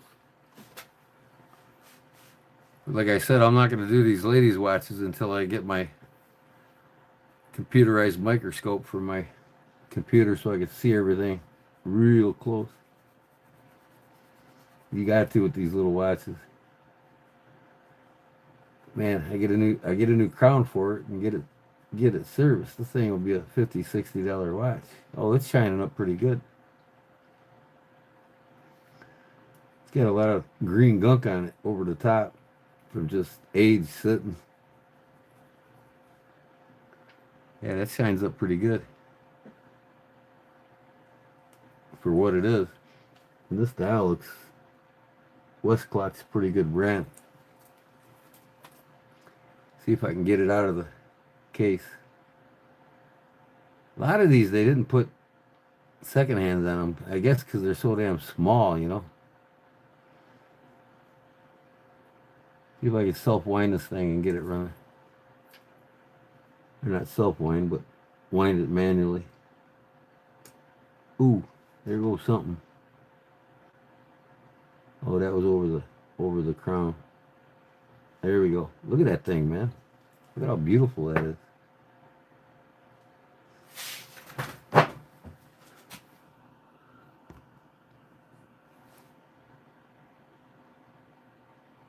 It's got some work to it.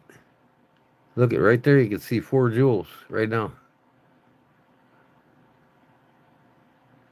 17 joules. See if I can't kickstart it. Where you at?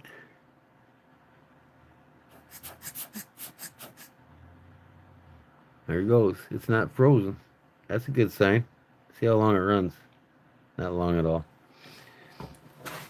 Alright, see if I can.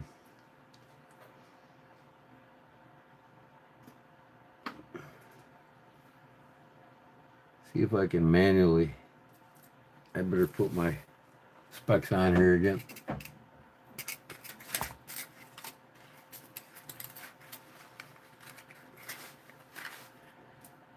Self-wind this, or manually wind it. If I can manually wind it, and that wheel picks up.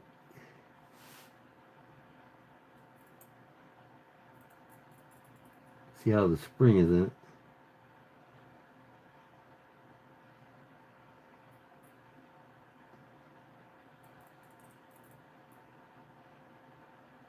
The spring feels pretty good.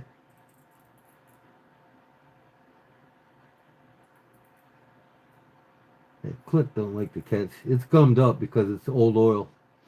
That oil is not high viscosity or a synthetic oil yet. These older oils were real thick in these older movements, and the oil starts gumming up with age if you don't get them serviced. So this probably hasn't had a service in over 50 years, unfortunately.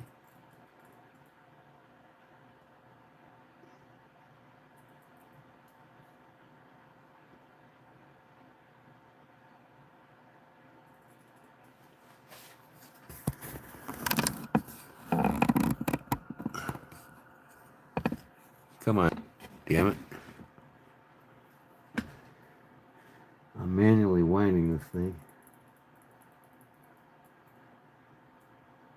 Okay, now see if I can get it to kickstart. Look at that, it's going on its own. That's a good sign. I didn't have to kickstart it. The spring felt great. I could feel the old oil in it, you know what I mean? Now you can feel that, how it's a little stiff. So yeah, I mean, I could take this crown out that's broke and see if I can do it. I'll probably need tweezers. Thing is running good too, man.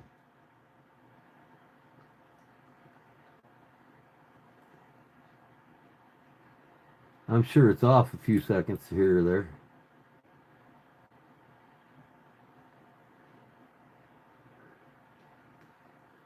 Get this old crown out.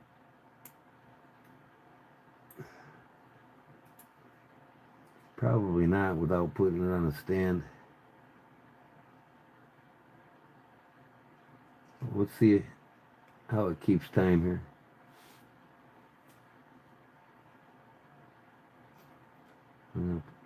The crown just unscrewed off of it, so I probably just need a crown cap. It looks, yeah, it's threaded, so the crown on it just screwed off. If I could find a crown online, a crown cap. Alright, it's still running. I'll put it down here and we'll see how them hands move. Yep, it's still going.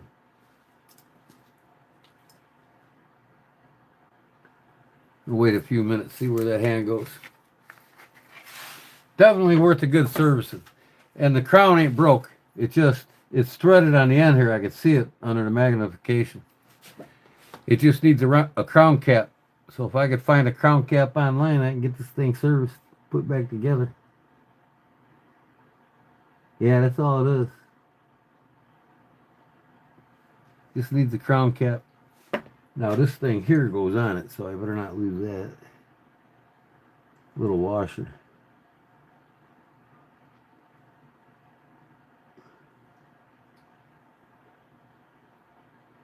Oh, I got news for you. Where'd it go?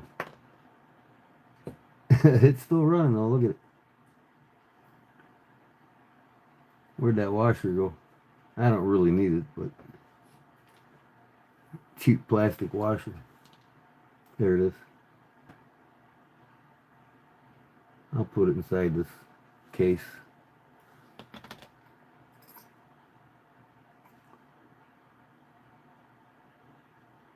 Yeah, it's moved almost 2 minutes already. I mean, it's a beautiful dial. Nothing wrong with it. It's not scratched or nothing. A little bit of dirt on it, but hey, 17 joules, man. It's still definitely worth bringing her back to life.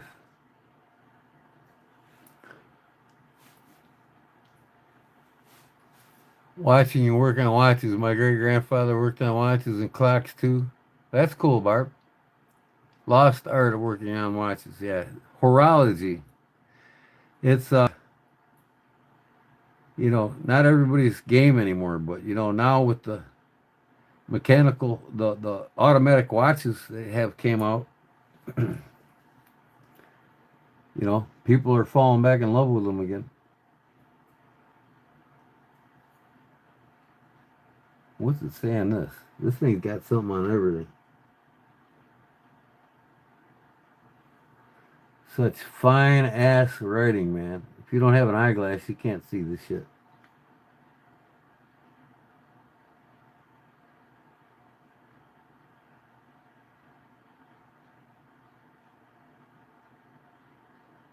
Wilscom, stainless steel, Hong Kong. See, lots of times the bands and the cases are made overseas for companies to cut costs, but when it comes to the movements, they have in-house, you know, where they make them. Westcott made it, you know what I mean? But as far as the bands in the dial cases, they're usually outsourced. Some companies made them all, like the old you know, Eldons and Hamiltons, they were all made in house. But as time went on, after the 50s, 60s, after the 40s actually, they started outsourcing the components around the movement. And you can see here, I mean, this thing will shine up. It's got a nice dome glass on it too. That's pretty cool. I'll put it in the ultrasonic cleaner, give it a good cleaning, and polish it up with some polish. And I'll put that 50,000 grit diamond polish on here. That'll make that nice and clear again, because it's just got old age, fine old age scratches on it. Just you can barely see it, but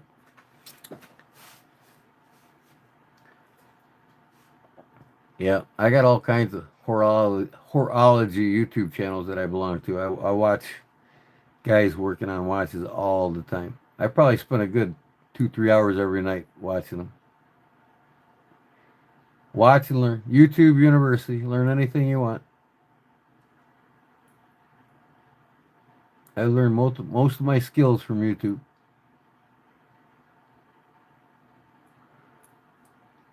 Except for my photography degree. You know, and out my outdoor skills, that was all learning in the woods.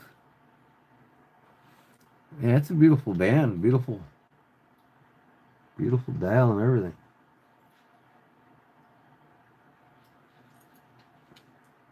That'll polish up nicely.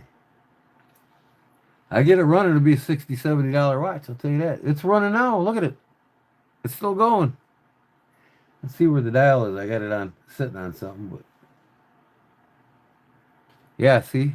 We gained 7 minutes already on it. I love watching that thing move. Especially when they're running. It just, you know, watch the pallet wheel and the pallet fork and the gears going in it. It's even got a shock resistant jewel on the mainspring. That pallet fork's flying away, boy. 1, 2, 3, 4, 5, 6. I can see 7 jewels, 2 down inside. There's a jewel right there with the pallet fork. Yeah. Running good, man. I mean, I just wound it up manually, you know what I mean? The click is grabbing the winding wheel just fine. Nothing wrong with it. Just needs good oiling, I bet.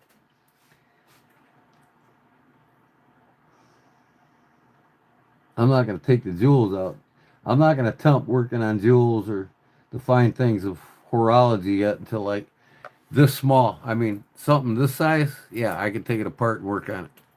Take the jewels out. But the jewels in here, they're so damn small. If I don't have my computerized microscope that shows me a visual picture on my screen while I'm working on it, there ain't no way. I mean, these screws here are all 1/2 millimeter heads. And I got a 0.06 millimeter, almost a 1/2 mil. I want to get a 0.04. That's idealistically what I need for these screws. Less than 1/2 millimeter screwdriver. That's small. That thing's just cruising, man. Yep. I hope I didn't bore you all with watch stuff tonight, but I do it occasionally. You know, not the same old all the time. Better put this back up in my collection. I made these pillows, by the way.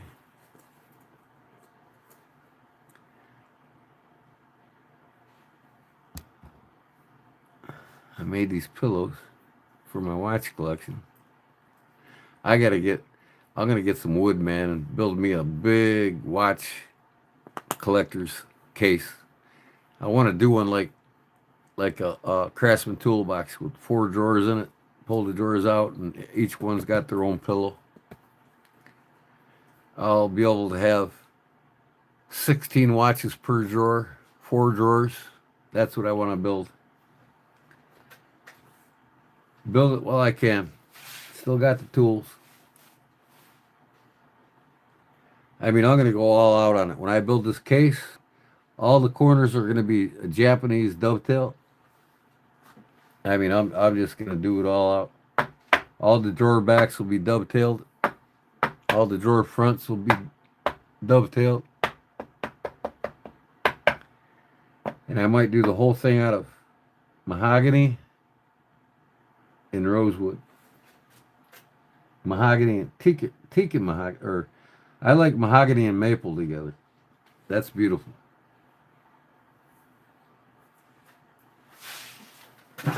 Oh. I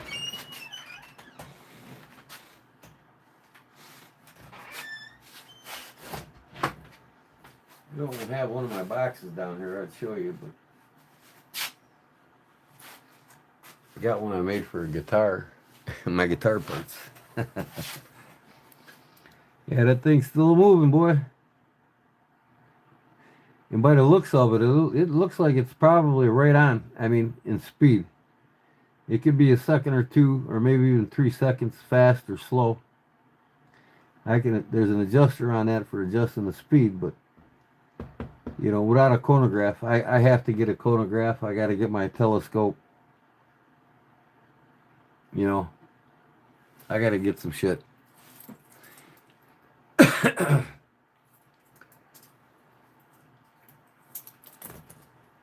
Yeah, I like this. You guys see my short on it yet?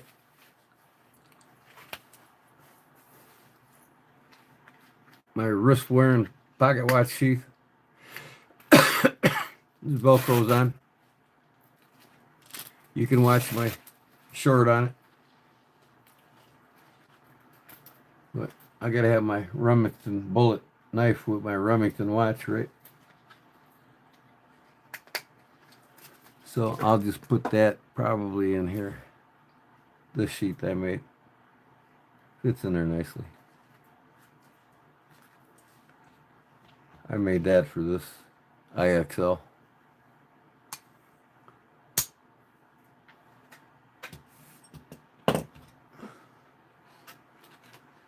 So, what time is it? 12:46. Early night, huh? I bet must have been live 5 hours already, though. What'd I go? 8 o'clock? 4 hours ago. I'm almost pushing 5 hours. So I think 15 minutes. I'm gonna call her. Still can't comment on your shorts. You can't comment on my shorts either. There's a couple guys that can't.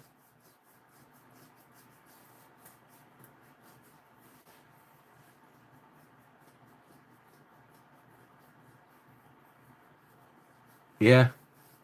Hey, at least you can see them, right? I know you guys are all checking them out. It don't matter. As long as you're a member and a subscriber, it doesn't matter. I don't know why YouTube does that shit, though. But yeah, so, like I said, by the looks of it, let's see where the time's at now. Look at that. 9 o'clock. We started out at like 8:43. So it's kept good 17 minutes already. 18 minutes now. So let's keep in good time, man. Hell, I could $50. I could sell it for $50 if I just get a crown cap on the stem. 17 jewels all day long. So we'll put this bad boy back in here and see how she continues to run. I'm not going to put that washer back on until I get a stem for it. Or a crown, a stem crown. I'm glad I took this out, man. I had it in the bag, thought it was a crappy watch, you know, like a costume watch.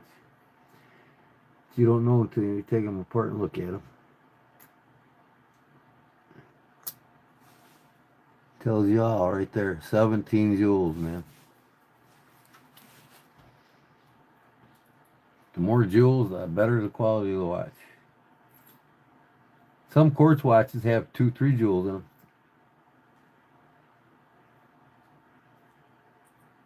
Yeah. I'll take this bag apart and shine this whole thing up. A little Dremel tool buffer. I could probably do it now. But I probably bored you all enough as it is. But yeah, I got that. Let me see. I'll get that diamond dust out. Can you guys see the... Can you see this? See how that's all scratched up? I bet that bottom ain't scratched because it never gets touched. We'll start off with the 400 grit sandpaper, and I'll go all the way to 50,000. Remember what that looks like. Then we'll see it when I'm done. Let me go get some sandpaper.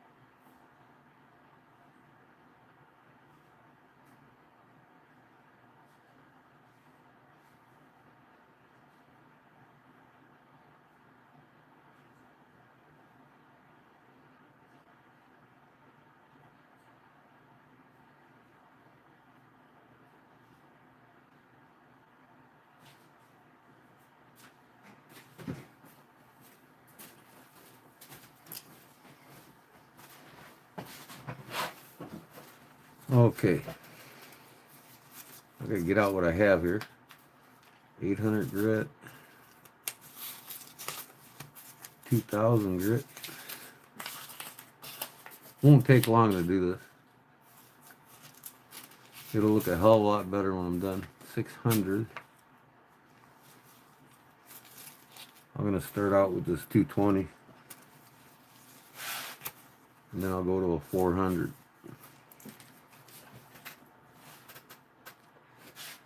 220, 400, 600, 800, and I'll jump to 2,000.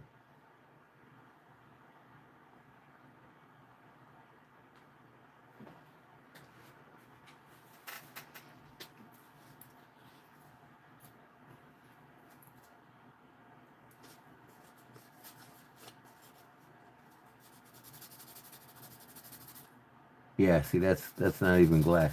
That's good. It's a lot easier to polish this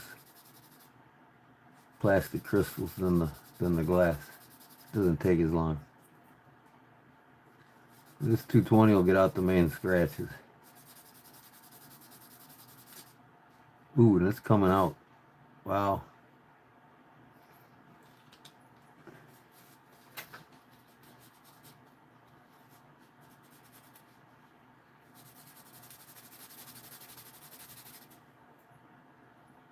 But you guys will see it start shining before your eyes.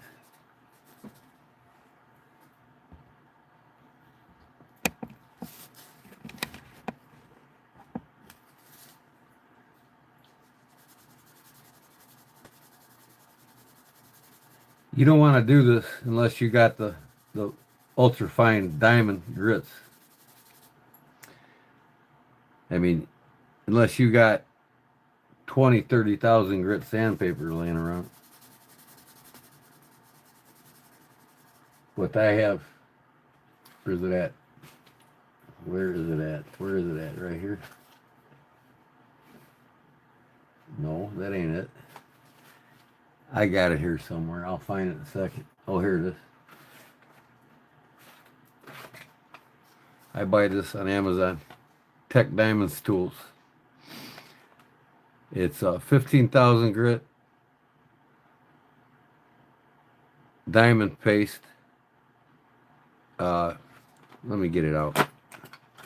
3 different grits. This is what you need if you're going to polish your. You got plastic glasses, eyeglasses. You can polish them with this too. You got scratches in your glasses. Just sand them out. Okay.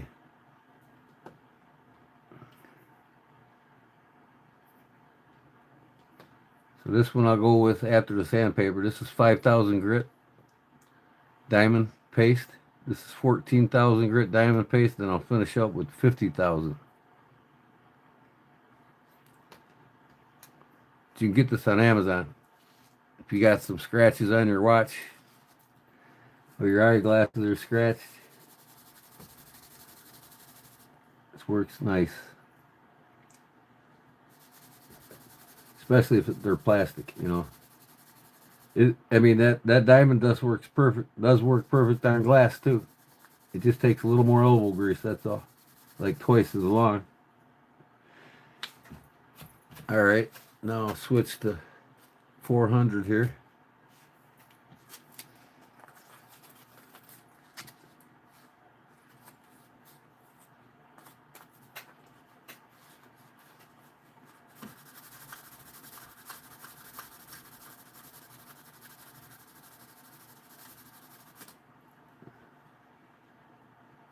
Like I said, chances are there's any scratches on the bottom of the dial is very minimal, if any, because it never sees your hands or it never touches anything really. Okay. What's the 600 grit?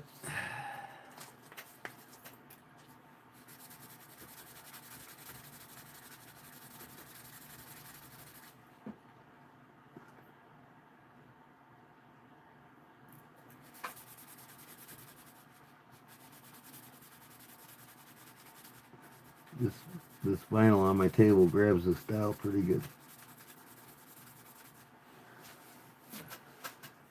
All right, 800 grit.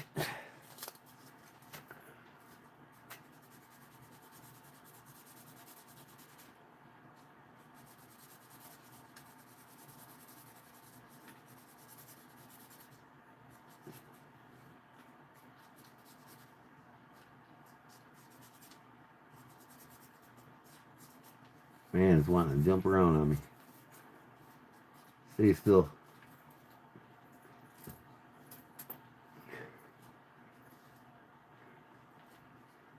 I guess it ain't gonna.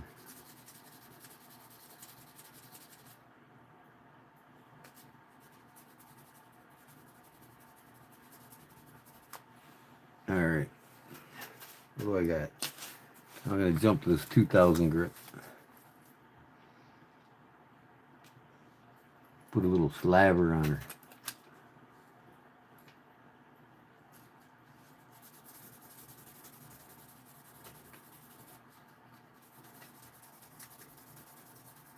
I got 3000 grit in there somewhere, but I can't find it. I don't need it though. Once I jump to that 5000, I'm going to use my Dremel tool.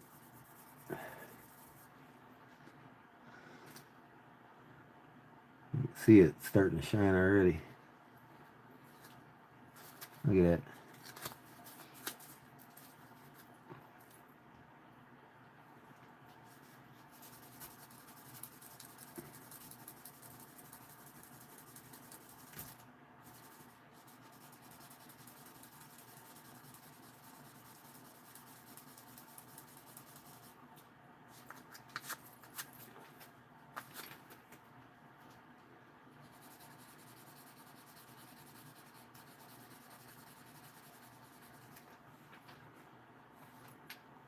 Okay.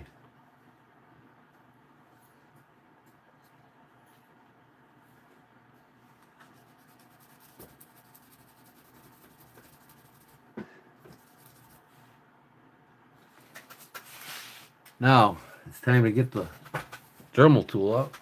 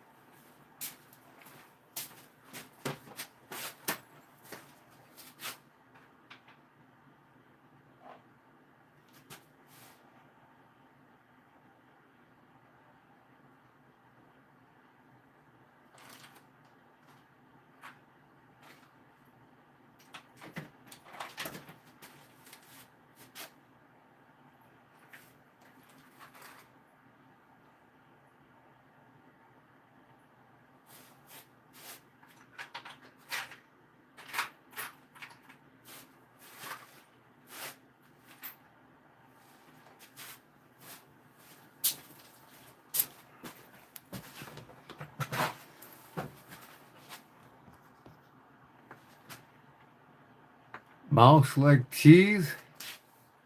Mmm, cheese. Mice do like cheese, don't they?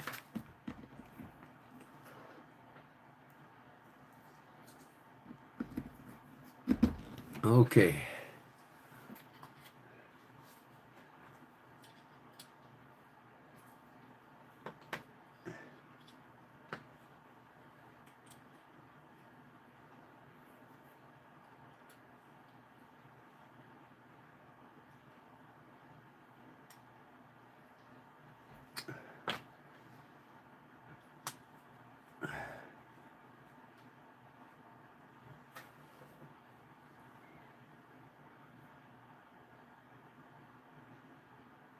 Since it's a small dowel, put the small buffing wheel on here.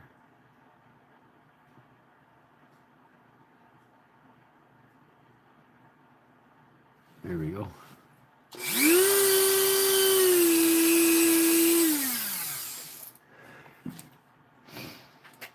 $5,000 grit. I think this will come out on its own. The other ones don't like it. There we go. A little bit on there. You really start seeing her shine now.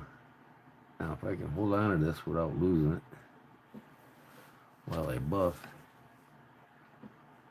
I'm probably better off just doing it half and half like I've been doing.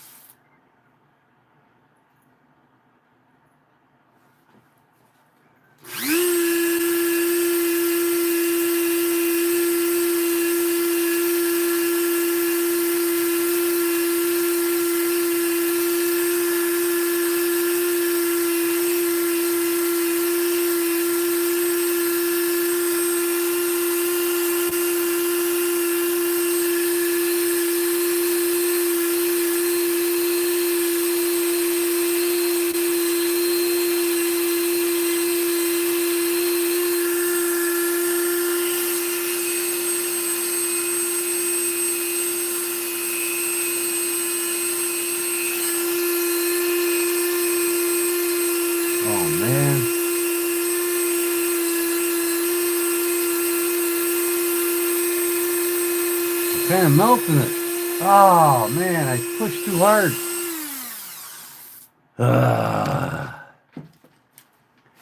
That's the thing about this small ass plastic. God, look at that. It was starting to polish up nice and I pushed too hard on it. Son of a gun. Come on, man.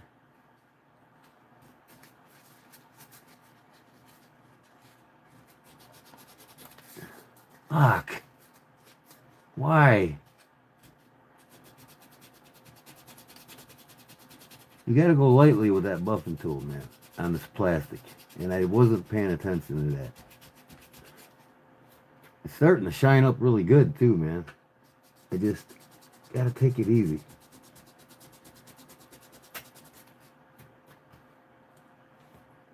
There, it's starting to go away. It's starting to wear the Christmas, I don't know.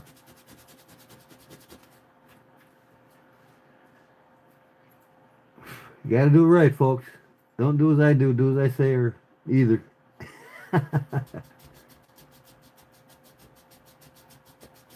I'll get it back. You gotta buff it lightly with that shit, man. It takes it off quick.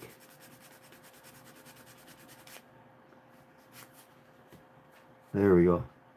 I'm getting back down to smooth metal, or plastic. Wow. That's crazy. Alright.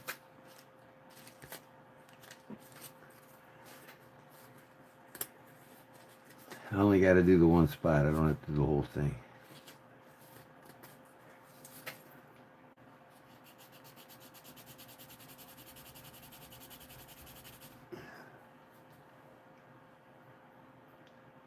Yeah, this is diamond compound. It's up to 50,000 grit. So it don't take much to polish this plastic with this shit. I just can't force it. I can't polish too long or too much with the Stromal tool.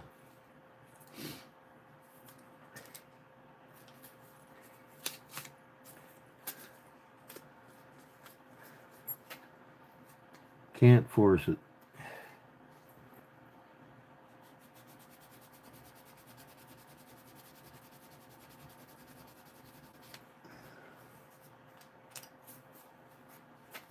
$2,000.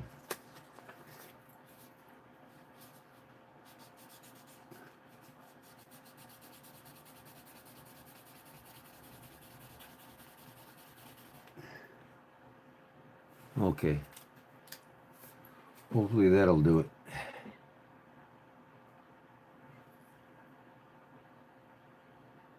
$14,000. $5,000.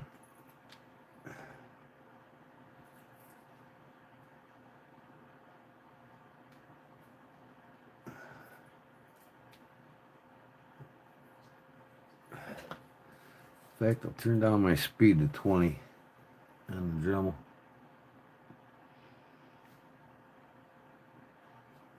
Go from there.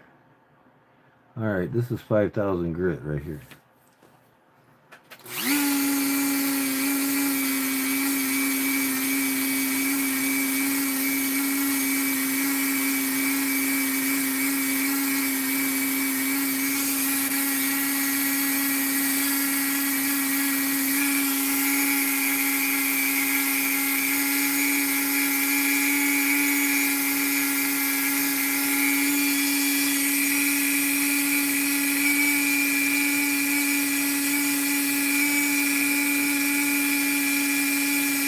It's looking good.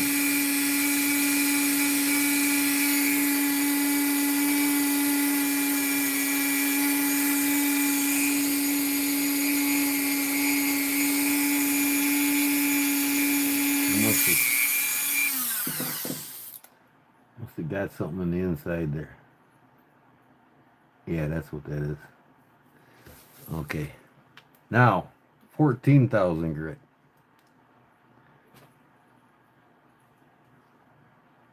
Yeah, you can get this on Amazon. It's diamond dust. It's like diamond dust, but it's a diamond polish. You know, in a semi-liquid state. And it's real diamonds in here. Fine ass diamonds. When you get to 50,000 grit, what's that tell you?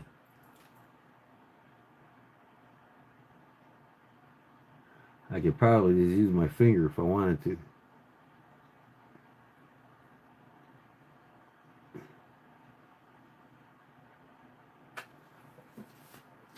But I'll hit it real quick with this.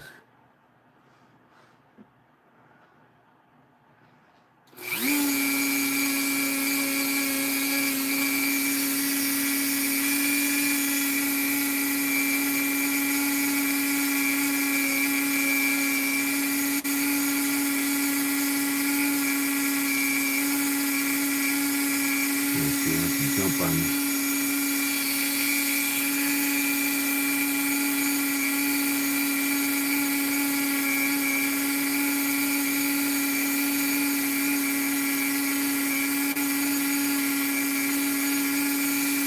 I'm just going very lightly, man. Letting the dust do the work.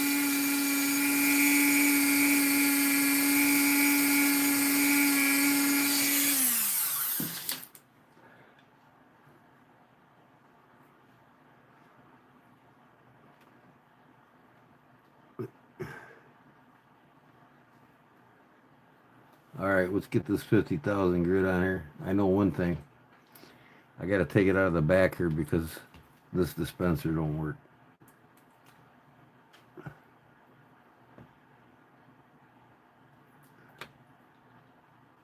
50,000 grit.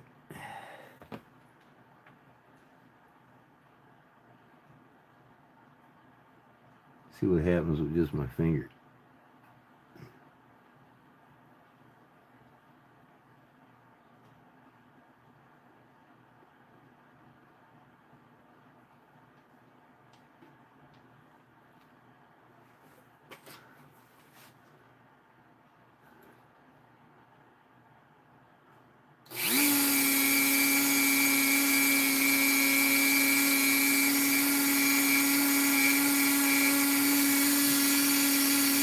You know, this small ain't easy to do, to tell you the truth. A lot nicer and easier when it's big, a bigger dial.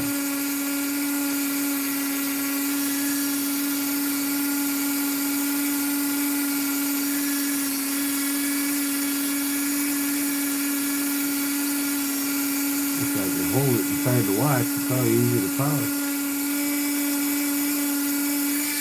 But I'm gonna go with that.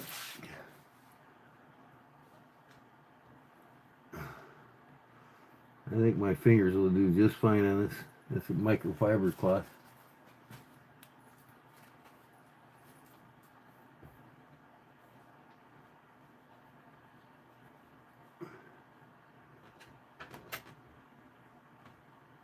Y'all remember what it looked like, right?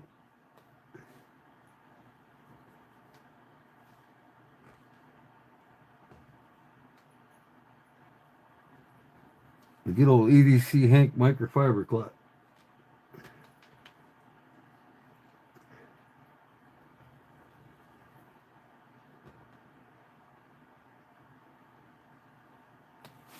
All right, now get the shit out of the inside here because I know I got some in there. Hi, kitty. Well, my kitties are coming to say hi.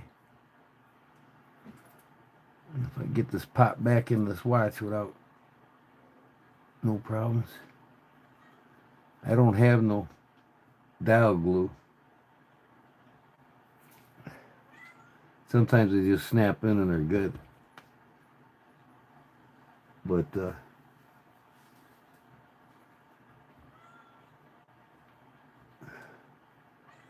like to get that underside cleaned really good.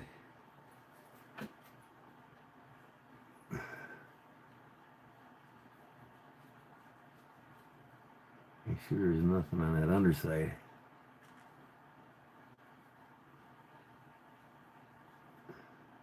That looks good. All right, let's put it back on the watch and I'll show you what it looks like now. Like I said, I probably gotta, I need my eyes here. Make sure there's no gunk and dirt inside this ring where it pops back in. Oh, man. I take my damn head off when I put these things on.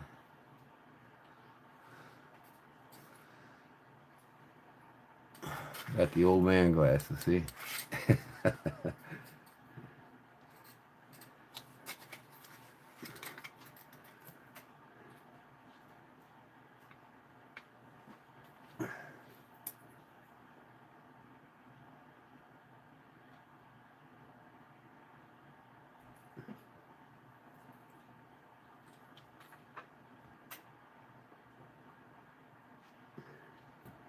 Like I said, it's hard to do those crystals when they're that small. It's hard to hold on to them. And man, there's some dirt around this thing.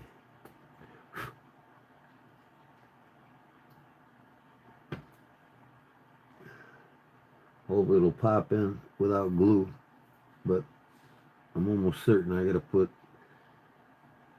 crystal glue in here. They actually sell it in the tube with a needle-like applicator. And some of them don't glue at all. Like a couple of my watches I worked on that I had scratches in, they just popped right on with my tool that's made to put crystals in. Put this away before I wreck anything here.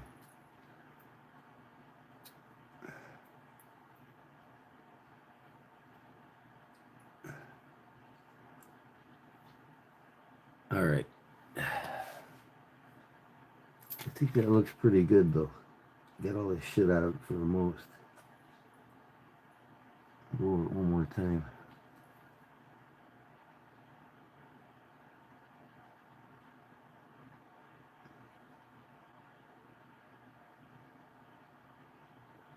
Who's taking out? Brown sugar? Leon, everybody sleep well. See you later. All right, Brown Sugar. God bless you, girl. Thanks for coming in again. And I'll get them boys unblocked, and we'll go from there. I'd like to see them again and bullshit with them. I had fun with them. I can't deny the fact that they were an interesting crowd. They made things at times a little more interesting at the end of the night. Thanks for everything. We'll see you on the next one. I'll probably be live again Friday or Saturday. Okay. As long as I'm here, right? Hey, why not this? Still got the diamond dust on it.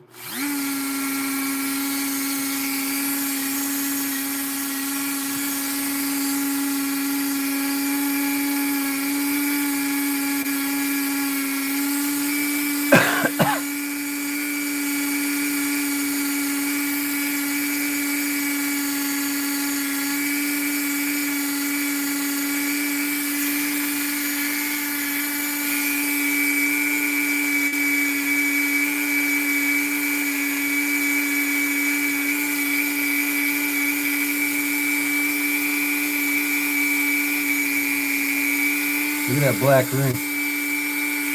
It's polishing.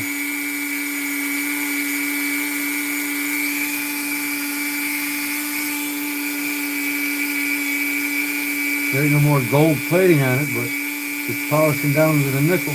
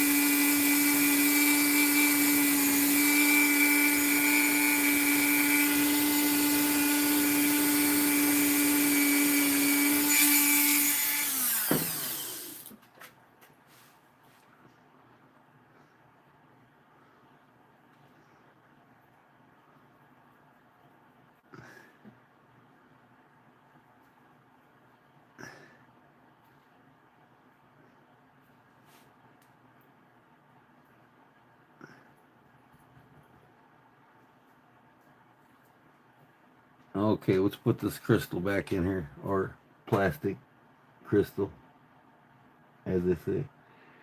It's pretty cool though, man. I don't know if you guys can see this.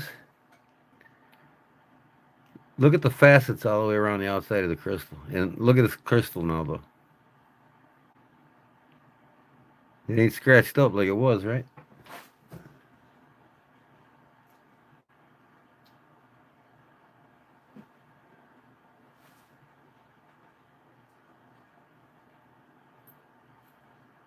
Like I said, I'm probably going to have to put some crystal glue on it.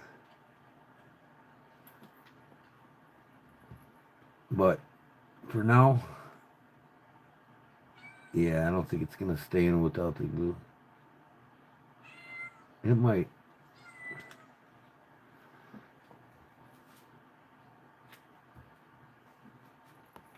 Okay.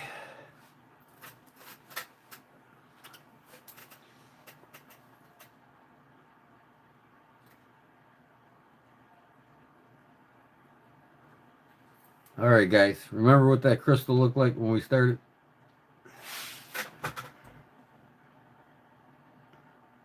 I could have spent more time on it, but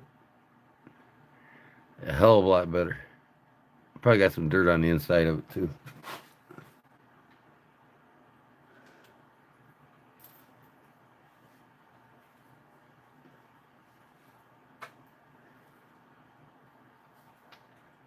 least it ain't all scratched up now.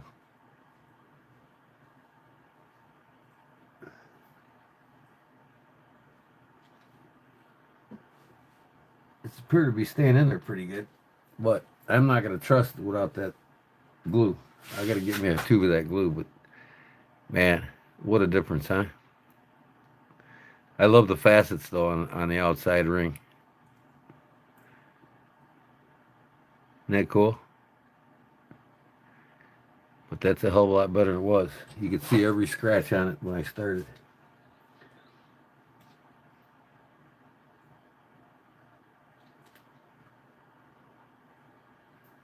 Hey, look at that. That thing went a full hour almost. Still running. I wound that spring all the way up, but we got 45 minutes out of it already. There ain't nothing wrong with this watch. I just got to get that crown screw back on that stem.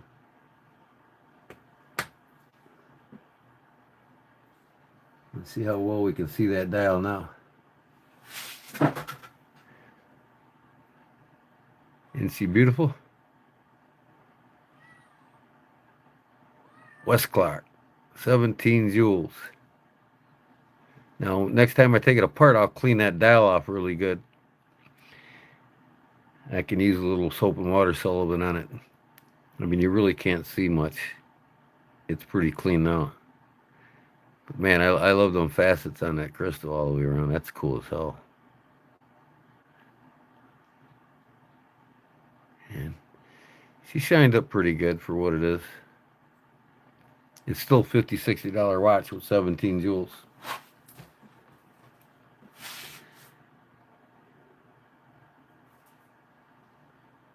Yeah, that's nice. Working good. I like to see that when you wind up a watch like that. And you know all it really needs. I mean, when I get my telescope, I'll probably service the whole thing when I can see exactly what I'm doing. But for now, all I got to do, and I don't even have to service it. I could sell it as runs for $50, $60, and whoever gets it, they can have it serviced. Because the watch this small will cost you like almost $200 to have serviced. This one probably about $125. Or I could service it myself and sell it for $100. Yeah, that crown works fine. That crown stem works fine. I just got to get a screw-on cap for it. Cute little lady's watch, huh?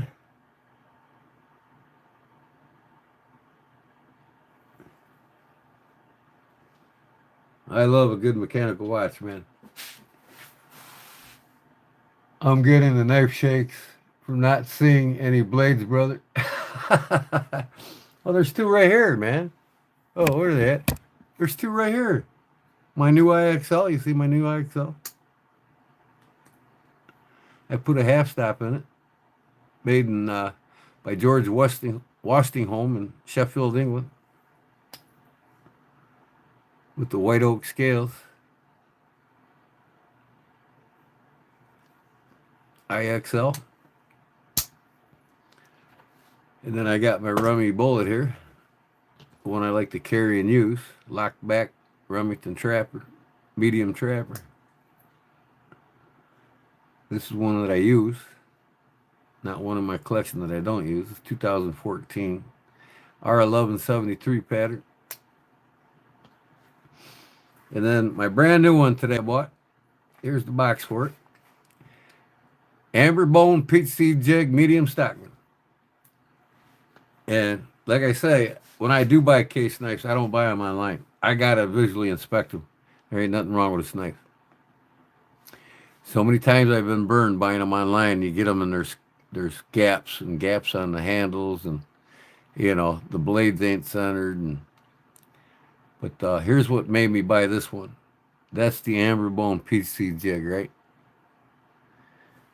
This is why I bought this one. When the assembly people were putting these scales on the liners before they pinned the whole thing together, they had a white bone mixed in the batch and put it on there.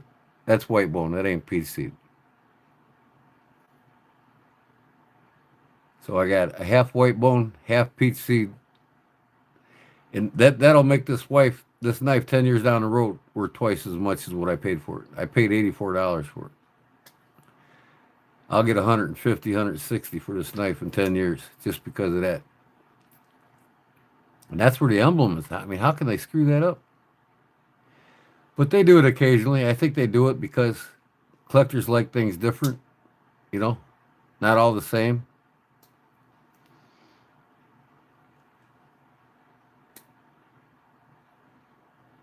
That was close, he says, huh? You're welcome. But who don't like a good stockman, right? Warren Cliff, mini pen blade, and drop point. What do they call that? The Texas drop point or something like that? Yeah, the long swoop drop point. The Texas drop point.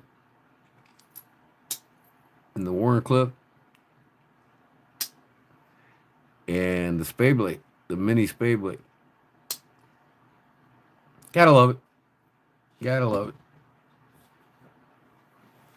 You know, I'm not totally against case. I just, when I get them, I want to see them before I buy them in person, or I won't buy them. You know, and then when I find some good ones at garage sales or flea markets or whatever, I'll buy them. I'm not totally against case, but yeah. See, now I found out. I got 1, 2. Where are they? No. 1, 2. That Timex is a 7 jewel. And then here's another. This is the Elgin. Yep, Elgin, Illinois. 17 jewels. And then this one I got from Jerry Shelby, the knife guy, for $65 without the strap. See? And this is a 21 jewel Bulova. So these all 4 are mechanical. And then these are the electric Wasm, Gucci, and Seiko. I'm giving this one to my wife. She might even take this Wasm. I told her Wasms are a very fine knife company, man. You want the Wathams, you want the Hamiltons, you want the Elgins, you want the Seikos. Gucci's just a name brand. You pay more for it because it's a name brand, but it does have a Japanese quartz movement in it. So that makes it a really accurate, really good piece to have. But you're paying more for the Gucci name, you know. But I still, like I said, I get $65 for this because it's a name brand. It's a designer brand that women love. Women like their Louis Vuittons, their Coaches, and their Gucci's. Yeah, this one here, I found somewhere. It's a Seiko. It's Seiko. The Seiko and the Elgin's gonna go to my wife. But yeah, this one could use a little buffing too. Sometimes with that grit on there, I could just go over it real quick. Just light scratches on it. That's it too, man. There's one little small light scratch on it, and I think I just got it.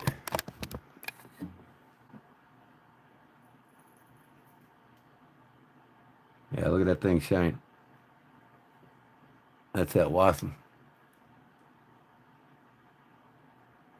Man, my fingers look rough, don't they? Man, this is terrible, guys.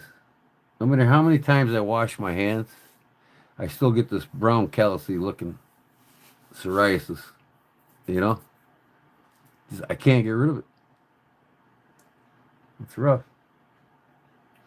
Yeah, so the Waffen and the Elgin and the Seiko is going to go to her, or the Bulova. The Bulova, one of each is the finest. Elgin, Bulova, Seiko. Yeah. I might, she might want this one because it's bigger. So, but these are all for, what is it? One, two. These four are mechanical. Where's the one I just did?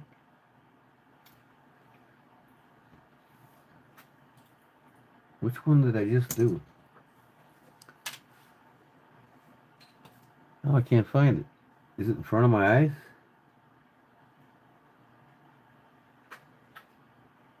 Barb, where did I put the one that I just did? I can't find it. They look scrumptious. It wasn't the Elgin, wasn't this one, it wasn't that one. Was it this one? No. It's got the, oh, here. No, that ain't it either. That's that no-name quartz. Where the hell did I just put the one that I just polished up? Oh my God, am I playing games with myself here? This is it right here. Yeah. The West Clock. That's the one I just polished up. Yeah, that crystal ain't got no scratches on it anymore, man. 21 jewels. I couldn't believe that. This is like 7 jewels in the Timex. This bulb has got 21 jewels. So these two got 21. I didn't check this one. I might have 12 or 17. It's probably 17 jewels. 4 mechanicals. I found 3 out of the dungeon. Nice. Never knew this Timex was a mechanical till I took it apart tonight. This is a quartz, but even so, it's a Seiko. I mean, it's accurate as hell, and it's awesome movement. So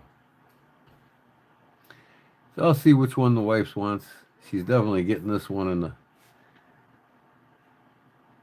Bulba. And I'll probably get her the Watson. West Clock's cool and everything. I like the facets on it. She might like it. I don't know. She goes, I don't need any more watches. I said, sure you do, man. You get one for every occasion. I probably given her a good dozen or better watches. Not counting the 168 or 69 watches I got. This has got a minute second hand on it.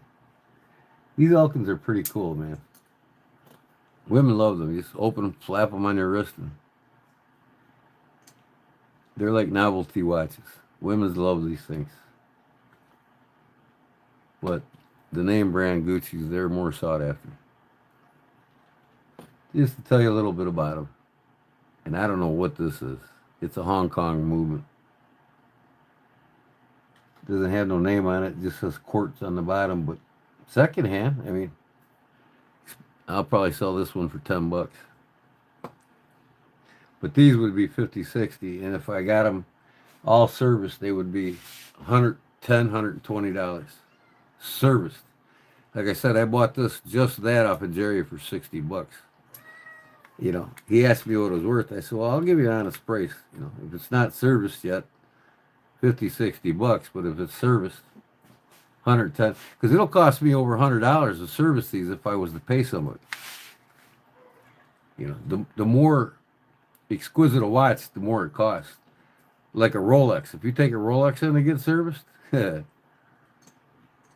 to $1,400 to have a Rolex. To have a Rolex serviced. To have a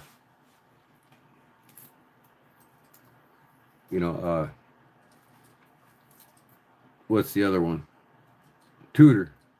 Have a Tudor, $500 to $850 to have service. So the more expensive the watch, the more you're going to pay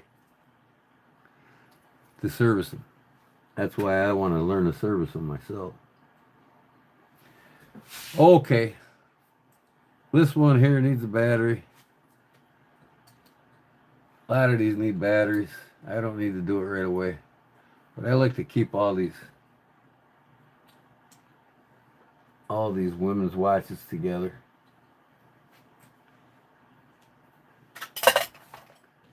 Get a couple knives out. I got a nice little package here for Regine, going out for Regine.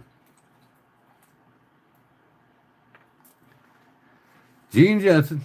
She got the knife pen set I made her, and I made a lanyard for her for the knife sheath. She can grab better in her purse or her pocket. Pretty nice, all wood. Looks good. I'll give her a few of my stickers, a couple of my stickers. That's going out tomorrow. What do you want to look at? What kind of knives? I got a couple more coming in the mail. I'll probably be on Deep South tomorrow buying a couple.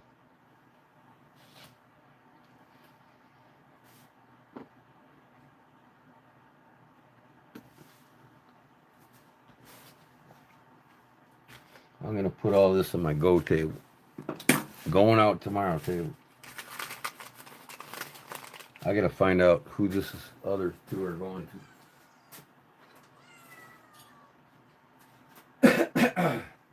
What's the matter, kitty? Huh? You want to go out, don't you? I know you do. But you're not. If I let you out, you're going to stay out till 7 in the morning when Mama wakes up. So just go in there in that nice little heater I got with a fireplace on it for you and sit in front of the fireplace and get cozy. What do we got? You have any knives with watch faces on them? I wish I did. I can make one. I definitely could make one. That'd be a good idea. Something on a buck 110, you know, you could pop it in and out and put batteries in it.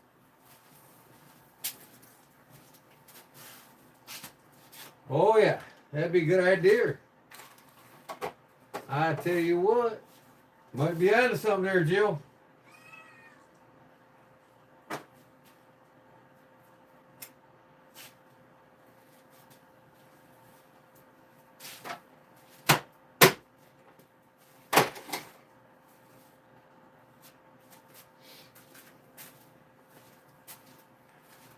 So now I gotta take this chunk of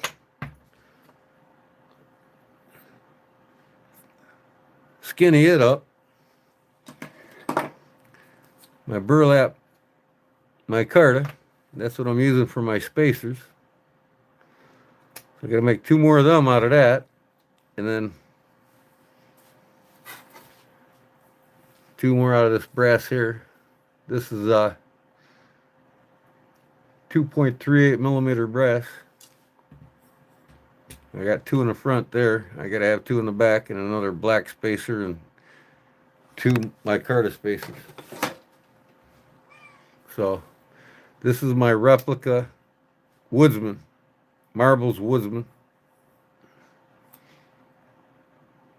See, it's called Woodsman. I'm pretty sure it is. I got the jimping on it just like Marbles does.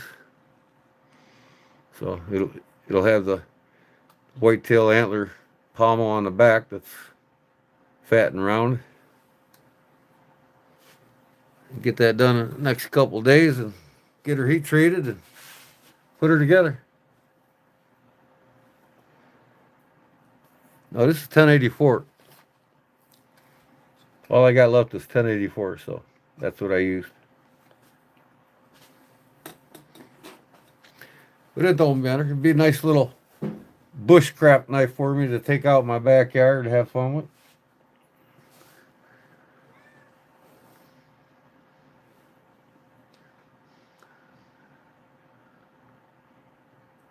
They make a knife with a watch on it? Yeah, I believe it. I showed that earlier.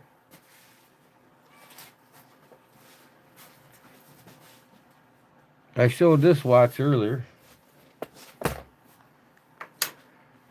This is the World War II officer's watch by Victorinox, and I ordered a 715 rounded movement for it yesterday. That's what it takes. Here's the dial, and I got the hands in here.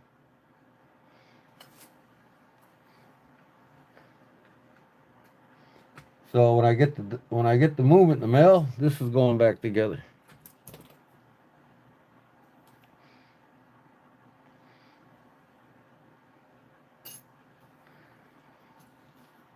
Just showing you what it looks like without the hands and the movement.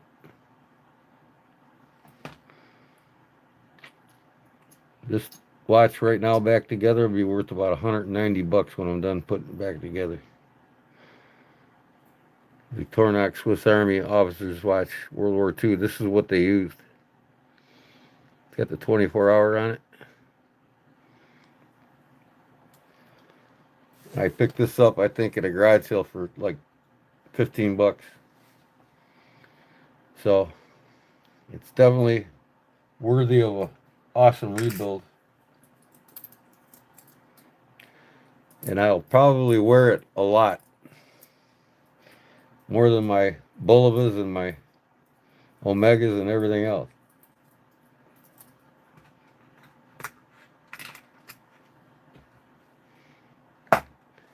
But when I get my Grand Seiko, I'll probably be wearing that all the time.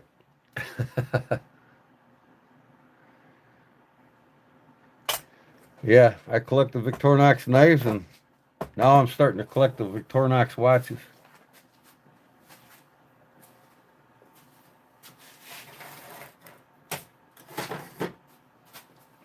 But they did ever since, I think it might even been World War I. I'm not 100% certain on it, but Victorinox made, Swiss Army watches for the military in Switzerland. And I want to get them all, including the one with the NATO strap. They got one with a NATO strap. It's sharp. It kind of looks like this one I have here, but this ain't it. I'll show you.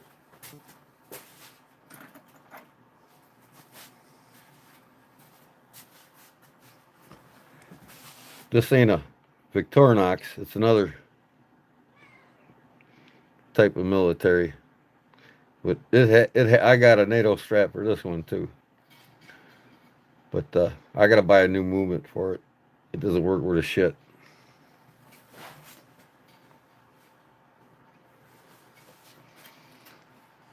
I don't even know what it's a quartz. But I like the automatics that they actually gave to the officers and oh, if I can get it open. These things are always tough.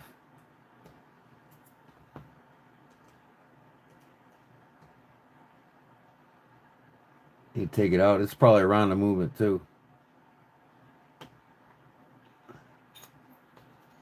I'll find out right now.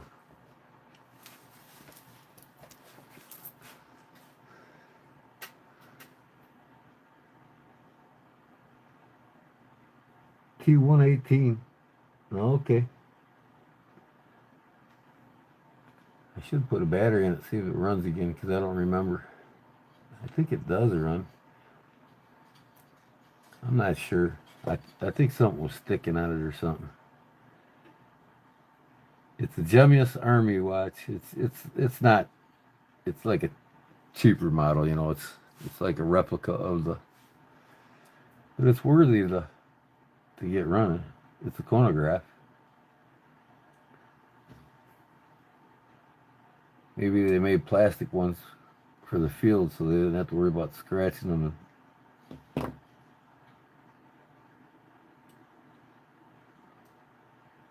Yeah, see this thing's hard to wind and everything else. Yeah, I'm gonna get a new movement for it.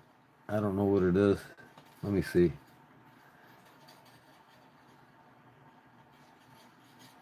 Gemius Army. I have to look it up, see who makes it. It might be a Swiss movement.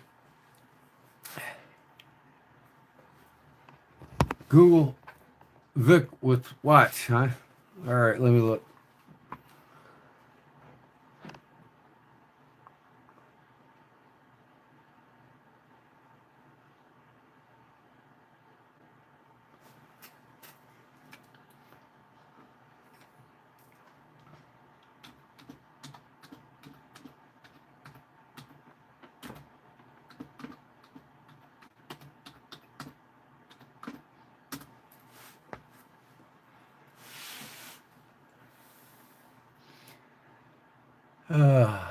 I don't see any yet.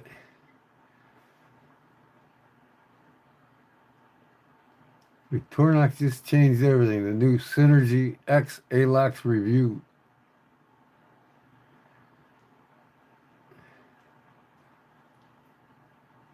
What's the name of that watch? Vic watch, huh? I'll just type in Vic watch then.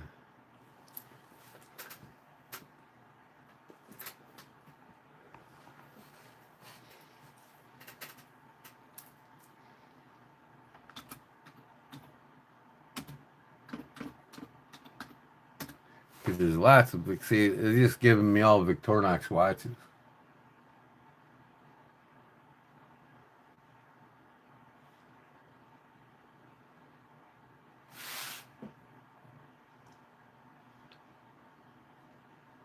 Oh.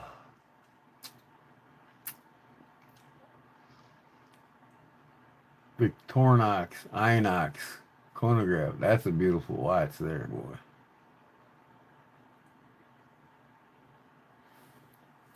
Look at the Victorinox Inox. Isn't that pretty? I like the strap, the dial. It looks cool as hell.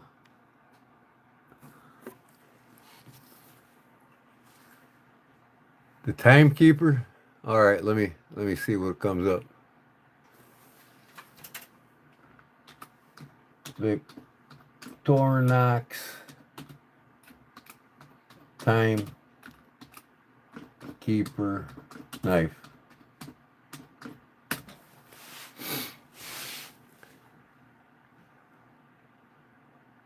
Well, here's the Victorinox timekeeper right here.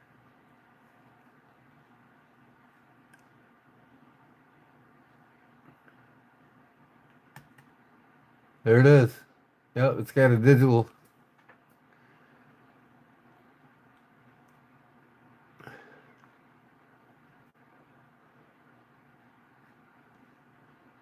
Pretty cool. Yeah, I'm gonna have to get that. Wonder what they're asking for it.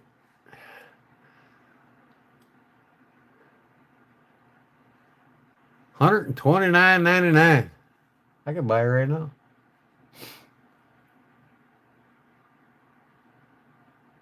It'd be a nice one to have in both the knife and the watch collection, right? But I'd have to keep it with the watches upstairs. Pretty cool, man.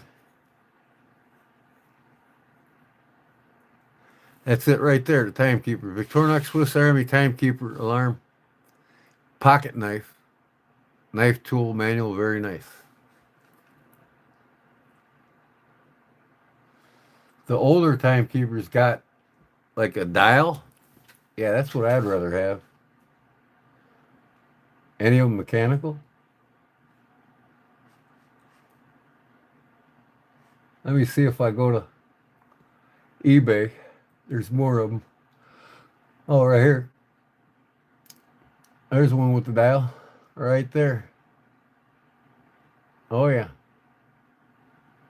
Victorinox. Pretty cool. Yeah, see, I like to have that one. I'd get them both, just to have them in my collection. What do they want for this? Probably more. With a Swiss moving in it, they probably want more.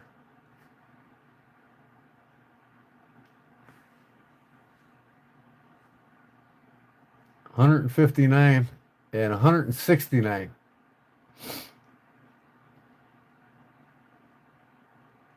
Yeah, $169 for that. Yeah, 169 bucks.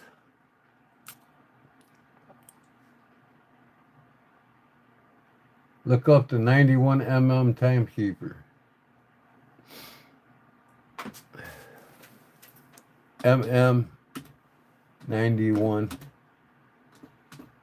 timekeeper.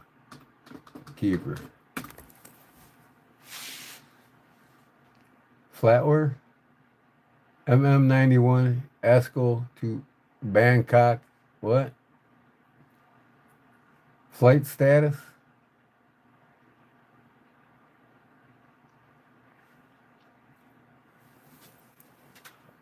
MM91 Victorinox timekeeper.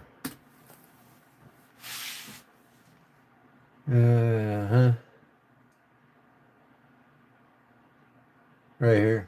Is this it? Visit site. $225. Whew. Oh yeah, look at how sharp that thing looks.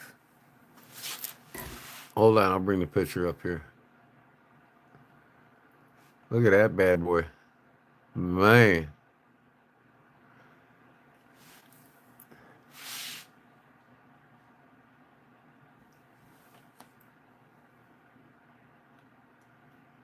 That thing's like mint shape.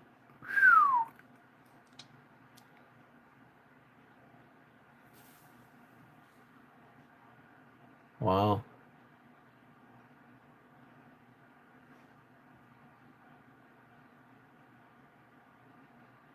Scissors, spear point blade, screwdriver, bottle opener, and the hook, it looks like.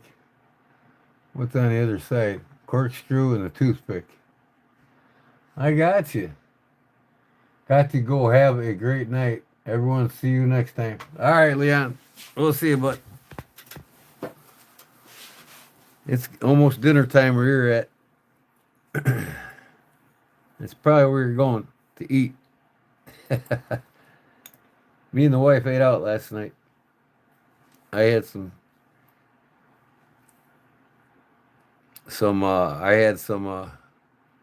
broiled chicken. Not deep fried, broiled. I don't eat deep fried shit anymore. I can't for a while. Man, it seems like it's cold in here, ain't it, kitty? Hi, kitty. Hi. Can I pet you? It's okay. Black cat don't like me touching.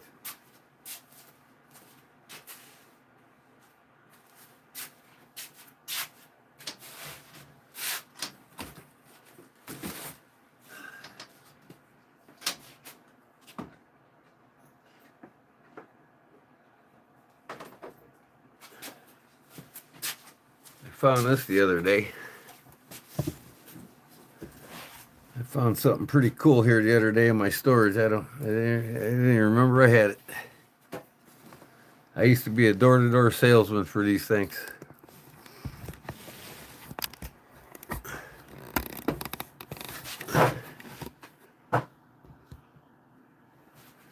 Oh yeah. The old Cutco set. Brand new, mint, never used. I used to sell these door to door with the patent triple D cutting edge on it. Look at that bad boy.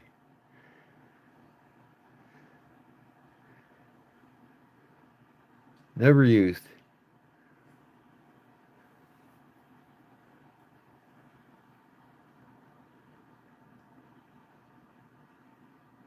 Made in USA.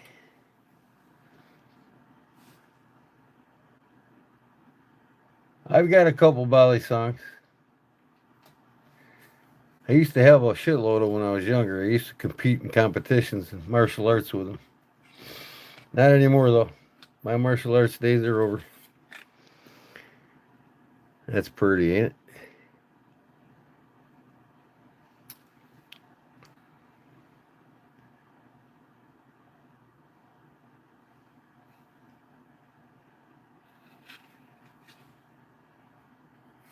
Got the instruction manuals here and everything else. the carving fork.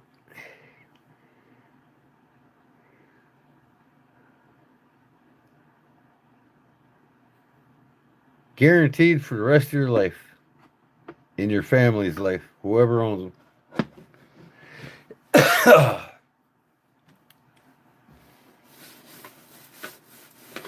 I need to refinish that case. Needs serious work. Yep.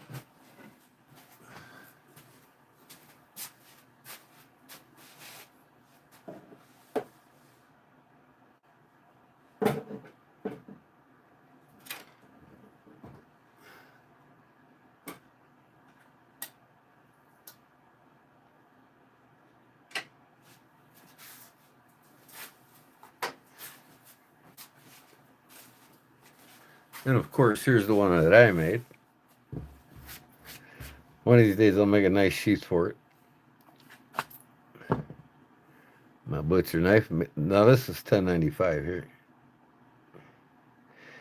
Starting to take on a patina already. I've been using this upstairs. You can see the pins through them spacers.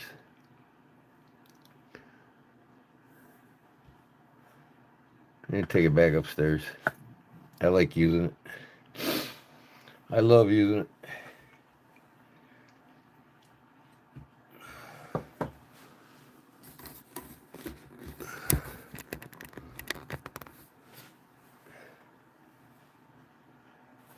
Oh gosh, what do I got going here? I gotta put my diamond compound back in here.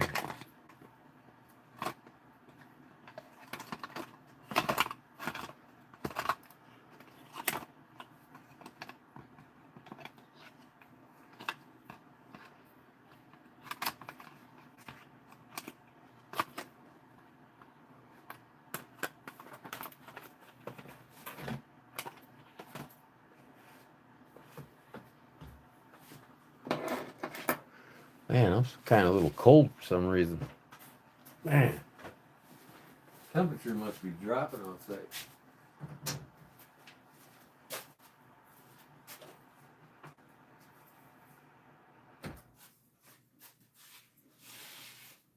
Bring this heater over by me. I gotta clean the fucking spot for it now. Damn.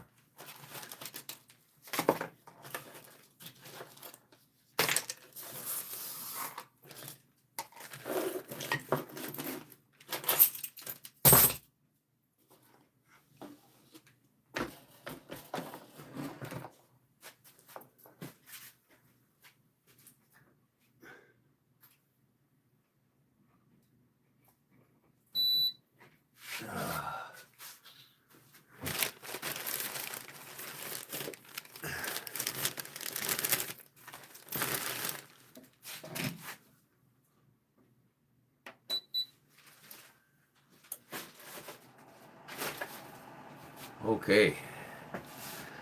That's better. I had to bring the heater over to me.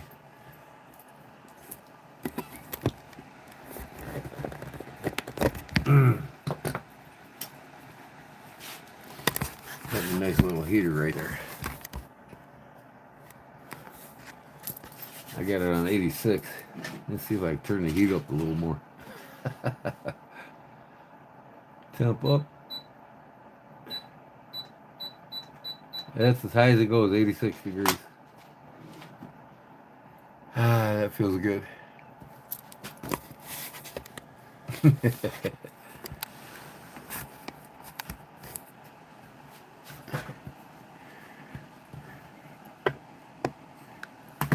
Man, always got something in my way. Always got something in my way.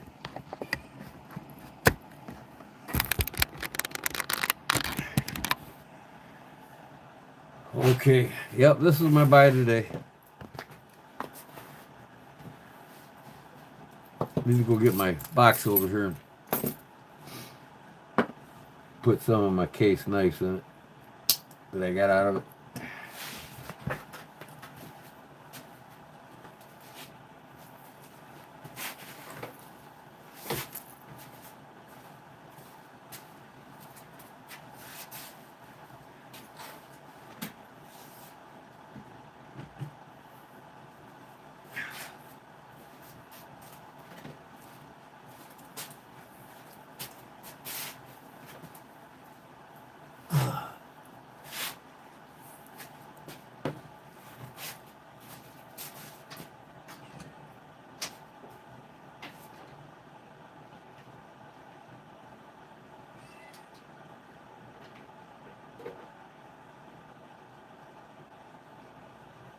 Hi, kitty kitty. Hi. Coming around, you're getting more friendly, ain't you? Black cat. Black cats, both of the black cats are afraid of me. I don't know why, they're just kind of pharaohish. But I got this one here. Where's the one I got from my wife? I don't know.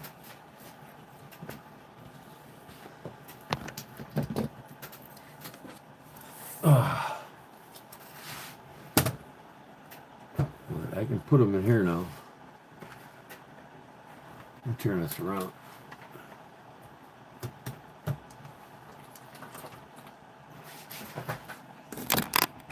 There we go.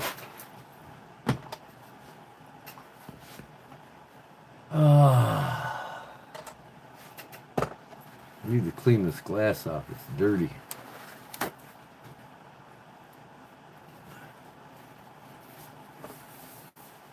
think I need some cleaning compound. Or is it in the inside?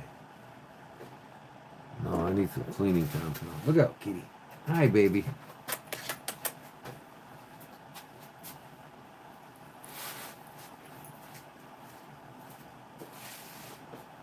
Are you getting friendly, huh? You want to play, don't you? Black kitty wants to play. Oh, come on. Oh.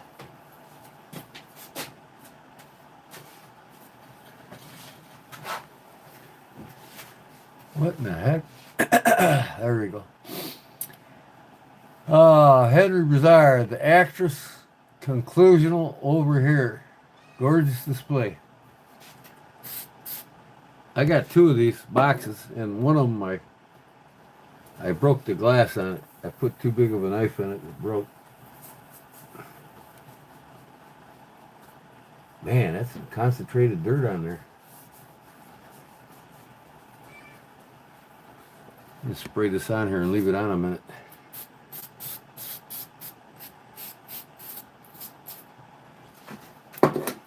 Let it set for a couple of minutes.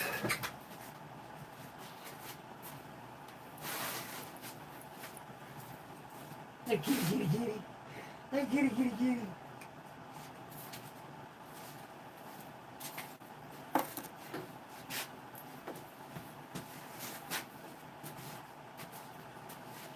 Oh, man.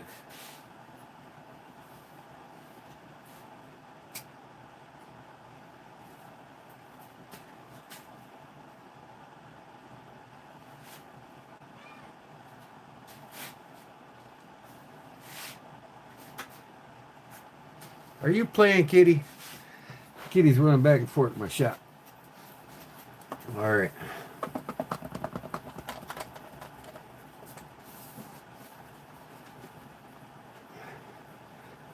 I let shit get dirty, man, and I don't keep it clean. It's hard, man. I got a lot of knife cases full of fucking knives. And look at that. Must have been old cigarette smoke when I used to smoke.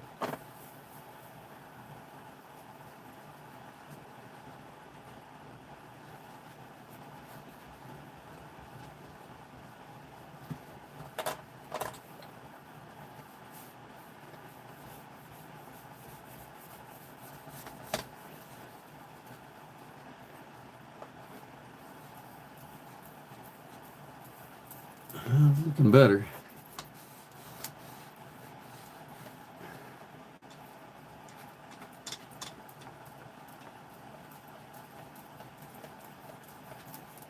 Man, a lot of elbow grease. How's this inside look? Oh yeah.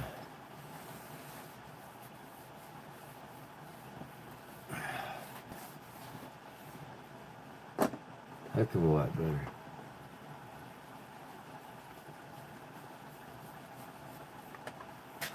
Man, I can rub on this thing for days. How's the micro clock do? What the heck is this?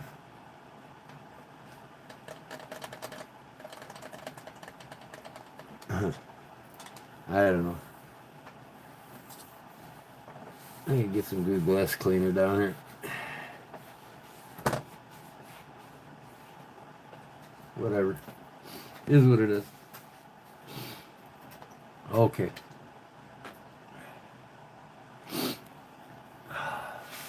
That takes the glare off.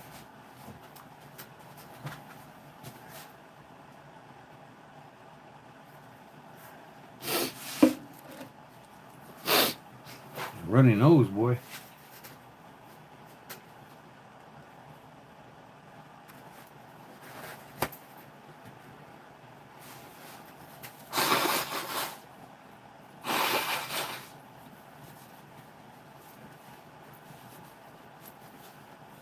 Okay, where am I putting these now? I got this yellow synthetic Stockman. I think I'll just keep them. I like to keep the yellow synthetics together and then the stags together. Slim line, medium trapper. Congressman here. This is the oldest one I got right here, 1920 to 1940.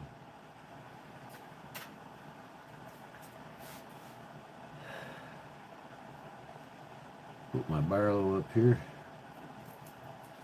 Now I got this one here. I like to keep the stags together. Yeah, see, this is the one my wife got me for Christmas. So I don't need two in here. Which one's older? I like to keep the oldest one on display.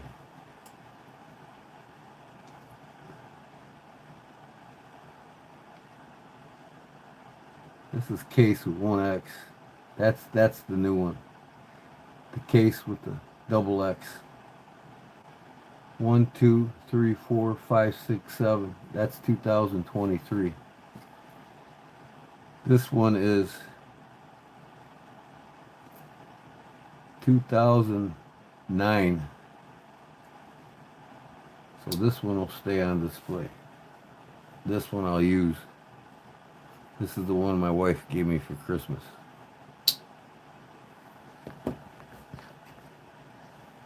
Now, here's the new one.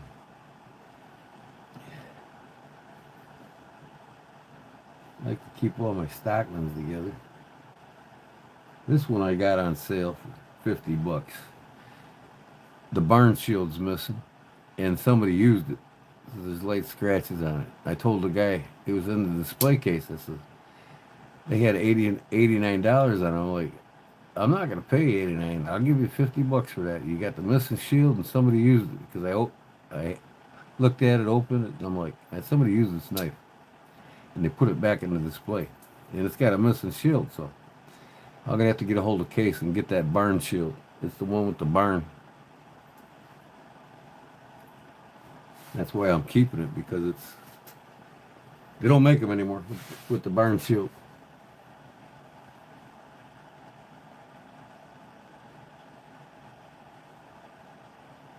You've been running 8 weather in a daytime over here? What's that mean?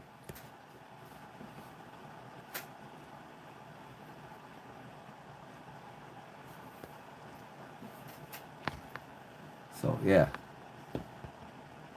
So, where are they? Oh, here's my new one. How am I going to do this? I like to keep the synthetics together, so I guess I'll just start here.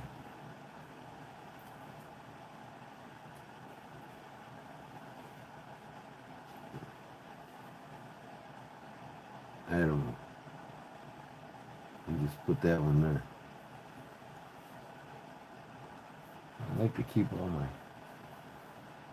Stockmans together. It's a Coke bottle.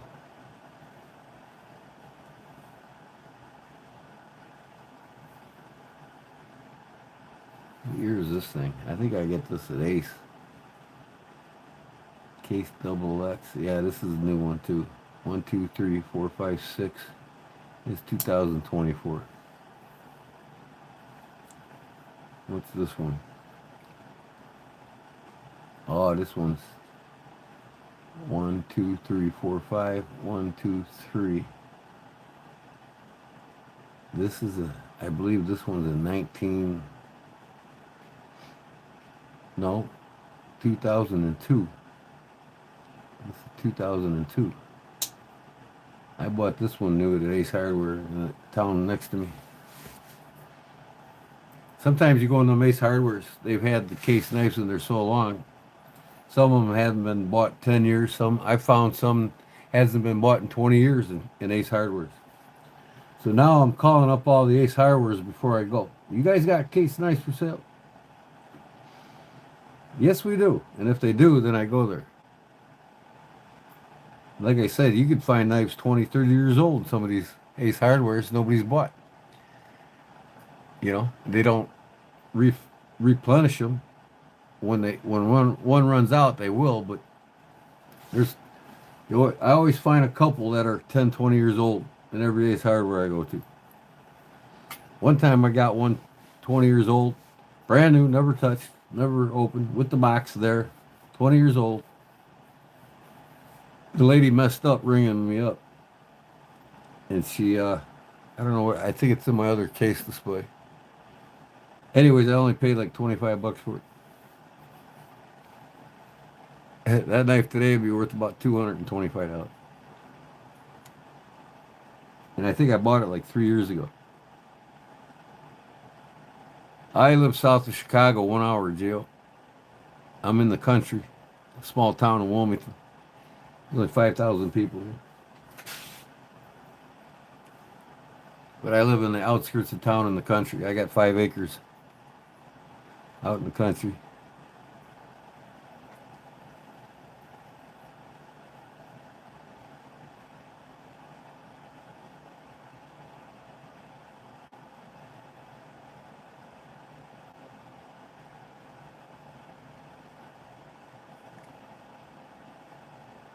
Yeah, yeah, it's pretty nice. I love it out here. It's quiet. I only got one neighbor next to me, and that's it. He happens to be my wife's ex-husband. He knows better than bothering me, though.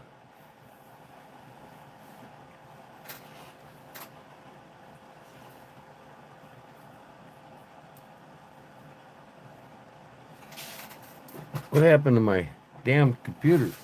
My light went blank on my computer. So I got another one in my collection here. Now this thing's full again. I could probably tighten them up and make it more fuller with more knives. But I got my lit up case display back there with my rarest knives in it. My Tony Bow sow bellies, and I got a canoe that's really rare with the white and red scales on it. I've traded out a couple of my really fine case too, like Big Jim Barlow Brigade. He got my 10 dot Granddaddy Barlow. I should have never let that one go, but I did. I bought this one in these two, same place in North Carolina.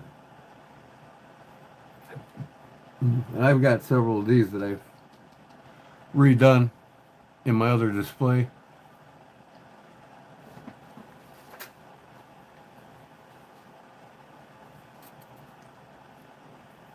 But you gotta have the matching set with the plows on them, right? You just gotta have them both, the large and the small. Now I need to get I had a yellow synthetic, and I took the yellow synthetic off, and I put brown burlap on it. I just got rid of that too. I gifted it away to somebody. I just gave it away. I like these CV slimline trappers. These are pretty nice. 31048 46. Number 3, yellow synthetic. Number 1, one blade. 048's the pattern. A slimline trapper 048. And this looks like it's a 2007.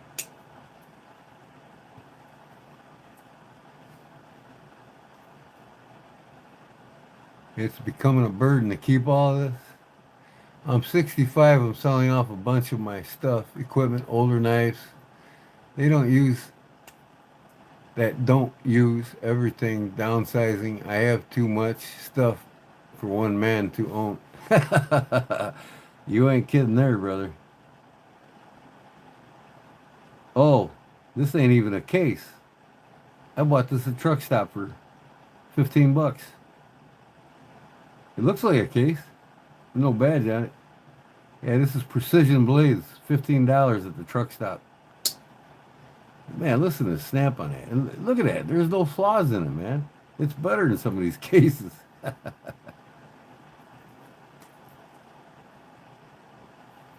This is a two-bladed jack, is what this is called.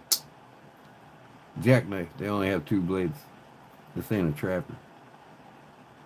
Well, it is a trapper. A trapper jack.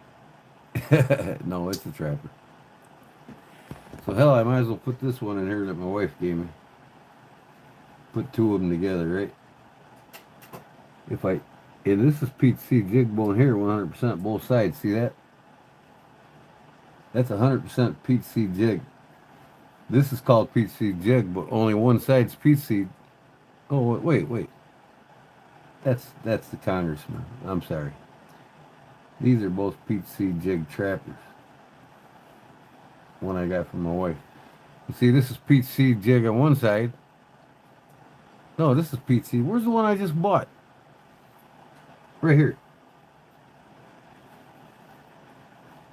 See, PTC jig, PTC jig.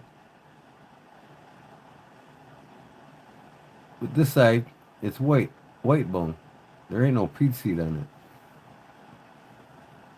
I'll bring this down. Bring this down. Bring this down.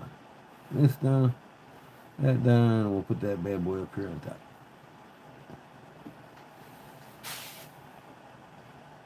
What knives you want to get rid of? That's all I want to ask. Fixed blades, what? What do you got? What do you got you want to sell? Or trade? Probably sell if you were downsizing. I wonder if I got any more cases floating around here.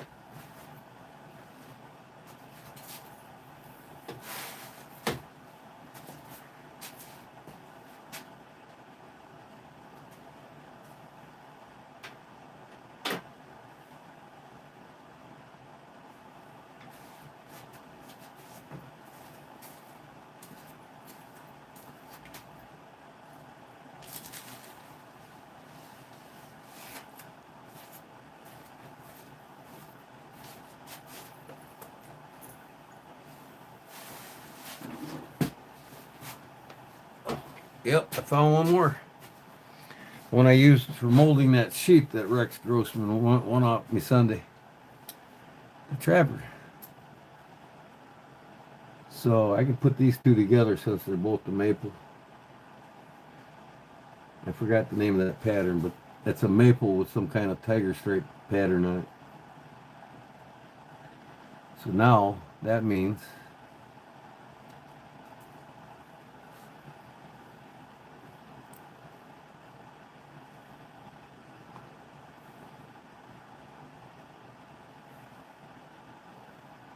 right there. There we go. There's a full box.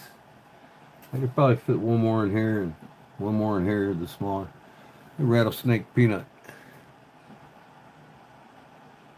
A cute little guy. Little peanut knife. I bought this in North Carolina.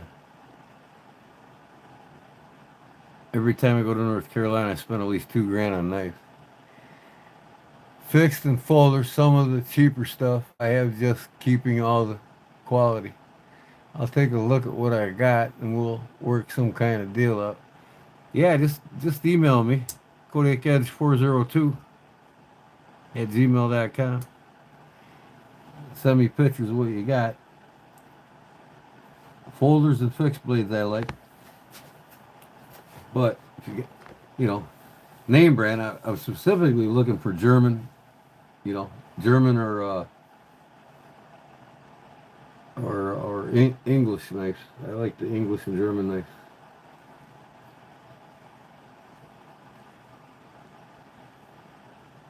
Okay, the OCD's kicking in now. Gotta make sure they're just right. This is an old Coke bottle here, boy. Case Double X USA. I want to say that's from. I want to say this one's from 65 to 69. This blade here has been used and abused. Well, the tip's almost gone, but it's an old spade, mini spade. Sure does snap good. That one don't go down all the way. I might have to take that kick down a little bit. I don't know why. You look at them, the blade's got some wear on them, you know. You can see where it's wore down with the little ring on the outside of it. How old's this one here? Case Double X USA 3 dots. This is 77. 1977. And then this is the oldest one of them all right here. 1920 to 1940. Case tested Double X.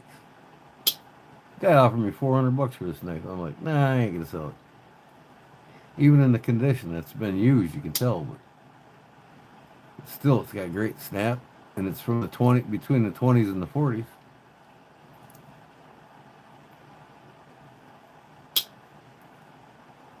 Man, to buy these in like mint shape, if I was to buy this knife in mint shape, it would be $2,700. I might have got it at a flea market for $20. I don't know. Am I Native American? No. Well, I'm American. Not Native. I'm not Indian.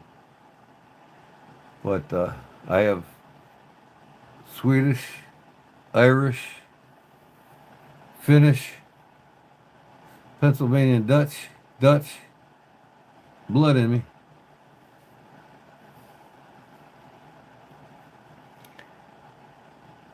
Mostly Irish, Dutch, and Pennsylvanian Dutch. Pennsylvanian Dutch is like German Irish. I guess they call it. I don't know. No, German Dutch. That's where the Holman name comes from. My mom's a Van Dyne. That's Dutch. They came from Holland. And then my great-grandmother's and great-grandfather's Farley. He's Irish. Came from Ireland. My great-grandfather came from Ireland. On my mom's mother's side. My grandmother's side. On my mom's side. And then Wolfensberger, great-grandfather, married one of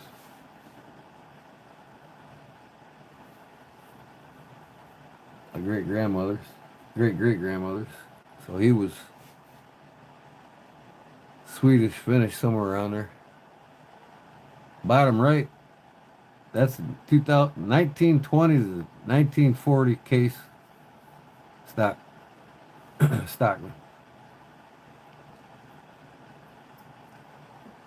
Case tested Double X. The oldest one I got. And no, it's not for sale. Your great-grandfather came from Germany. Cool. I love my German knives. I got a lot of German knives. More German knives than I got case.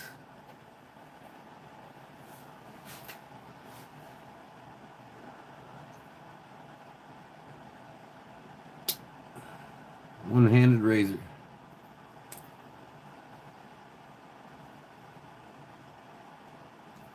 That's got the spear point blade on it and the razor.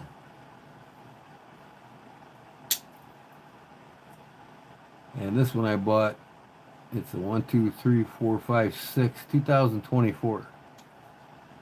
I bought that in North Carolina in 2024.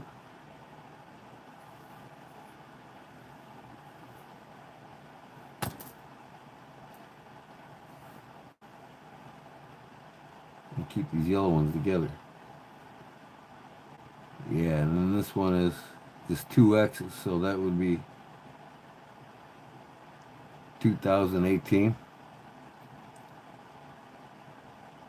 Case with the swooping C, double X, 2 X's, 2018.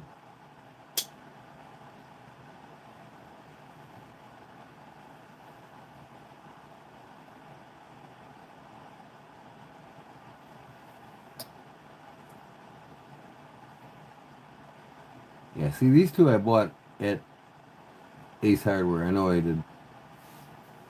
This one I got for like 22 bucks. They messed up on the price, and I didn't call her on it. I didn't tell her. Hell with that. If I can get it for 22, I'm gonna.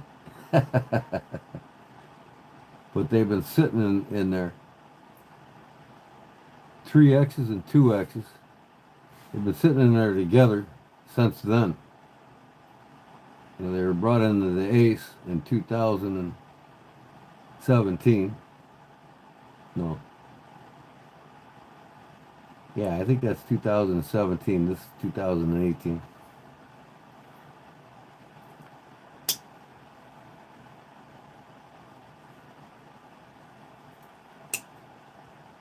Smith & Wesson Magnum 44. I got you beat. I got a Smith & Wesson 500.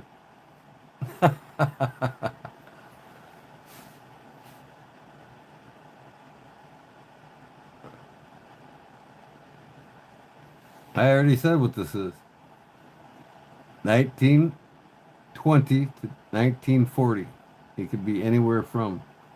I'd say it's from the 20s. Stockton. Desert Eagle? Ah. That don't pack no punch. That ain't a gun.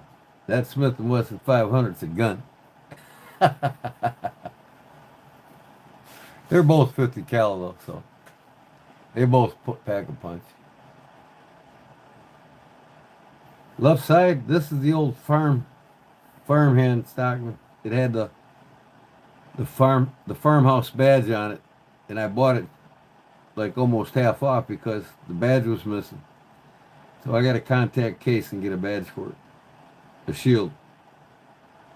They don't make these anymore with the barns on them.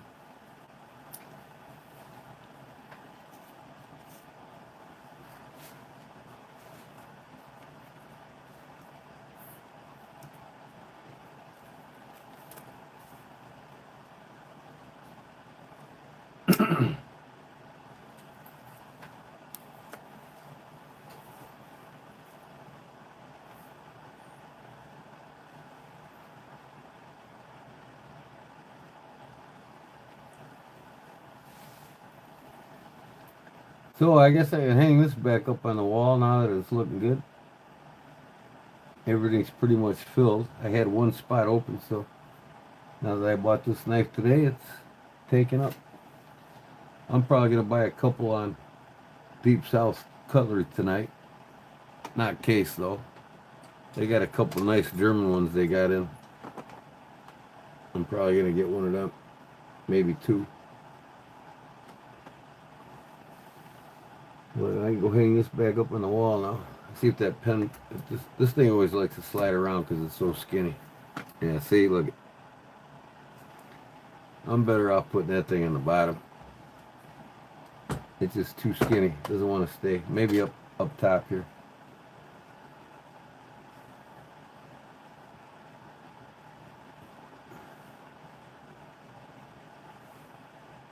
These two are the same, but might as well keep them in here.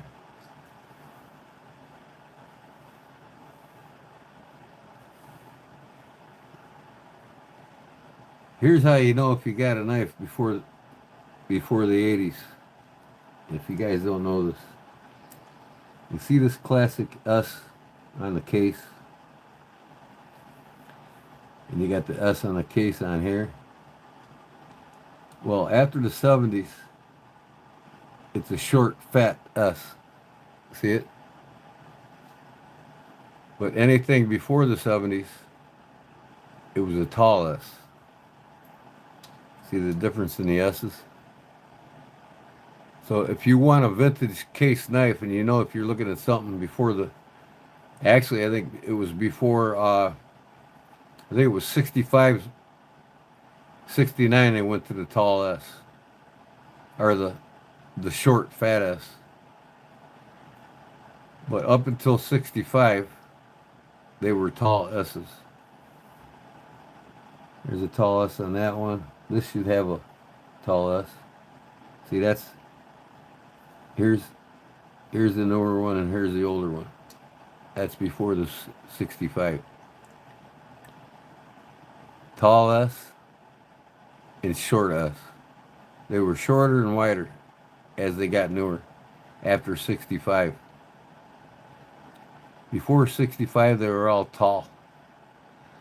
So when you look at the S's, you get used to seeing that tall, slender S, you know you got a vintage knife. See here? Short S. All these new ones got the short S. Short, fat S. You can't tell on these cursive ones. It's just the ones with the old badge, old shields. Short S. Tall S. Short S. Short S. Tall S. Like I said, this is from 1920 to 1940. So let's see if this thing slides around now.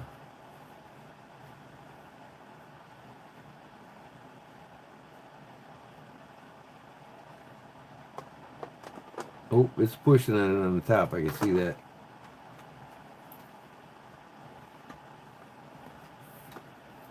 Oh yeah, see, that did it. That did it. Now it's standing up.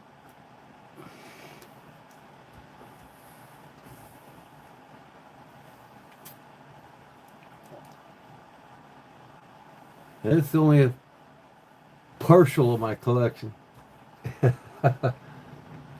That's why they call us collectors, I guess. I want to start buying more Remington bullets too, man.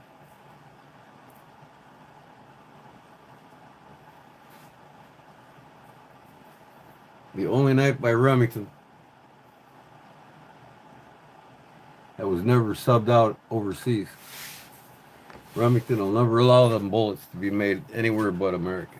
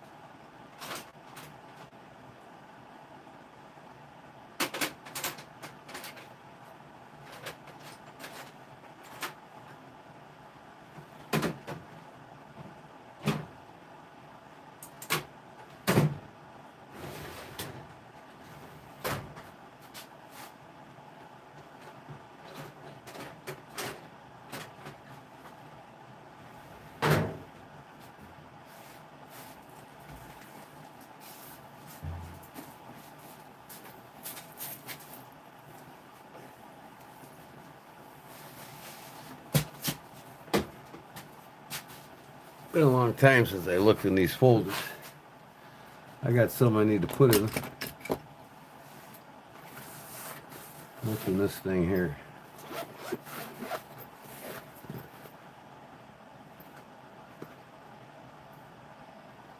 Oh, we got one of my knives in there. This is my Barlow collection.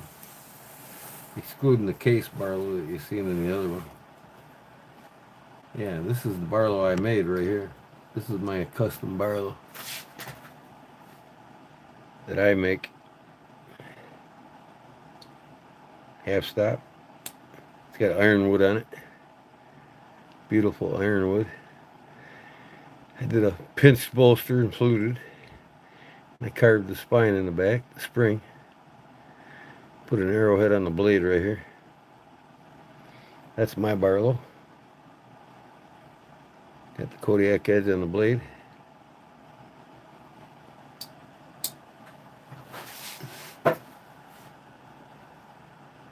Yep, I love the Remington knives too, man. I need to get a lot more. I got a half a dozen or so. And I just been buying too many other knives. This one was gifted to me by a fellow on Deep South Cutlery when they were live auctioning off knives. And he bought it, and then he told Billy from Deep South Cutlery, any veterans in the live right now, please donate it to him. And I said, I'm ex-Navy. And Billy said, yeah, he's an ex-Navy vet, Desert Storm. So the gentleman gifted this to me for being a vet. U.S. Navy Chief's Mess. I can't read the small writing here. Hold on, what's it say on the bottom?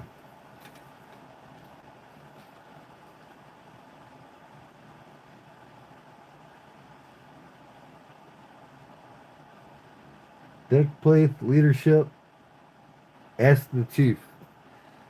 So this is a chief, white bone. I think this is made by Son. It's got your chief, your senior, your chief, your senior chief, and your master chief. That's their insignias. Chief, senior chief, and master chief. Nice Warren clip blade on it. Yeah, this is Son. Awesome present.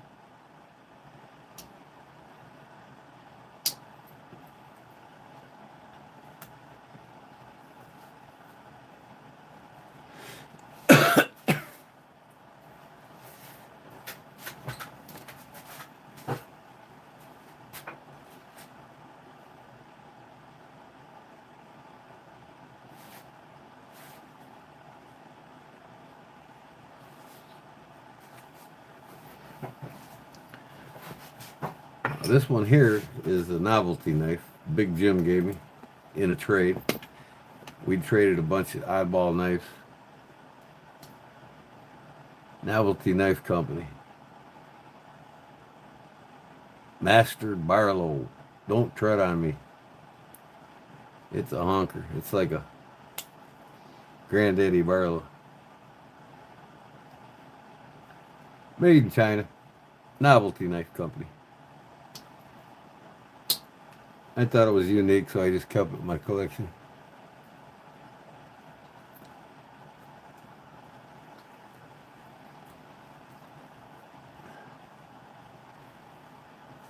This is the oldest Barlow I have right here, case XX. Again, this is from 1920 to 1940. You can tell too. It's used and abused. Case XX.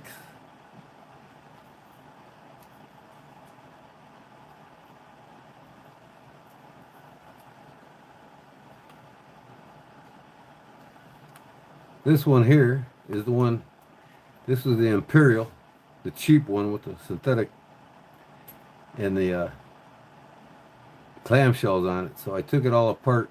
I made all new liners, put white D10 spacers in there and leopard wood, and made the brass bolsters. So I totally re-innovated this knife, Imperial. Now it's a worthy Imperial. No clamshells. But I messed up when I put it together. This blade was supposed to be on this side because the nail nooks. This is a shorter blade, so I have to open this one in order to get to the nail nook on that one. So I messed up putting the blades in. I got them backwards. But it's still a worthy knife. With G10, white G10 spacers.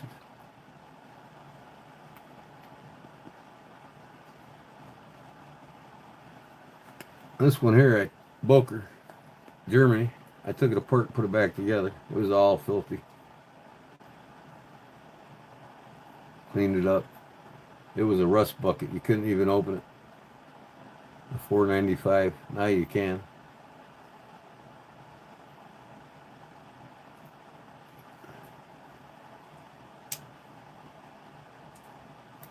Love my Barlows.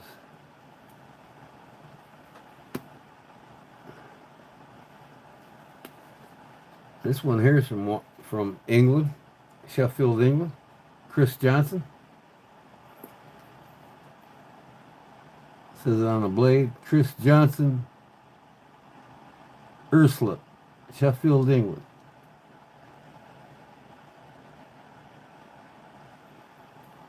It's got a CJ on the bolster.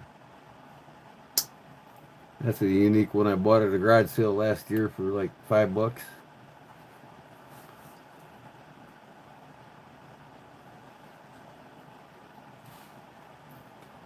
And this one's just a regular old Imperial Barlow. I think it's all, somebody took some grinders on it or something, but one day I might take it apart and redo the blades. Sable, USA. Look at what they did to that blade, man. Ain't that a crime?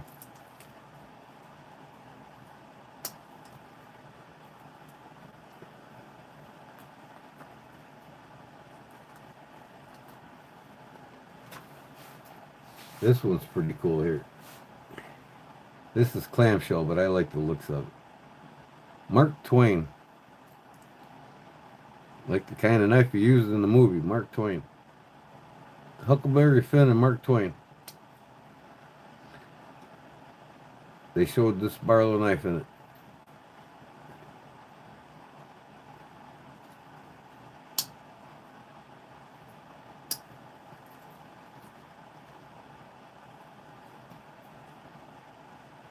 Here's another clamshell Barlow. Imperial, I think. Yeah, see, that's what this one looked like. Not anymore. Way better that way. But they were disposable knives. These things sold for like $14 a piece back then.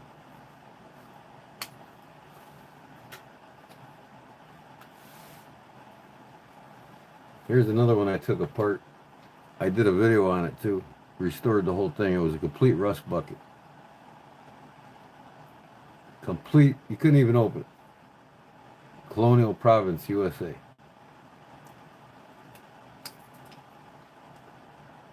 Cleaned it down pretty good. You can see my video on it if you want to find it. USA.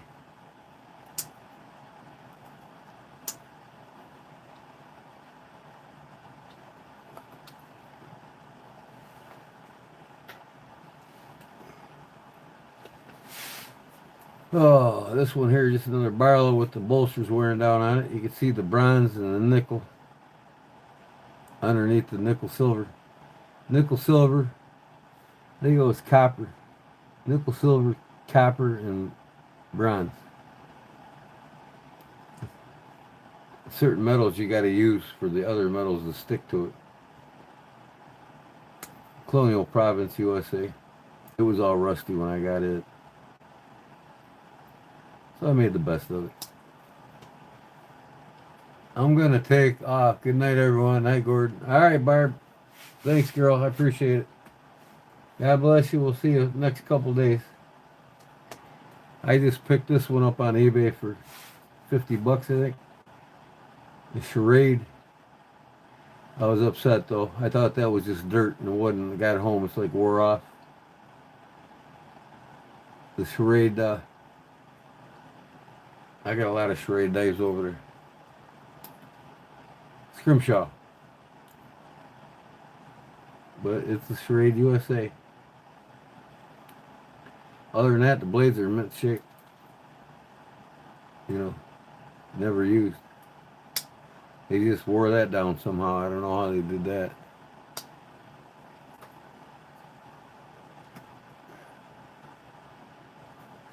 Now I got a trapper that matches this one over there. This one's from Rosecraft. Amazing Grace, how sweet thy sound. White bone. By Rough Rider. This is a Rough Rider. The other one's a Rosecraft.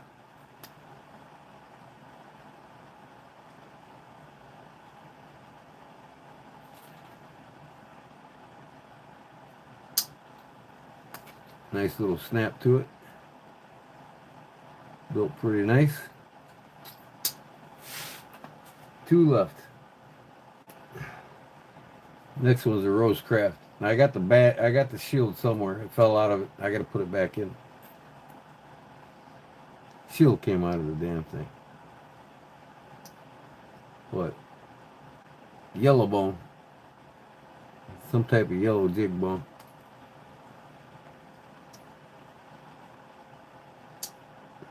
Nice half stops in it.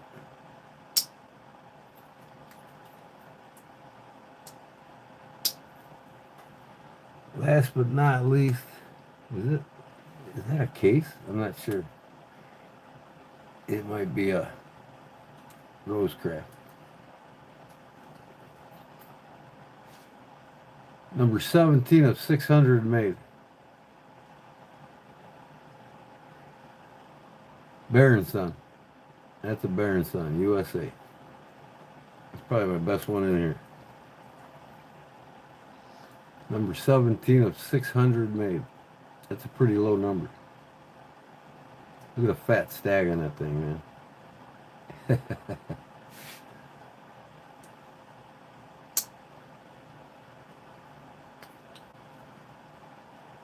Yep.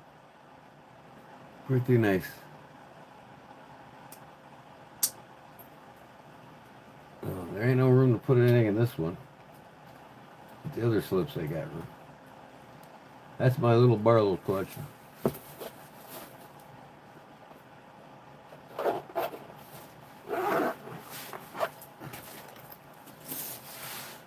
Okay, I think novelty knives or something. Yeah, I only got one side with a little bit.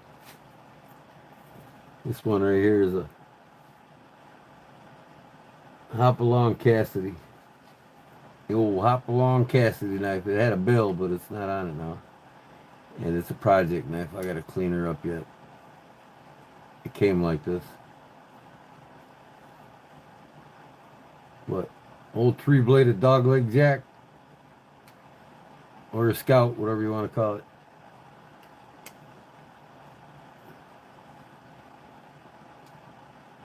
Had a bill on it, but it's not on here. But got the old Hopalong Cassidy on her. Oop.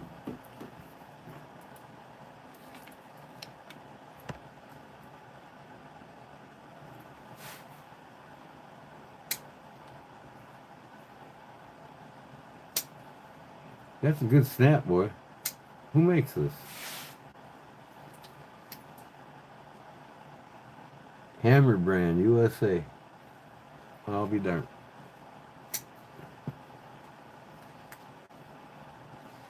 I love the scales on this one. This one's cool. That's why I got it. I think I got this at a garage sale or something. I think I got this from my buddy's antique store when he was going out of business. Hammer brand USA. This is an older one too, like 60s. I forgot. Celluloid plastic or some shit they call that. Can't remember. That's a good snap. Still a clamshell though, but still a beautiful knife. I love the pattern on it. Y'all still with me? How many people we got lurking? 13 people watching. Nobody talking. These are both Imperials. Had clam, I think they're clamshells. Yeah. But they got the white plastic that's wrapped over the stainless steel. And then see, this was the stainless steel. And one side had the plastic missing, so I took it off. And then I stonewashed the whole thing. Cleaned it up. Imperial USA, Providence, Rhode Island. Still a noteworthy pocket knife to be reckoned with. And this one ain't clamshell here. This one is. This is one of them slide together ones.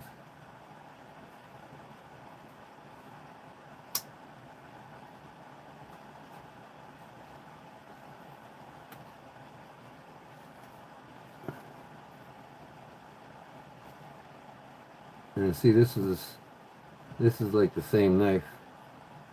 It's got the plastic over the metal here. And then this one's in better shape, I believe. Yeah. Let me see if they're about the same age.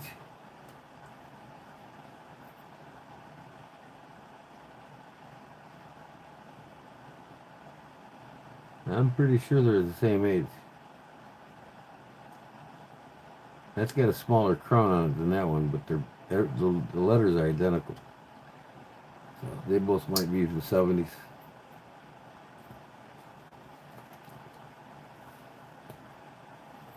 Yeah, this one's in good shape, real good shape. Like almost new. Couldn't turn it down wherever I got it. Yeah, I mean look at the shape of the blade. Little patina on one side.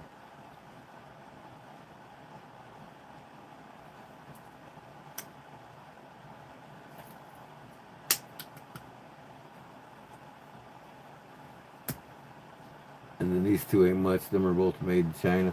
I just threw them in there.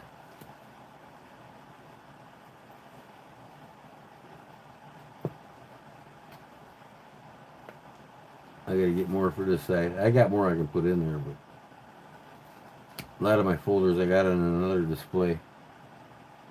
I can't remember what this one is. Roper knives. I think it's one of the subsidiary companies of what's that company? Not Kissing Crane, but the other one. Frost Cutlery. I think it's a subsidiary of Frost Cutlery. And then this one was pretty cool, so I got it. It's got a white pearl inside of it on one side. But I think this is a Chinese knife. In fact, no name on it. I know it's Chinese. This says stainless steel. It's a well-built knife. So I keep it in here. Alright, let me see. I got a couple knives here that can go in here. Another novelty knife. This one here is General Patton. General Patton. Single bladed jack. Look at that. I was gonna make a project out of it. The spring is collapsed inside of it. It's not broke. I just gotta put it back together.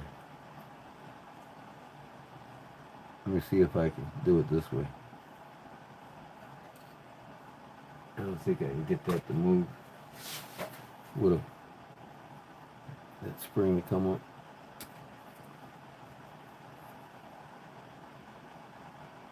Nope. Yeah, I'm gonna take it apart. Put the handles back on it. I'm gonna leave it the way it is. General Patton. Put that right above Hopalong Cassidy.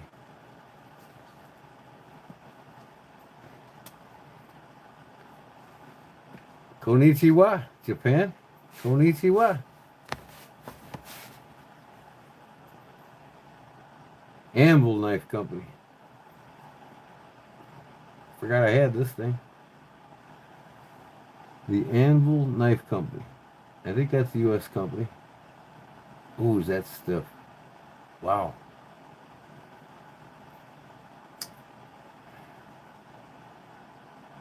I want to, let me see if I can see the badge. It just says Anvil. I'm pretty sure Anvil was made in America. I can't remember. I'll put that in there. And then I'll get rid of this and put this roper up top since it's not as modern. That'll work. I'll put this over here. These, I gotta resew some straps in here, so it's really not gonna hold anything until I do. That's that half-ass folder. Konnichiwa. I'm doing good.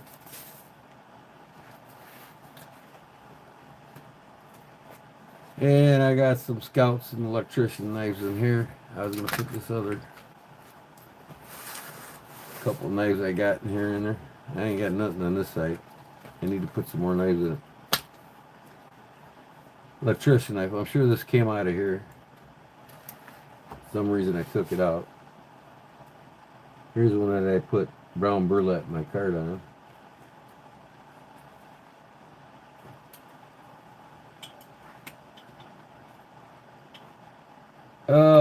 I used to speak a little Japanese. Itchy nice san, right? Itchy nice san. 1, 2, 3. What is this? This a case or a Zippo? It sure looks like a Zippo, but it's actually a Chinese made because there's no name on it.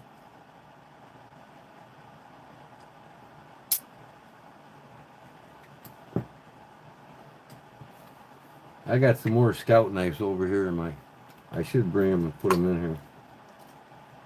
The old Sheffield, England knife here. Richards, Sheffield, England. Old plastic scales on it. I don't know how they did it. This is probably a slide together knife because there's no pins on this one, but there is here. However they did things in England.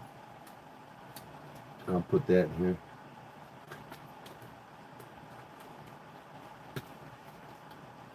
But I got Camp Kings and Cut Masters. I got some more of them over there. Scout knives. I probably got 5 more Scout knives over there. Forest Master, this one's called. Old knives I get from somewhere, I don't know. The bail's missing on it. But let's see who makes this one. Colonial.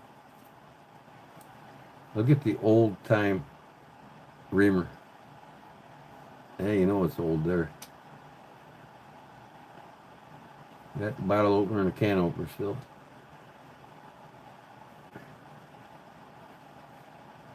Straight edge screwdriver. Oldie but goodie there, boy. Definitely a pocket work.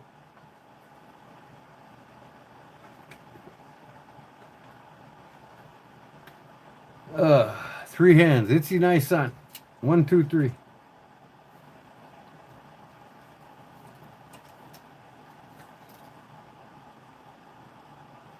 This is an old Imperial here, boy. I want to say 50s or 60s. Look at how whittled down that thing is, boy. Some old knives I just can't turn down. I want to get around to fixing them or cleaning them up, and half the time I never do. These are all electrician knives, nothing big. This one's a Camillus. I love the scales on it.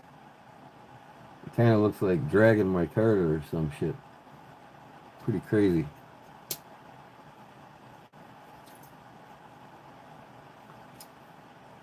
And it's got the lock blade for the screwdriver, and it's worn down.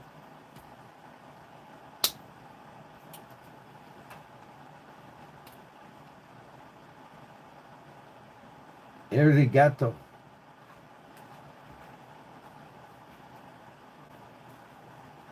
Domo omegato, Mr. Roboto, domo.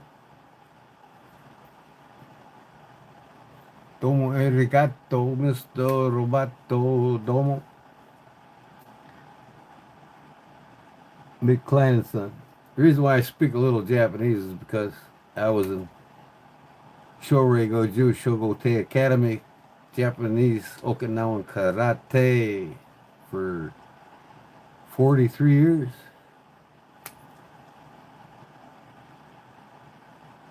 McCline and Son. Let's see if the liner lock works on this screwdriver. Oh yeah, locks right up.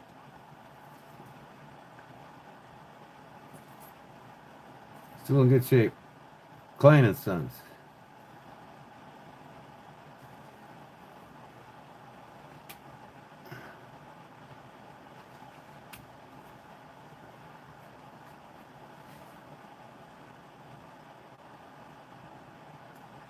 Arigato. That's thank you, ain't it? Thank you. Thank you. Thank you. Arigato. Ulster, USA. This is the one I put brown burlap my card on.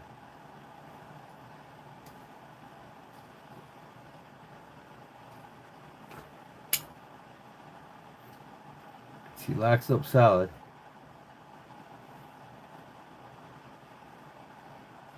This was a project here, man.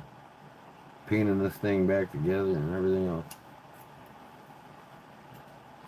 I have no idea how you're going to put that sheath on your belt. What sheath on my belt? What are you talking about?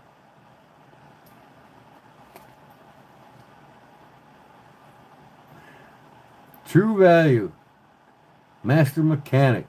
True Value Ace Hardware. By Imperial Province, Rhode Island.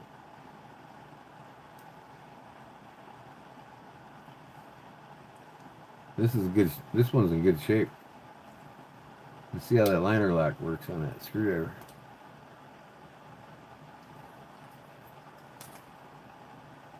That's a little weak. Needs some cleaning to get it to go back over. But great shape.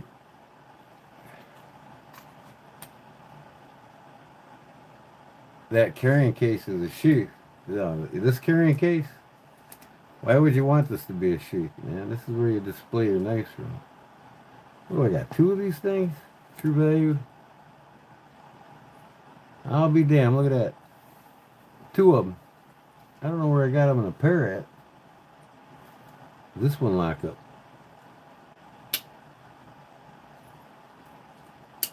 Oh yeah, this one locks up good. This one don't lock up at all. But ain't that something? You know, Ace Hardware was started in Chicago, Illinois, right? 1855, 56. They sold knives called, named after the owners, Hubert, Spencer, and Bartlett. Oh, I gotta unlock it. Hubert, Spencer, and Bartlett started Ace Hardware in Chicago, Illinois.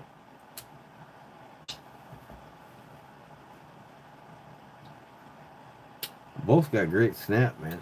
They're nice knives. I like them. They're hefty too, man. Good old solid electrician knife. What up, Illinois? What up, Jason? How you doing, bud? I'm about ready to get off here, to tell you the truth. I've been on here for 5 hours. I started about 8:30. Here's a Sears. Good old Sears. I wonder if it locks up. Nope. It will though once I clean her up. So that's that slip. Like I said, nothing over here. I can start filling it if I want. That's them 3 slips. It's going good, Zeke. How you doing? We're doing a giveaway. When are you doing that?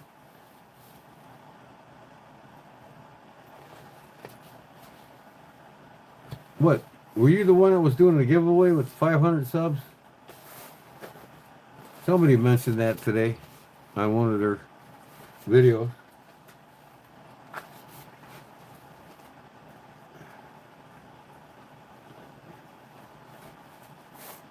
I was just asking. No. I do the giveaways now every other Sunday. Did one last Sunday. I won't do one until the following Sunday. Not this Sunday, but the following. Getting too expensive. You guys ain't giving me super chats. You ain't, Now I got to charge shipping. Every time I give something away, I'm charging shipping for it. I mean, I can't afford to spend $250 well, actually $350 by the time I buy the materials, make it, give it away, and ship it all out. I got like $350, almost $400 into what I make and give away. If I got a lot more super chats and donated money to the channel, I would do it more.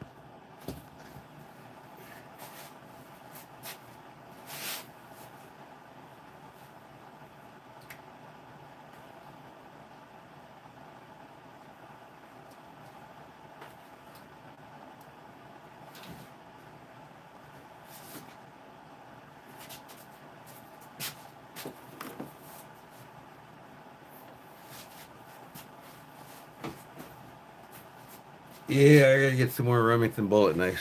Gio likes the Remington bullets, so I'll bring them out. By the way, oldest knife I got, 1890, Hibbert, Spencer, and Bartlett. That's the people that started Ace Hardware. And they had 3 knife companies make their knives. They didn't. All right. I got this one here. Field Guide, I think they call that. Then I got this Remington Scout.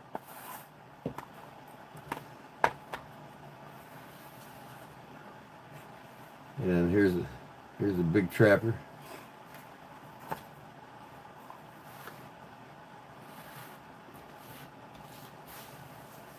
Oh, and then I got this one here.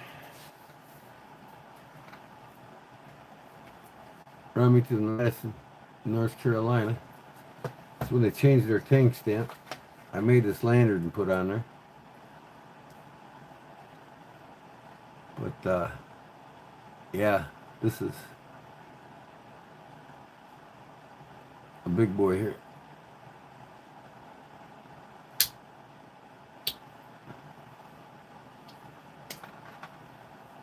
One of the biggest trappers you can get. This is the R11 28.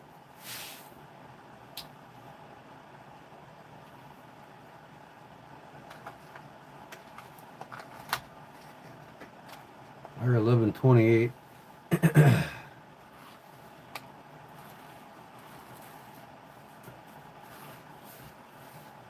got another big boy here. This is when they changed their logo. I made the lanyard on this.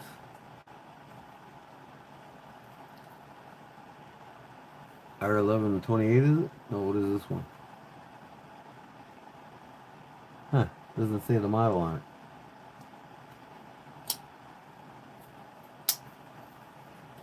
This will probably tell me. This is the tin it come in.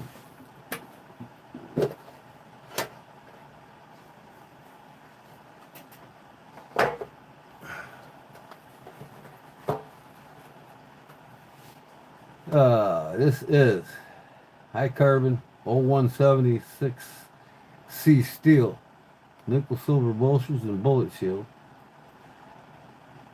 Full color photo inquiry, made in USA. Doesn't say a model number. I think it's 1170. It's the same as this one, really. Yeah, they're both locked backs. They're both 11. No, this is 11. Yeah, they're both 1170 single blades.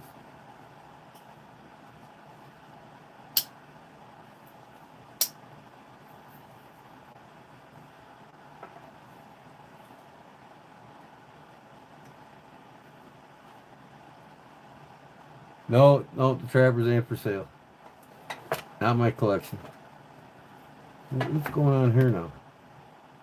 I got the wrong knife. This is a two-bladed knife. Remington, Madison, USA. I thought this one in there. But there's one with two blades that go in there. Where is it? Maybe this one goes in there. It's got to. It's got two blades. Let me see.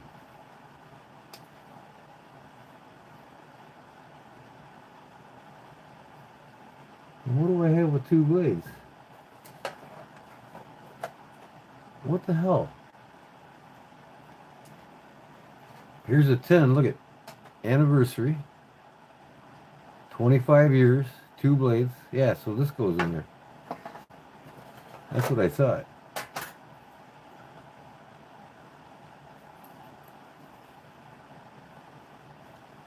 Yeah, okay.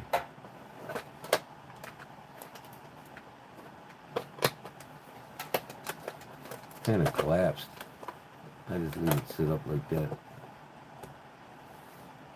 Yep. That's how it sits. And then this one goes in there. This is how I have it in my display.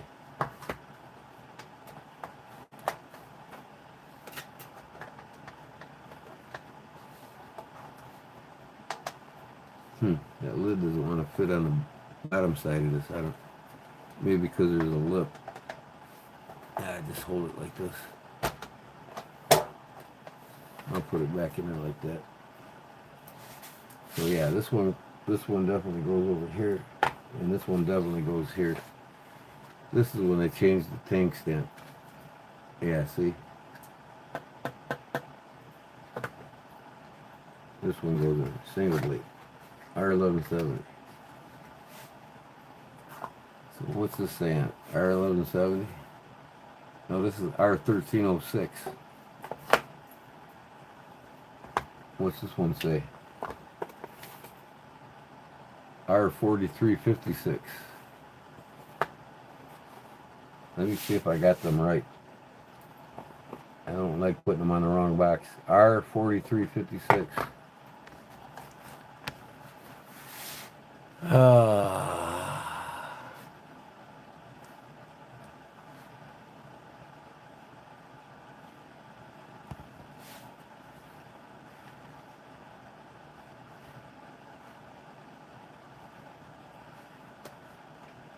Come on, man. Stay down.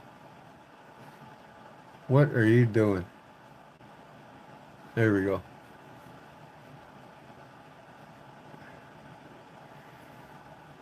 Hey, so I have a Case XX John Deere edition, still in box with matching Zippo to boot. Wonder what it's worth these days. Case XX John Deere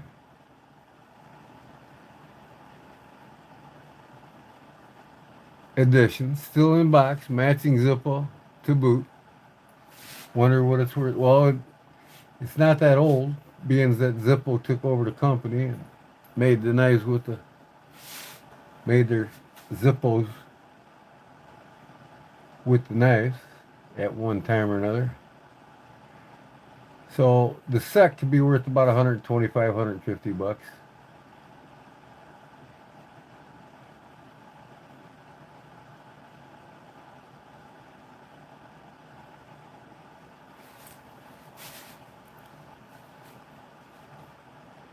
I would assume it's probably a 1980s knife when Zippo took over the company. So it's not that old, really. Well, it's 30 some years old.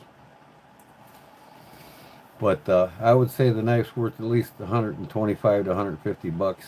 And then if it's in mint with the Zippo too, the Zippo with the collection could fetch another 100 bucks. So I would guesstimate between 185 and $250 for that set.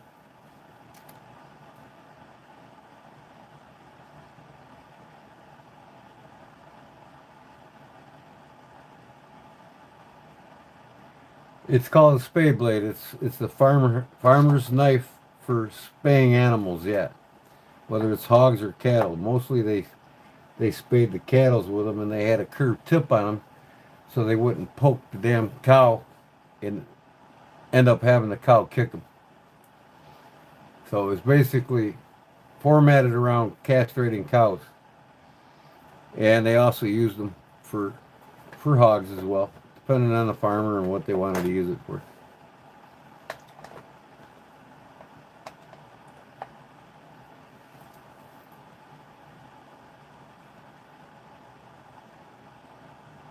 Yeah, like I said, that collection Zippo lighter could fetch an easy 100 bucks. And that knife being it's 35 years old, it could fetch easy 150 to 200, 135 to 155. So you're probably looking at around $250 set if it's in mint shape. Well, I wouldn't sell it either if your grandfather gave it to you. So what am I looking up here, this model number here? 1R R4356. R4356 bullet. R4356 Remington bullet knife.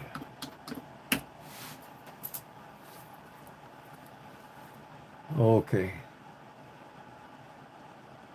4356.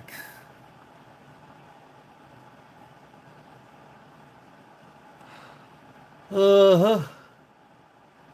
Yeah, so this is the right knife with the right case. All right. I thought so.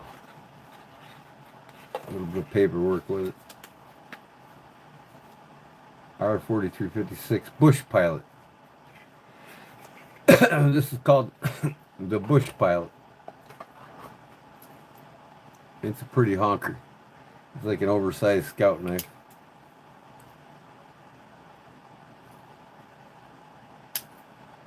Yeah, like I said, I wouldn't sell it either if it's a gift from your grandfather, because he's not going to be around forever. If he ain't anymore. And if he ain't, sorry to hear that. 1993 Bush Pilot. So that's pushing on 32 years? 93, 2003 would be 20. Yep. 23 years. And I forgot the name of this one. It's inside. The Master Guide. Yep. R1273. This is the big long daddy. It's kind of like the Granddaddy Barlow. Mint. I bought this for 70 bucks at an antique store. It's probably worth about 125 now. What's your all-time favorite knife brand? No matter the reason, maybe because it is rare, etc. And what is favorite brand that isn't so rare? So, what are you asking me? What's my favorite brand that isn't so rare and my favorite brand that is rare? What's your all-time favorite knife brand? It would be Buck.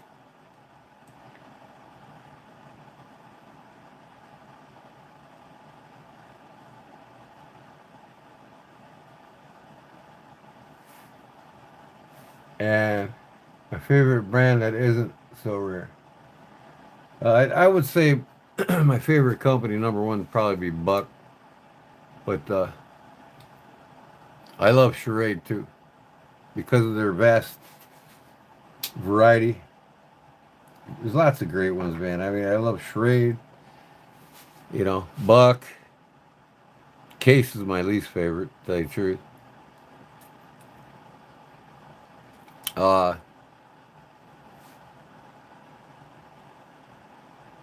you know, uh, Camillus. I love Camillus. But I prefer German handmade knives over the American knives any day. But I still got my classics that I like to get. American classics.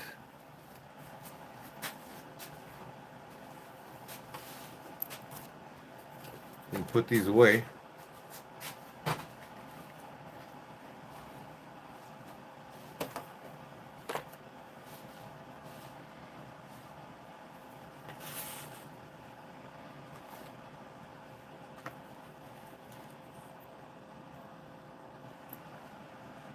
That's my Buck's my favorite American. My favorite German is it's kind of hard. Uh, Ibran, Kissing Crane. I love them all. You know. Uh,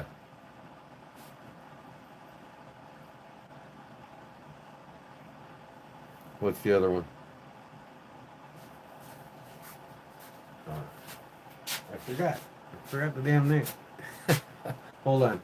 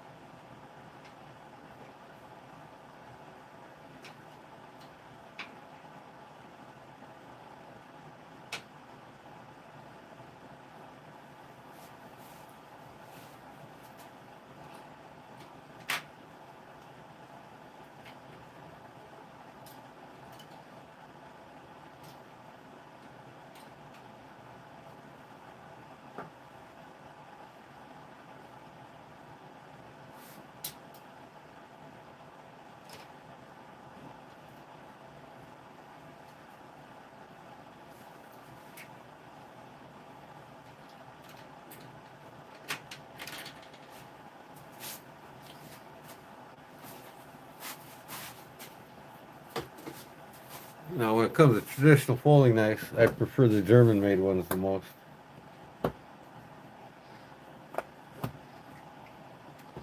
These are all German.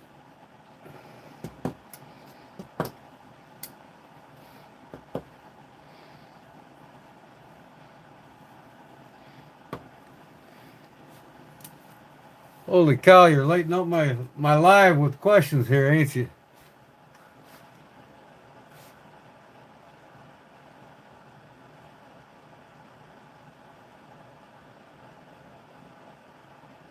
You're fine, man. Particular reason you don't like Case? Oh, I love Case. I just got done showing half of my collection off. But anything past 1989, I don't really care for, unless I buy it in person and I inspect it first, because they've had too many quality control issues with their knives since the beginning of the 90s.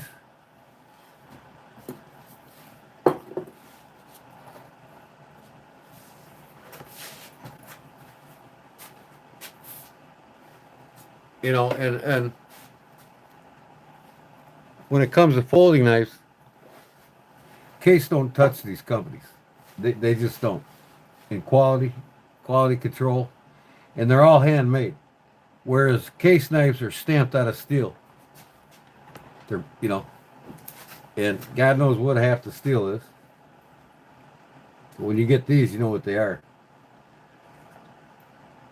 This is the hen and rooster.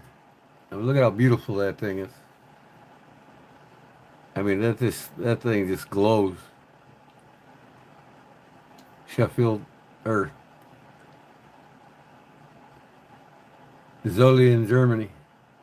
I mean, it doesn't get any better than that. That's all handmade. There ain't nothing punched out of steel.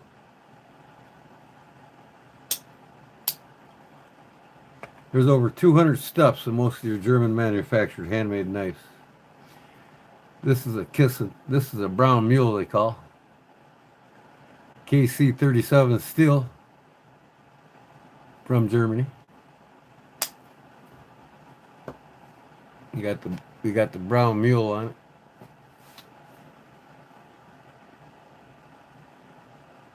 Got your second wind? Yep. Your thyroidism's kicking in. This is called the coal miner, kiss and crane. These are all kiss and cranes. These farmhand style knives, like the side buster. This one here,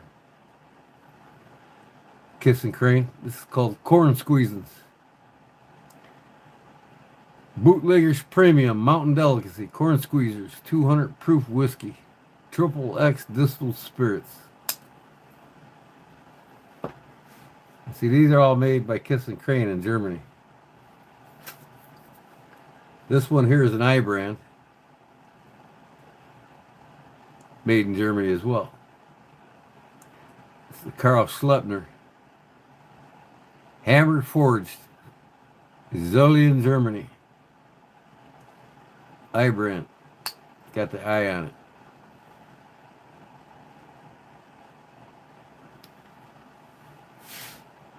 I mean, case don't touch these knives. I'm sorry. This one here, Boker Tree brand, Zolian, Germany. 3-bladed Stockman. All handmade. Ain't nothing punched out of steel on this whole thing.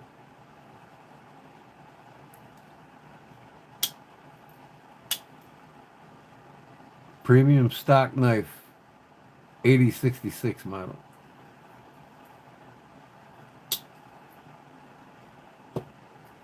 This is a pre-World War II. J.A. Henkel's scout knife. These were actually given to the soldiers in Germany. All handmade.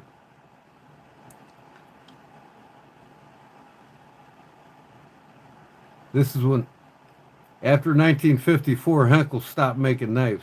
This is one of the last runs before they stopped making them.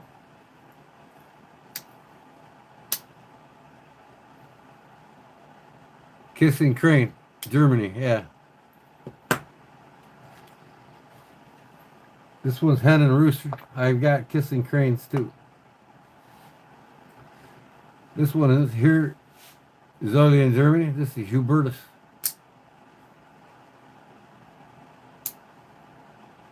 All stag. This one here will set you back a couple $100. It's all handmade in Zolian, Germany.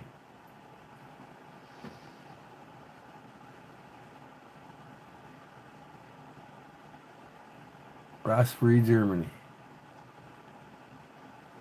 Zolian, Hubertus. They're still making them.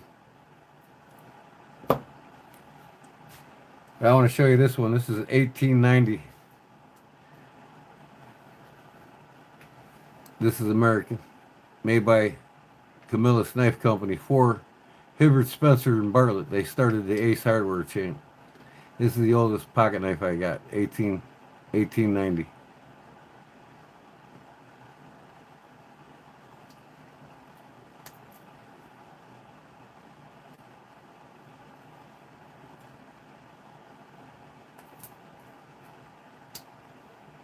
Still got great snap. Oh. Yep, Kiss and Crane's a German company.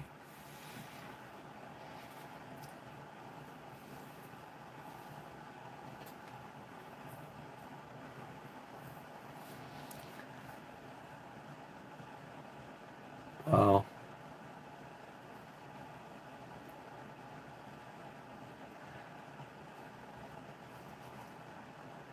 So, it's getting late. It's what now? 3:31. I've been on here what? 5 hours? Pushing 6. Oh, 7 hours now. Pushing 8 hours. Wow. I've been live 7 hours. I need to get off and close up shop. Here's one that I made. This is my butcher knife. I use it just about every other day at the minimum in my kitchen since I made it. And she will cut.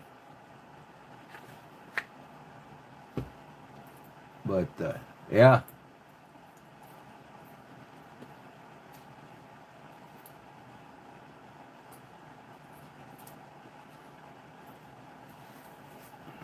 So, I mean, the quality. This is a Kiss and Crane.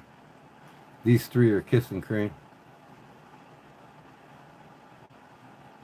Knife has stops in them. I mean, listen to that snap. Cold steel is awesome. I got quite a few of them. You're not going to beat that triad lock. That's what put them on the map.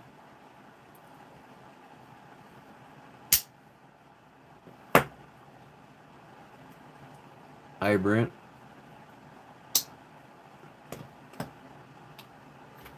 So, I think I'm going to get off of here, folks, or whoever's left. Anybody here still? Zeke, thanks for checking me out and subscribe.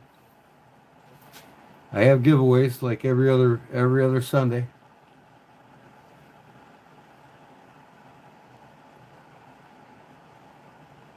We'll talk to you later. Thanks for stopping in, man. Good night to whoever else is lurking. I'm out of here. Geo, if you're still hanging around.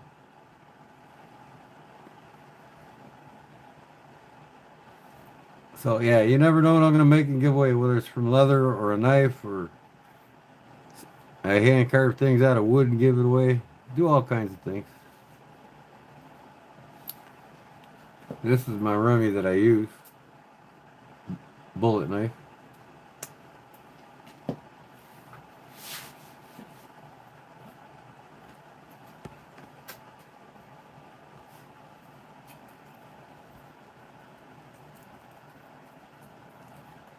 So, all right, folks.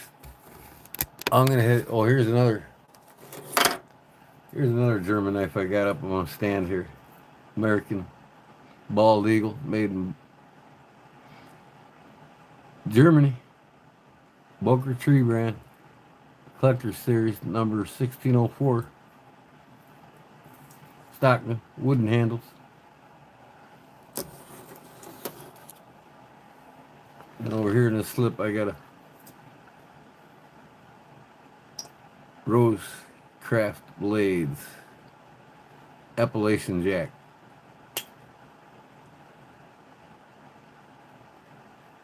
Love this knife. So, I'll catch you all again soon. Maybe a couple days I'll be live again. And I'll talk to you all later. Thanks for watching. Appreciate it. And